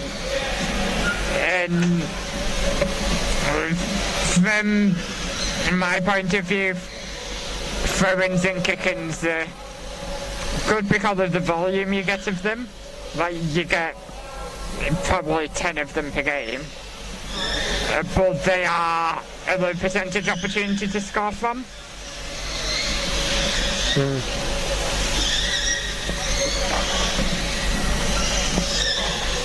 Here we go.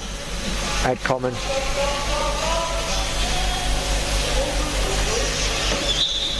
There we go. Swift getting it, trying to just get it past Common if he can. Now Ed. There we go. Maxwell trying to get it across. Ed, a little cheeky touch. Oh, that was a beautiful touch from Ed. That was amazing. This is what he does. This is what he does. You know, every day.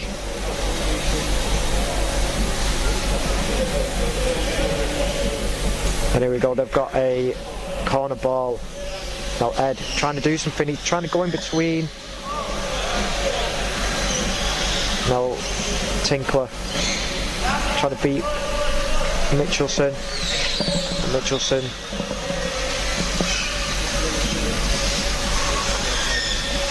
Burns just down the line. Gone back to Tinkler in the middle. Can they do something here? Burns. There's a 2-on-1 in there somewhere, or so I thought. Yeah, I felt that referee must have given advantage or something. I thought the referee moved his hands then. And a quick one from Swift.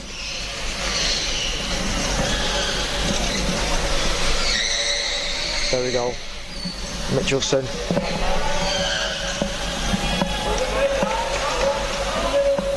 Here we go. Northern Thunder. Mitchelson taking this one. Which is a change from Ed. No, Ed to Ed. Oh, that's a great ball. Maxwell just unable to control it. He did flick up the ball. No. Nice ball from Ed. What that's ball. Northern Thunder kicking. I think Ed's really come alive in the last 5 minutes, definitely. Yeah, this... Oh, that's a mistake from him. Yeah. Didn't get clean contact at all. Commentator's curse, I think. No, Tinkler. And good... well covered by Patrick. Patrick's trying to get the ball moving. Again, Kieran Burns trying not to get too close. Tinkler back to Mitchell. Mitchelson's playing out now. Ed's dropped back a little bit. A bit of a change. Trying to keep T-side on their wheels, should I say.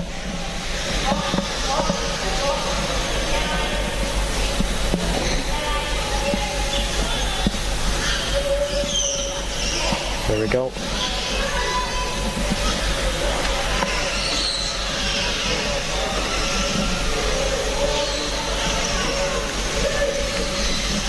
And there they go.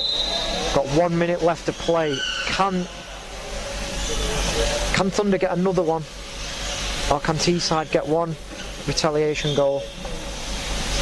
Or possibly even two. Oh, what a great ball from Mitchelson. Maxwell, oh, unable. Maxwell just has to from Bumpy back to Patrick there and he's going to tap in. And Swift just playing it quickly, trying to... Clock's ticking for them. Yeah. Maxwell getting the throw in. Sideline ball. Keep saying throw in. Ed Cummins gone back up now. Yeah. Kieran and Mitchelson just having a bit of a, you know, bit of a tussle there at the back. Now, can Maxwell get it to Ed? Oh, they're rotating around. Oh, can he get it to Kelly? Kelly's there for him. Oh, what a ball. Can it go in? Oh, Tinkler just saving it. Ed trying to wind up for another one. You don't see Ed miss the ball like that quite often. Exactly. It was a great 360 spin. A lot of power would have gone into that. It was unlucky that that didn't connect. Oh, that little touch from Swift there. There we go. Look. That should be a Northern Thunder free kick, no? I think it was front bumpers, so it was a bit... And that's game over. What a game. What an absolutely fantastic game between Teesside, Northern Thunder. 2-0, Northern Thunder at the end. Not quite sure who scored the goals. Patrick and... Oh, it was Kelly, wasn't it? Yeah, and who scored the other one? I have a feeling it might have been Common, but I'm not too sure. Yeah, probably. Should be. Hopefully there's an on-screen graphic you can see. Yeah. Those goal scorers. But what a fantastic game. Yeah, it was quite a good game.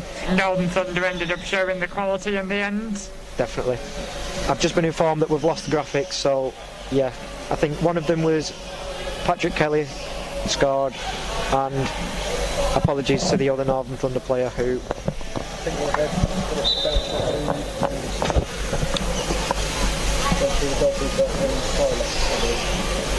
yeah, we think it's Ed. It's come off the defenders, so Ed and Patrick, what a game. What a game all round. It was some excellent football. Yeah. Thank you for having us, and we'll hopefully be commenting too. Yeah. See you soon.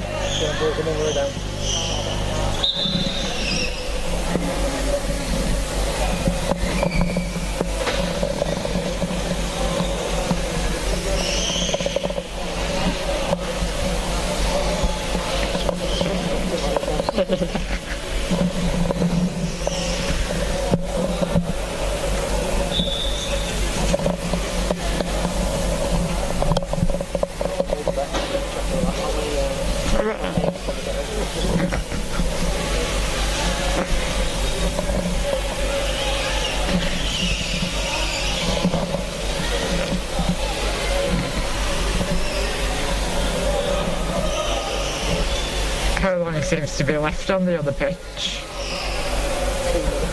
2 minutes. Nice.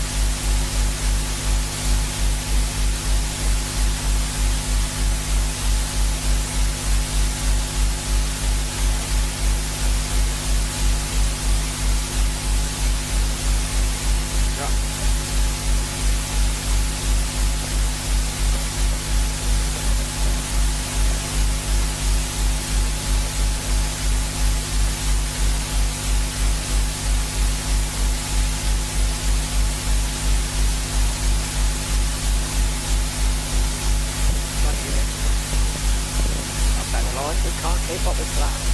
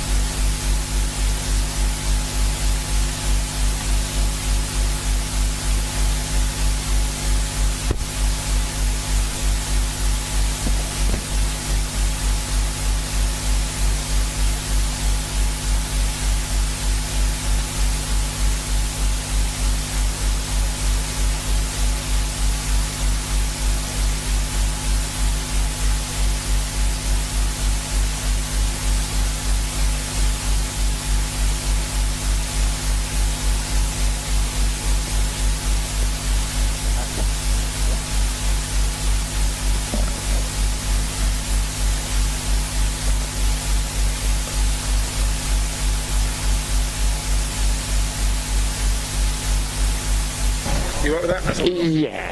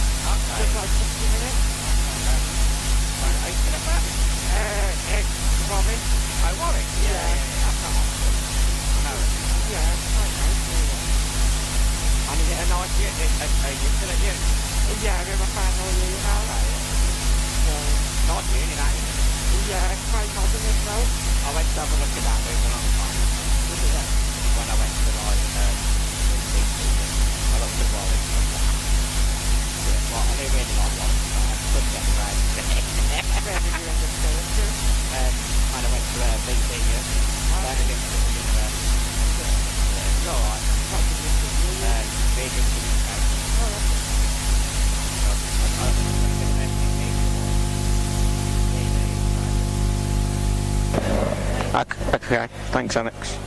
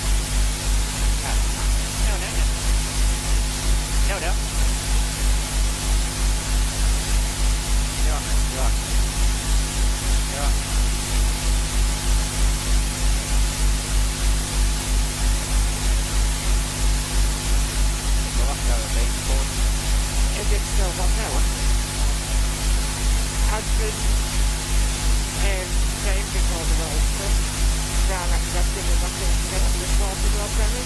I don't know why. But I'm finding myself to come back on now. Oh, yeah. Because I've been saying it since like... They're like 10 minutes away from the semi-final. Don't know, haven't they? Don't know, haven't they? Can they top the group with very themselves in a bit as well, don't they?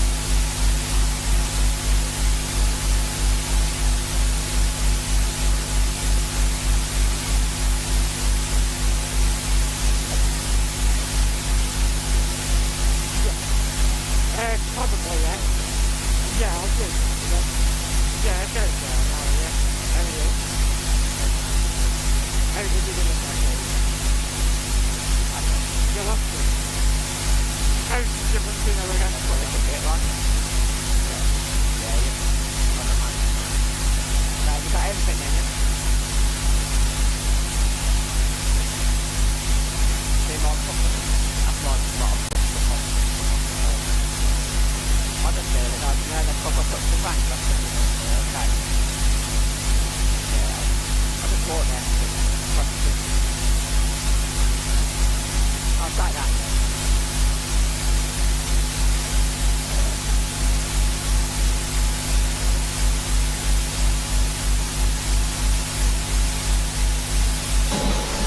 Could go live. Testing, 1, 2.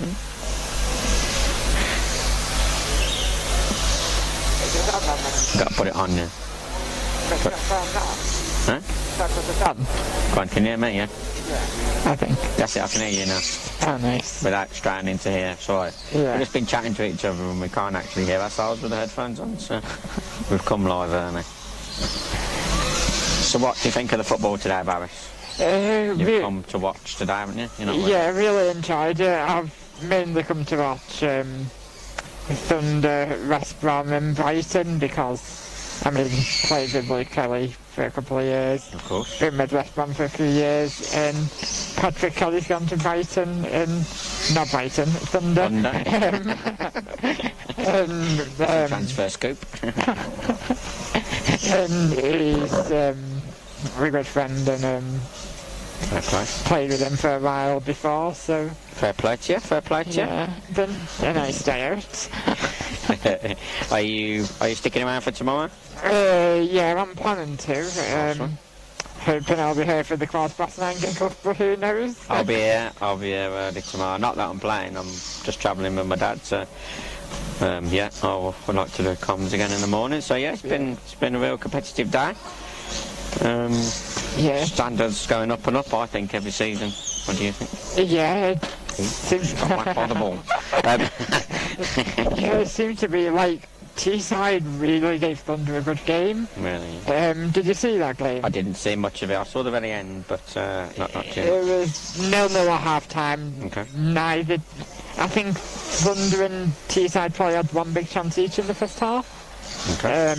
There's no graphics at all. Now we know. Okay. You'll have to remotely leave the teams out once scores. That's fine. Yeah, We've gone live. We're actually live now. We're just chatting because we couldn't hear each other. So it was actually just like... Yeah. But no, we haven't sworn. We're just talking about today's football. It's the last fixture of the day, so... Yeah. Okay. Should we switch off then, Barry? It should be, yeah. Right. Where's the F button?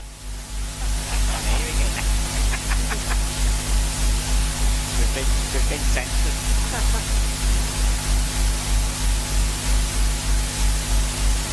We're just recapping on the day. We've gone off air now. We've gone off.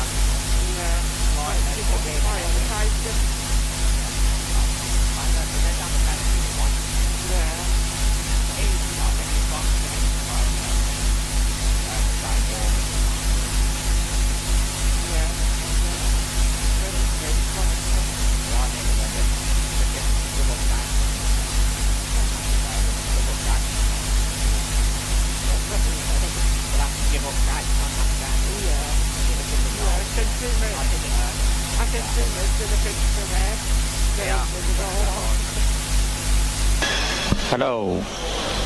You're on live, Barris? Yeah, good? I think so, Robert. Okay, well, Caroline, the referee, is calling the captains in for the toss. So this is pitch A, 4:45 match, 1 minute to 4:45, and it's Bournemouth v Sevenoaks. What do you reckon to this one, Barris? Could be a close game. Obviously, Sevenoaks have got more experience in the Premiership. Kyle and Greg if they played for England. Yes, so definitely. I did a Sevenoaks game earlier when they beat Newcastle.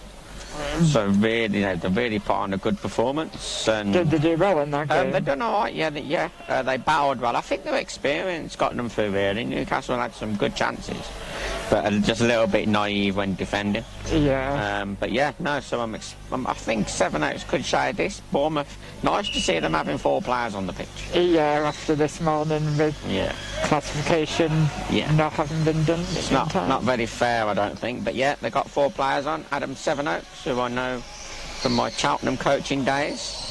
There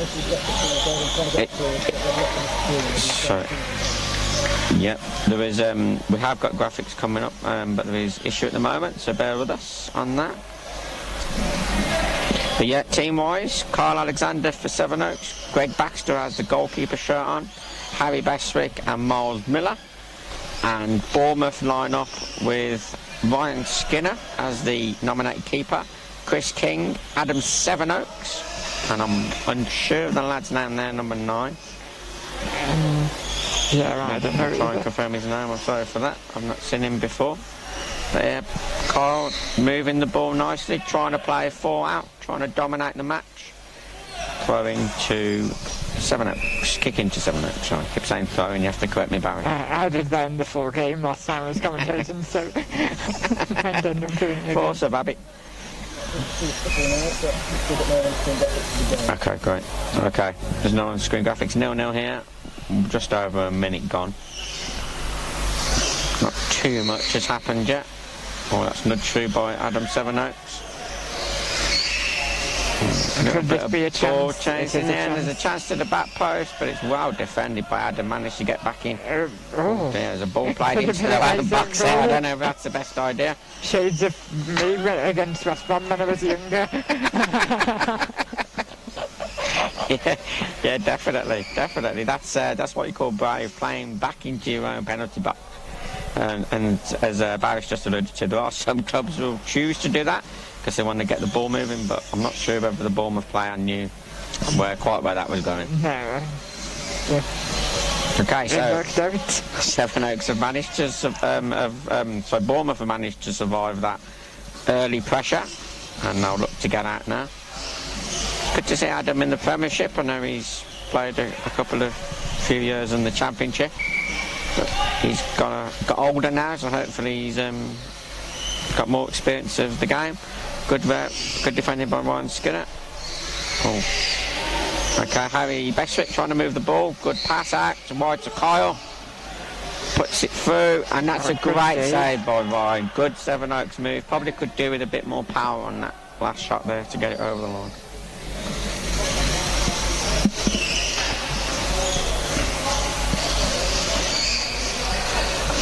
To the back post. Back post again. Good defending by Ryan Skinner. He's got across the line well a couple of times now. Coming up to 3 minutes gone here, and it's all Sevenoaks, it's fair to say. Yeah, it's pretty much all been around the Bournemouth box, but they've held out so far. Holding out well. But there have been some big chances already. Of course, we've got Adam Sevenoaks playing against Sevenoaks here. Can Sevenoaks deny Sevenoaks? Yeah, who'll win, Sevenoaks or Sevenoaks? I bet you that's the first time we've ever had a power chair football match where a player has played against a team that's the same name as their surname. I can't think of any others. Yeah. It's all through the history books for that one, Barry. Yeah, might have to have a look into that tonight. That's a research project for you. Or just Saturday night. Instead of watching the England match, you can do that. Yeah. Okay, that's a goal kick. It just clipped the outside of the post. Sevenoaks hit the post twice earlier when against Newcastle as well. So they're probably the leading woodwork hitters at the minute. Ryan Skinner plays the ball out, and I think, it's given to Sevenoaks. Thought that could have been after the Bournemouth coach isn't happy with that one. He thinks it was a Bournemouth ball.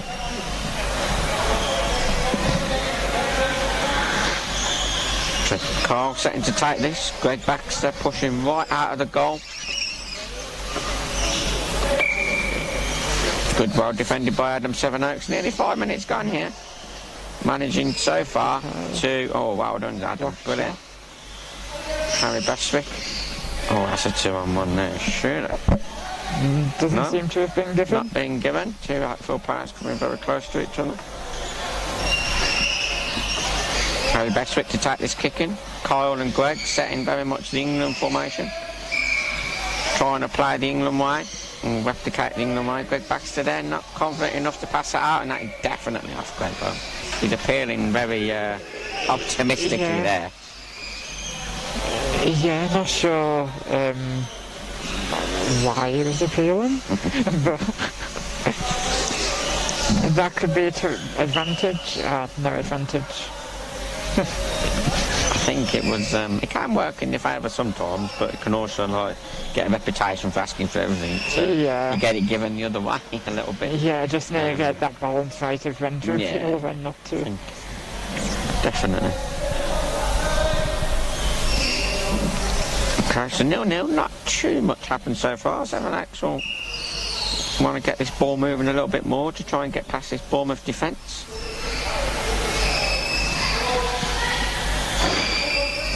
Greg Baxter to take this kick, and Adam Sevenoaks is there again. If in doubt, kick it out. Carl has a shot, and that's blocked, and it's a goal kick. Ball ricocheting around in the penalty box there. I think there needs to be a little bit more thought to how they go about this. Bournemouth, it just shows you, how much of a difference that fourth player makes. Yeah, they've been a lot more competitive in this game now. They've got 4. Pleased to see, because it must have been difficult earlier. It was, it was hard to watch. I mean that in the nicest respect, because it's never nice to watch a team lose 15, 16. The circumstances with only having 3 players. It was... the ball's good defending again. They're defending well. Ryan and Adam at the back there.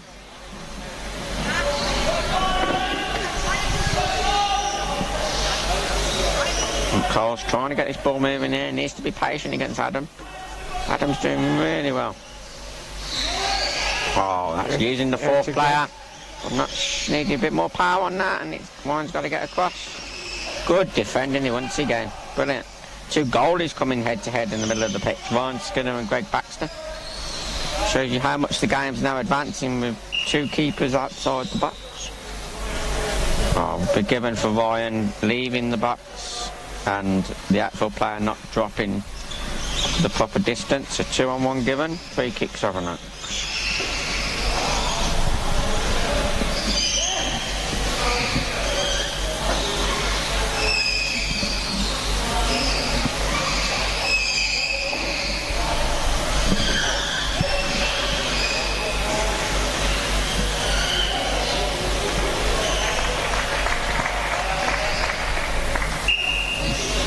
Okay, waiting for this free kick to be taken. Carl Alexander. Oh, it's in. It was a wicked ball to the back post by Kyle. So much power. So much power, and very difficult to defend when That's the situation, and couldn't keep it out. I think that was it Miles Miller or Harry Bestwick? I think it was Harry Bestwick. Harry Bestwick, sorry. Yeah, Miles made the run across the front of the defender, I think. Yeah. 1-0. 1-0 Sevenoaks. It's their third game of the day, so long day for Sevenoaks here, but they'll be buoyed by that Newcastle result from earlier.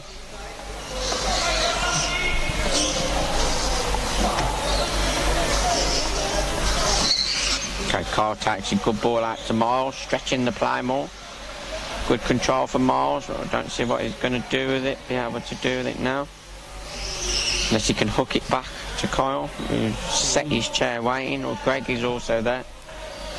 Very similar to the way England play, that is, the way they're staggered. Yeah, the they're balancing off each other, two pivots, yeah. You'll know that from your West Brom days. Yeah. Yeah, it's very exciting to play in a team that's trying to move the ball about. I think most teams are trying to move the ball about now. It's just that consistency, isn't it, with making contact with the ball. Yeah. Separates the teams from the top to the bottom, I think. Yeah, and the setup as well, because a lot of teams try to move it just with a 3 and a 1, but obviously Sevenoaks here, West Brom go with a 2 and a 2 really, 2 pivots, 2 wingers. Yeah. I think teams are trying to do it, like I know Aspire are trying to do it, but it's, I think it takes time to adapt and evolve. Yeah, because especially depending on what type of goalkeeper you are, it can be a bit intimidating at first almost. Yeah. If you're used to being a bit more defensive. Yeah. But no, 100%, and when people worry about making an error leading to goals, because it is, it's not without risk, is it? No. It is very risky at times. But you get rewards from it. Yeah, well, exactly. Yeah. Exactly. The rewards kind of outweigh the negatives. That's a 2v1, I think. 2v1 or goal kick, it doesn't make much difference.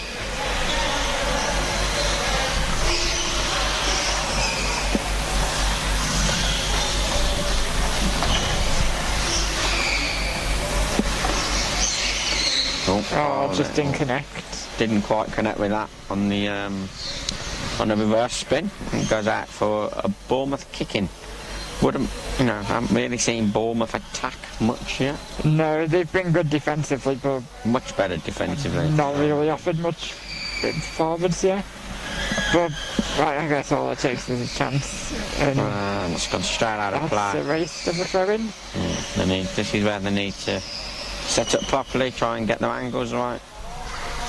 But Adam, no, he's doing all right. Greg here, play back to Kyle. Backwards to go forward, so to speak, but again, the pass not accurate enough and it rolls out for a kick in.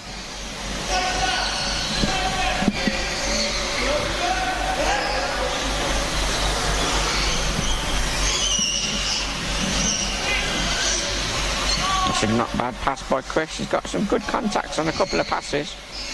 They've always gone backwards though. Good pass from Harry Bestwick.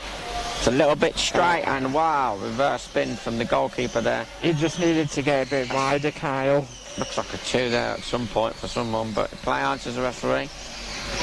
Kyle with a ball across, good ball again. Oh, Kyle there, long way wide with, I don't know if that was a shot or a pass down to the winger who he thought was in the corner. Yeah, I think it was a shot because I think the winger might have been in his vision there. Yeah. I'm not sure.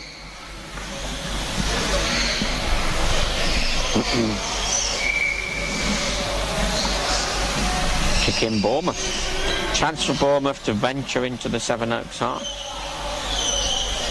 Seem to be rushing it a little bit. Go on, Warren. Take it. Take it. Go on, that's better. Take it. Keep it in. Good lad. So I'm encouraging all the commentating now. So I just want to see them get into the half a little bit. Warren's done well there, though. Referees had to take a bit of a somersault round one of the chairs.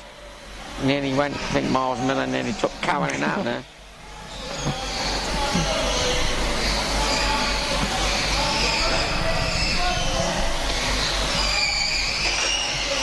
pass of 2, I think. I think they're very close there. And Bournemouth get the free kick. Could this be an attack for them?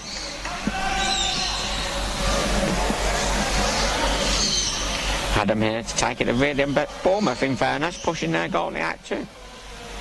So that's excellent. There we go, Adam, good lad talking. Yeah, Ryan needs to create something here. Try and stop the ball getting to Kyle or Greg.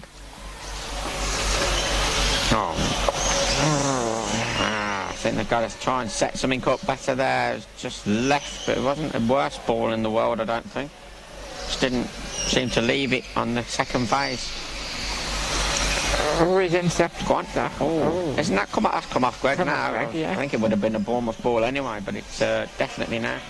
And they're just advancing into the Sevenoaks half here. The player that we didn't name at the start is Hannum.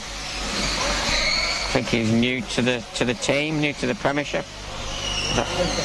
Dakota Hammond, sorry. I thought he looked a bit. I thought I vaguely looked like him. Yeah. Okay, I can see that now. I can. Yeah. Oh, sorry. Yeah. His first name is Dakota Hammond, and he's the brother. Did you say?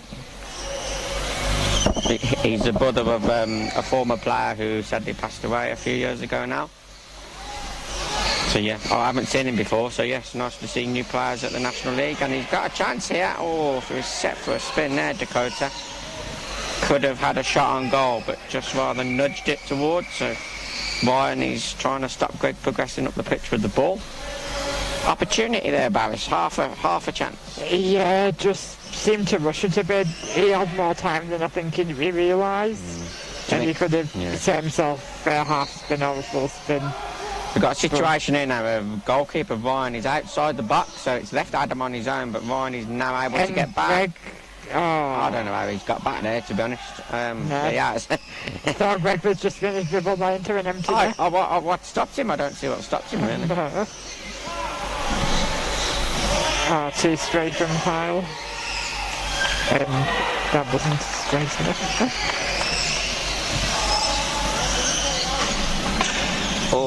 And Chris King there has reversed into one of the Sevenoaks players, but it's play on, and it's a kick in to Sevenoaks on the opposite side of the pitch. I think someone just needs a bit of a check here. The part of the control has come off, Barris. Is it the joystick? Yeah.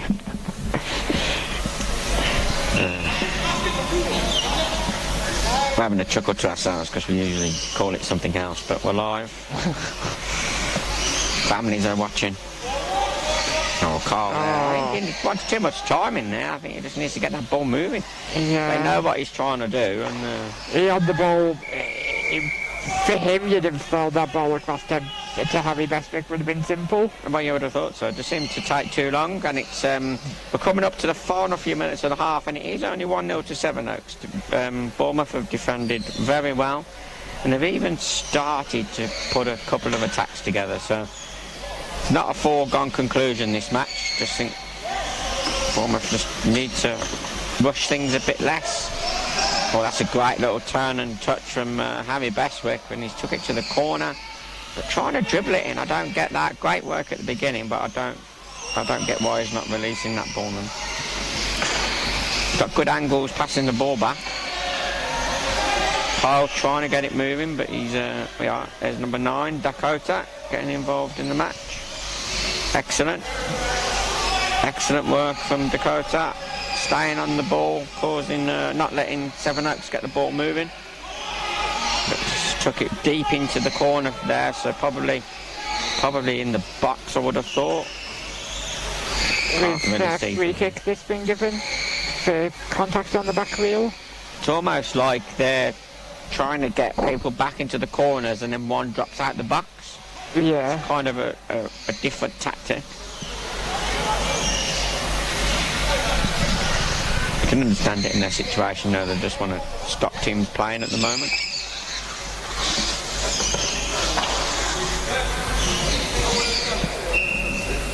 Okay, so free kick, Carl Alexander to take on the edge of the box, and it's 2-0. Very similar to the first goal. Very similar, yeah. Set piece goal, similar position but opposite side of the pitch. I think, is it Miles, the one with glasses? Miles, yeah. Miles Miller. He made the exact same run across the defender there. Yeah. And it's a simple finish. Adam Sevenoaks had slightly turned his chair, so that meant it became very narrow. If he'd have been side on, I think he would have could have got across, yeah. But no, 2-0. Gallant effort from Bournemouth for the majority of this half. But yeah, they'll be disappointed to concede that so close to half time. Yeah, at this point they just wanted to get him 1-0 at half time, take it from there in the second half. But okay, so Bournemouth now try to break out. Kyle. Oh, he's having a shot there, a bit aimlessly. It's gone straight into Ryan Skinner. Moves the ball on again now, and it's Miles Miller. Has another shot. It's blocked by Adam Sevenoaks. Greg Baxter tries to join the attack, but Chris King is there to stop him. Last minute of the half. Did you seem to be going for the shot quite early, Sevenoaks down there? Yeah, they're not like stringing 4 or 5 passes together. It's more or less 2 or 3 and then shoot. I think they probably need to go an extra 1. Yeah, just need to be a bit more. Aim for 5 passes and then you're going to get a big chance. I think as well, you know, just need that bit more clinical finish. They're trying to front bumper it, and it could be a half spin instead. That's good. It's played to the goalkeeper who's had a shot, and it's gone out for another kick in on the other side. I think Bournemouth need the half-time whistle now. Greg Baxter takes. It's got all the way over and well defended again by Ryan Skinner. It's difficult when all you can do is defend, really. Yeah, it's quite mentally tiring as well. A lot of pressure and it's just draining sometimes, isn't it? Yeah, but very draining. He's doing well to... Half time, 2-0, Sevenoaks, Bournemouth. 2-0 to Sevenoaks over Bournemouth. A very early goal. And then Bournemouth managed to weather a bit of a storm, and then a goal just before half-time. Yeah. Takes us to the break, so we'll be back in a few minutes. Thank you, Boris. Yes, thanks.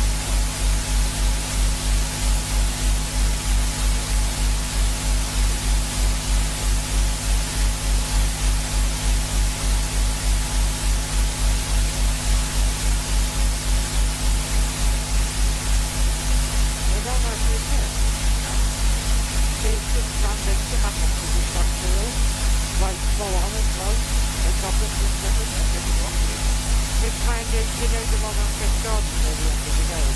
On the white side? Really? Yeah.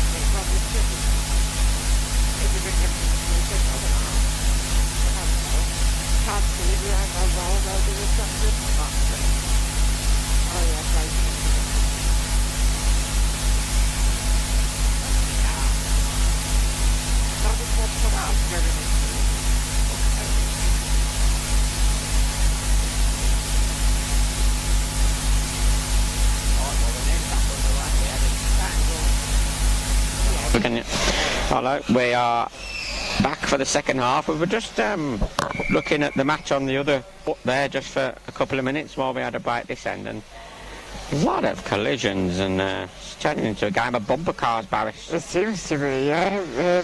Destruction Derby. Are you old enough to remember that? Destruction Derby?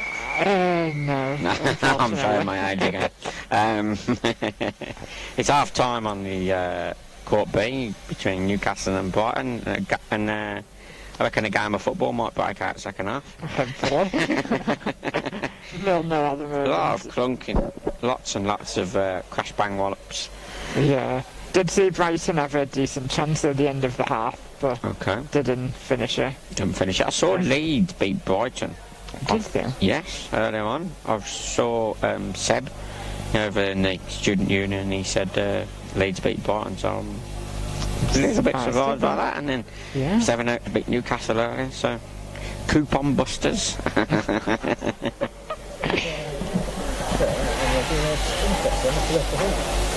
Oh, okay, yeah. Just looking over our game here, we haven't yet restarted. A few Bournemouth players have made the pitch, but it seems to be one of their players, Chris King, is having a new speed test, so he's clearly either left the hall or adjusted something on his chair. I think that's also could be one of the reasons. Yep, so they're actually getting the speed test machine back out, so there'll be a short delay. Oh, he's just driven into the table, I think. So they're just speed testing the play. You don't often see this. This is, don't know if the camera's able to zoom in or anything, but retesting Chris King, so yeah, I didn't see anyone leave the hall, but no, but he must have done. He changed the speed or something, I don't know. Yeah, although wouldn't expect him to at half time. You wouldn't expect to, but he might not have realised it was a rule, and then he's, I don't know, who knows, Yeah. we don't know, but Something's happened. Something's gone on. They probably need him to play, I think he's one of their PF1s. Yeah, so I think Adam Sevenoaks is the other one. He always looks a happy Adam Sevenoaks. I wish I was happy as he was when I'm losing 2-0 in the game. Yeah, that'd be nice. Just that ability just to smile and not care, but just enjoy it. Enjoy being here. And, and the opportunities to... I'm not sure if that's me. Cool. We're still waiting for Chris King. He's still sitting on the speed test. I think there might be an issue with the speed test machine now, I'm not sure. Are they just starting it now? The officials just come over from the other pitch to have a look, I think. Oh, yeah. My dad's over there. He might be just getting his drink. No, he's just getting his drink. It's hard to tell what's going on from the other end of the court, isn't it? Sevenoaks have made a change. Harry Beswick, he's now got the very fetching pink goldie top on. Really nice shirt, isn't it? They had to adjust the contrast on the streaming earlier. It's a true story, because it was too bright. Oh, God. Have we got a tidy away tonight? Don't know yet. I think there's a lot of people want to get out very quickly. Yeah, just checking if we got a tidy away tonight, as there's a big match happening. We've had lots of big matches today, parachair football, but tonight's the England-France World Cup quarter-final, so are you rooting for England, Darius? In my opinion, I thought they were going to be unpopular, but... Because you're not actually... Are you from... I'm English, You're yeah. English, yeah. So no, your parents are... Yeah, my mum's English. Oh dear, my mum's English, my dad's Turkish. Turkish, that's the one. But I don't actually support England internationally in the World Cup. I do with poacher football, but not with the running game. That's fair enough. I mean, my team of choice this World Cup has been Morocco, so nice to see them doing well. To be fair, you did say that you nearly had a little bet on Morocco. And yeah, not to encourage that. No, don't encourage that. But kind of wish I had, because he hasn't done it anyway, so you look a bit of a fool now, really. Yeah, because they, before the World Cup, I was thinking Morocco are going to do well this World Cup. They'll get to the quarterfinals. They won. I don't know if they actually won. They might be in the semi-finals, so let's just have a quick check. I'd love to see a Morocco-Netherlands... Oh, no, Netherlands are out, aren't they? Morocco-Croatia final, that would be fantastic. Unexpected. Bournemouth sub as well, by the way, gents. Bournemouth sub, and it's number 18. Ewings has come on. I've not seen him either before. He's also the younger brother of a former player that's sadly passed away. What was the... Robert Ewings, his brother. Robert Ewings. So Ewings, who's come on, number 18, is also... He's Jack Ewings, and he's brother of Robert. Okay, yeah. Okay, so that's Jack Ewings who's come on, yeah? Yep. Cool. And he's, unfortunately, his brother... Robert Ewings also passed away a few years ago, so Bournemouth have had the fair share of players losing their life, which is a real negative aspect of the sport. It's probably the only negative aspect in that we lose our fair share of players because of the conditions and illnesses that the players have. So it's never nice. We've lost a couple at West Brom this year, well 3 in fact now. This year, so yeah, it's but we play on for those people, and we always remember them. We had a minute's applause earlier, silence for a parent that passed away, John Baldwin Senior. Very much a legend of the game, very knowledgeable. Father of England captain John Baldwin. So yeah, one thing about this sport, it's a very close community, Barris. Yeah, it really is. A lot of people in the sport feel. Careful, no. I don't know what to say about that. It's gone in. Yeah, it's gone in. It's 3-0. It's 3-0. I wasn't really focusing too much, but yeah, it's trickled in past Adam 7-0. So. Yeah. 3-0. I think if we just lost a bit of focus there, maybe. Yeah, it just seemed to sneak in at the near post, didn't it? Snuck in.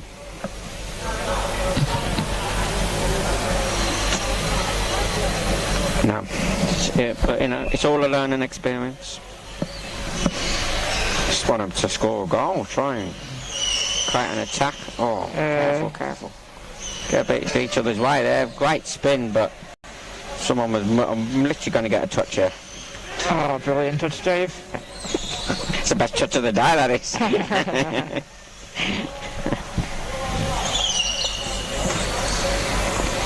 Okay, so 3-0, we sit here, scoreboard hasn't been changed on the bottom, 2.5 minutes gone. Is this going to be... No, it's not going to be 4. Oh, good ball by Greg coming up from the back there, and this should be... Oh, that should be buried by Carl Alexander. They've really mixed the team up here, 7-0 second half. Harry Bestwick is now sitting in goal. Kyle seems to be wide with Greg Baxter in the middle. Oh, that's a... 3 sets to spin that there, Miles. I think he scores. And that's a goal kick. Few things, you'll know this by being where you've been in West Brom. Can you talk to us about chair preparation, having your chair set? Why is that important? Yeah, so you need different things for different positions, but as a winger, you have to be in reverse 90% of the time. Yeah. Because it's just about giving yourself as many options when you make a decision. Because if you're not set with the chair, then you're forcing yourself into an option that might not be what you want to do, really. That's a good flick out by Carl. Ball to the back post. Really good. Good And a example good of rotation as well. Good example of chair preparation from Miles there. In reverse, it pointed inside slightly, so he had the option of turning into either glances or half spin from bumper back, or in a different situation might have been able to full spin.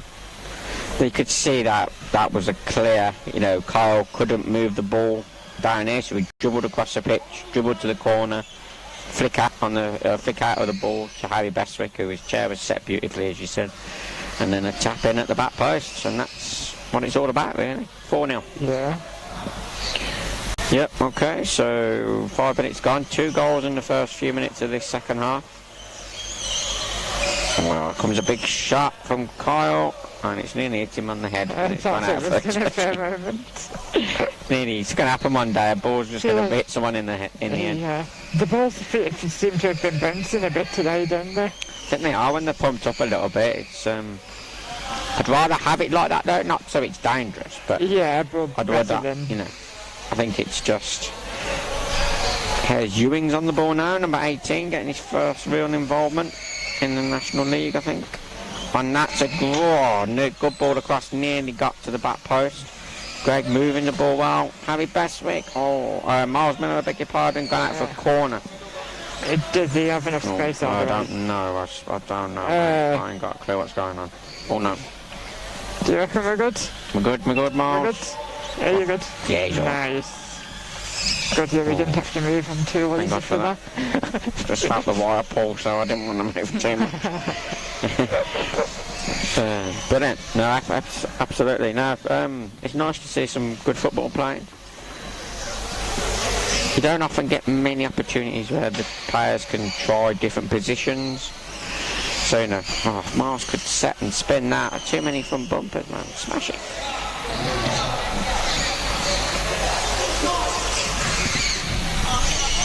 Come on, Carl. Carl's working the ball as he did similar before. Great flick out. Great to the back post. Oh, good defending, to be fair. Chris there passing the ball back. Probably the wrong way. He's done that a few times. I think he needs to get them out a little bit more so that they don't have to defend all the time. Great ball from Knowles, and it's in. Good finish. Just saw the gap between the defender and the keeper was quite open, wasn't it? Yeah, gap just appeared then. Yeah. But good football, not powerful hitting of the ball, but just moving it enough around the pitch, just to get it around the defenders, basically. Yeah, just pulling them out of position by a yard or so, and then that gap opens. Strong game now for Seven Oaks. I'm making a change, I believe. Not sure if they're taking Ryan Skinner out the goal. Just need a couple of minutes while he gets the bib off.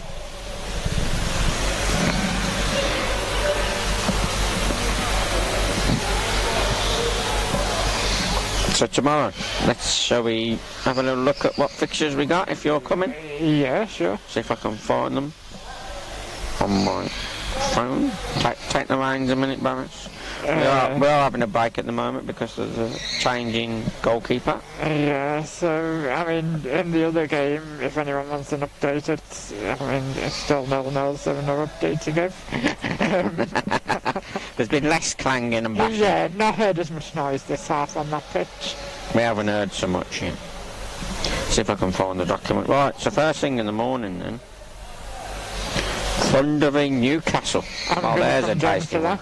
Definitely. That's a local derby. Yeah. And Newcastle recently beat Thunder in the WFA Cup. So Thunder out in the first round, or second maybe. So they'll be looking to put things right tomorrow morning. Looking for revenge. Newcastle probably would have expected a better day today. They lost to Seven Oaks, they lost to West Brom, and they're currently being held by Brighton 0-0. So, not a great day for Newcastle. Tipped to do well this season. So they'll be wanting a better day tomorrow. So big game for them in the morning. And Patrick Kelly in that game as well, because he's scored in both of his games today, hasn't he? So yes, he has. Can he get so 9:50 in the morning. Aspire Teesside also. So 2 tasty games there. I'll be definitely in the morning. Both of those games should be competitive. Very competitive indeed. Aspire was able to take John off. I saw today in both their games, so clearly a few goals up. Yeah. Brighton v Nottingham. Nottingham struggling without Adam Langley, I think it was. I think they're just missing Adam Langley today. And it's a great movement, and that's it. They both seem to be going, and he one to hold and one to be the middle, both trying to be the middle player there, I think. Yeah. Yeah. And then that's 6 now, I think, if the scoreboard's been updated. Yeah, I think it is. Just looking down the fixtures here. Aspire Leeds. Leeds got a good win against Brighton earlier, so they'll be hoping to... I think they beat Aspire last year, or certainly drew with them. Drew 0-0, was it? Was it 0-0? Oh, yeah. they did the score at the end of 1-0. Yeah. I feel like they might have won 1-0. It was like a very late goal in that game. Yeah. No, I think yes. I think they did, so that'll be a test. Thunder v Brussels, Newcastle, Nottingham. So Newcastle have got 2 tough games tomorrow. Bournemouth v West Brom. And that'll be a good one to watch. How are you feeling about that one, Dave? No, I'm feeling confident. We got Bournemouth and Leeds tomorrow, so we looked at today and thought Nottingham, Newcastle, really difficult. 2 teams expected to be in and around the top half. Oh, that's a great ball if Miles can get there, and I'm going to get another touch. Another good touch. Another touch. I'm definitely using my feet tomorrow. Yeah, you got to play your bumper. Well, my left one anyway. Oh, there's been a goal. Newcastle have scored on pitch B. I could... Matt Francis is holding his head in his hand. But now it's a goal, and Newcastle on course for their first victory of the season. Greg Baxter there trying to move the ball. Greg Baxter very much now playing as a middle player. Now this is an example of rotation here now. So Greg driving to the corner. The player has to get out of the corner. Oh, I saw Adam there playing the ball back into the box. Very dangerous. That's what you call total football. He's gone out for a corner.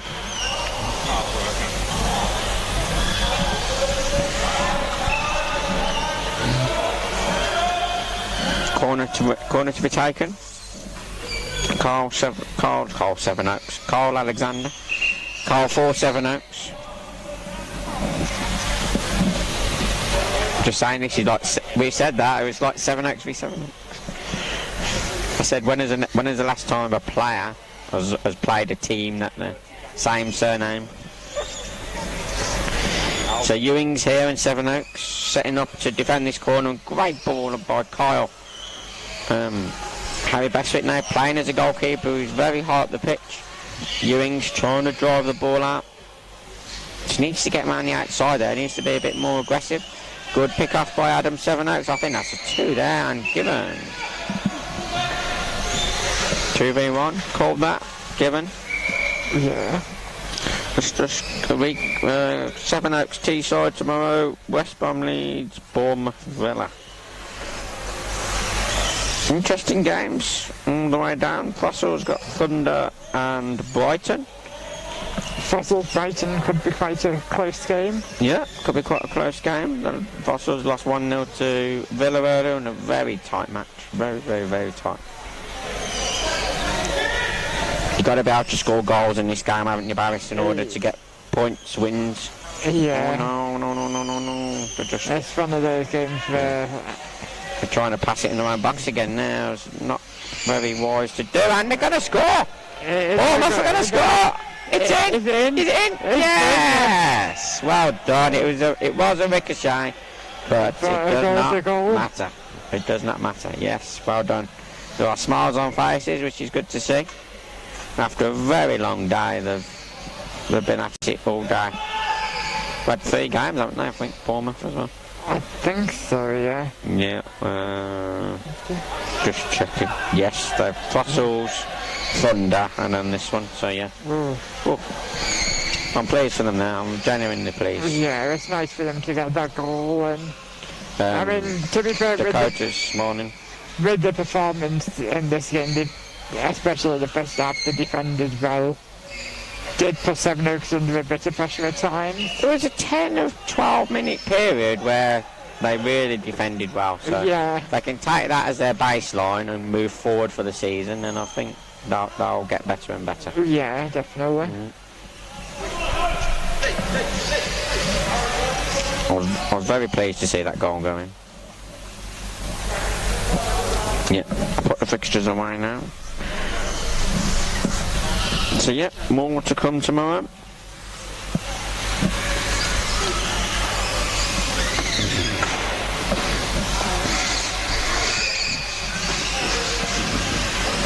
And it's missed! Oh, that's just very unlucky. They're not having the luck, Bournemouth. They're not having the luck. To come off the woodwork and then... With these posts now, it bounced off, doesn't it? Do you think they're better in that aspect, isn't it? Yeah, more, I was going to say more realistic. Is realistic the right word? I know what you mean. It's more aligned with what... the running game. Yeah, the running game with...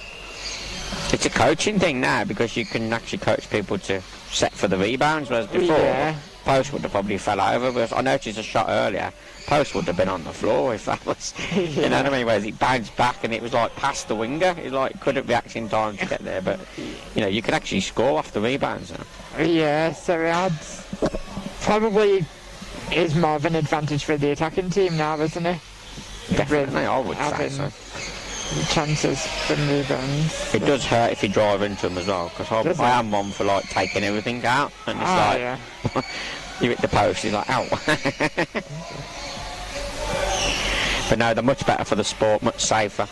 Yeah. Don't go flying all over the place. Yeah, so probably not going to get hit in the face. There, trying to play at the back. Harry Bestwick there, put under a little bit of pressure, but Chris King here now. Oh. Trying to get another attack going for Bournemouth.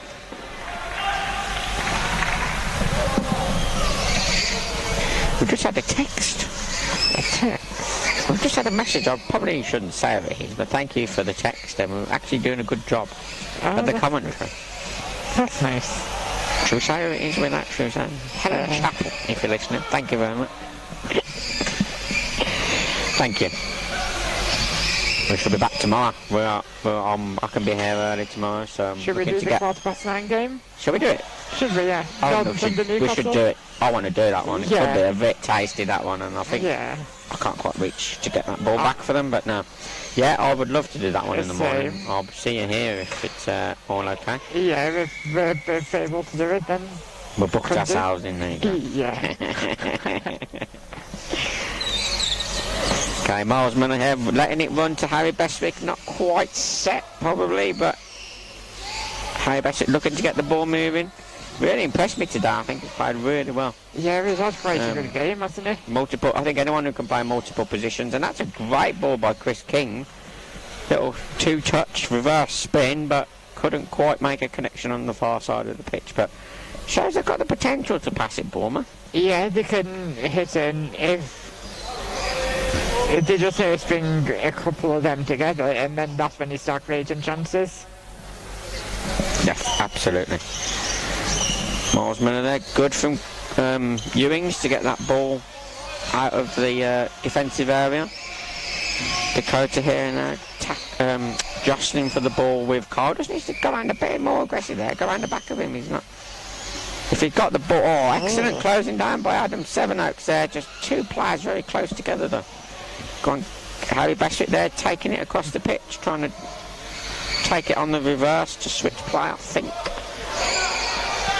You know, just little openings here for Bournemouth, but Sevenoaks are really trying to move the ball about, trying new things. But Bournemouth, fair play to them, haven't given up bias. No, they've kept going, and it showed the character that when, after the day that they've had, and how this game's gone, because it doesn't feel like a 6-1 game. No, it's got 7 actually on the... 7? Yeah, well, it doesn't feel like a 7-1 game. I've only just seen that, I wasn't meant to correct you. I've just literally looked at the 7 as you said that. Go on, shit, see if they set for a spin now. I think they can have a shot, you know, it's just poked towards goal, I'd call that. Oh, that was out, surely that was out. Thinking mine to just say in, but I'm not sure. Hold of the ball, hold of the line. Good save by Ewings, and that's good from Dakota to get round and keep that in play. Yeah. Well, that's really good. Fair play to him. On the outside, gone. Oh, take him down the line. Oh. He's run a throw in there. Yes, he's won a throw. Well done. Oh, a kicking. Well done. A kicking, yes. Sorry, a kicking. I said the same as well. People be thinking it. Oh, blimey. Nah, sound. I've enjoyed it. It's been good. And just to recap on the other pitch, it looks like a Newcastle 1-0 win so far. 5 minutes left, is it? Oh, is it 5? I couldn't see the clock. I think so. I mean, I'm a bit too blind to tell from here, but I think I said 5 or 4 or something like that. Oh, great ball by Harry Bestwick from deep, and that's gone out for a corner. Oh, how's your foot alright? Yeah, it's still not Sharp, big from the other week. Oh, it? Yeah. Sharp, innit? I had Gregor in the way, shouldn't I? Watch out as a box. Yeah, do you have enough space there, Gregor? You got enough space? You soon find out if you get your foot. That's it. Yeah. Just go back. You can go back a bit now. Go back a bit? You can go back a bit. You what? You okay? Go on, you're not going to hurt me.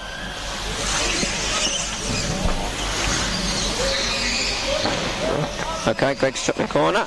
Didn't come to anything. Kyle tries to switch it. There we go, can come back into my position. Go on, get back. I've run over the wire, I think, but it's all good. Yeah, no, it's all good. It's just that sometimes we have to move for the corner takers. There isn't a huge amount of space at Nottingham. Oh, and there's a big open goal opportunity there for Dakota, but again, tried to front bumper it, and Carl was comfortably back. Could have had a second goal here, Bournemouth, if they'd been a little bit more set in certain situations. Kick into Sevenoaks. The clock says 0, Barris, so any minute now. I think it's on the referee's time. Yeah. Oh, come on. What's he doing? Come on, pass that. Disappointing I didn't see Greg pass that. He's going to try and dribble it in. It's all Bournemouth need. A good separation by Greg to get the pass going, and Miles not enough power on that shot there. Not set for the ball. Chair preparation there, let him down, and that's the final whistle. 7-1.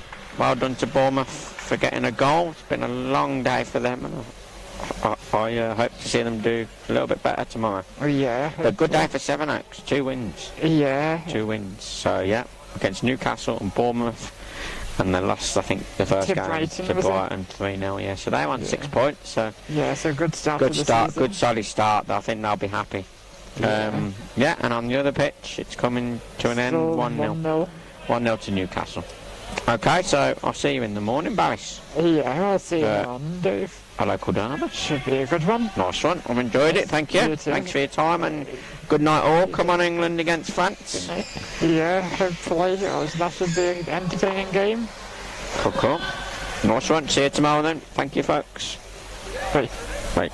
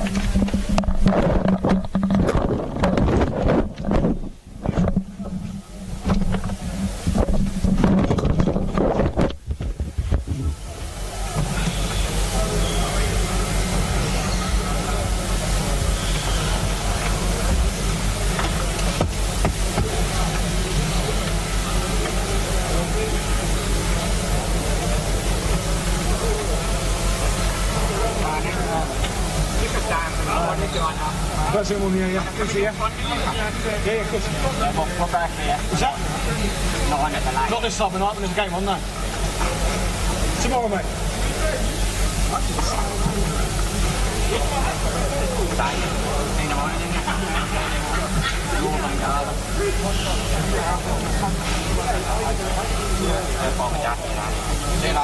See you tomorrow morning. Cheers, guys. Well done.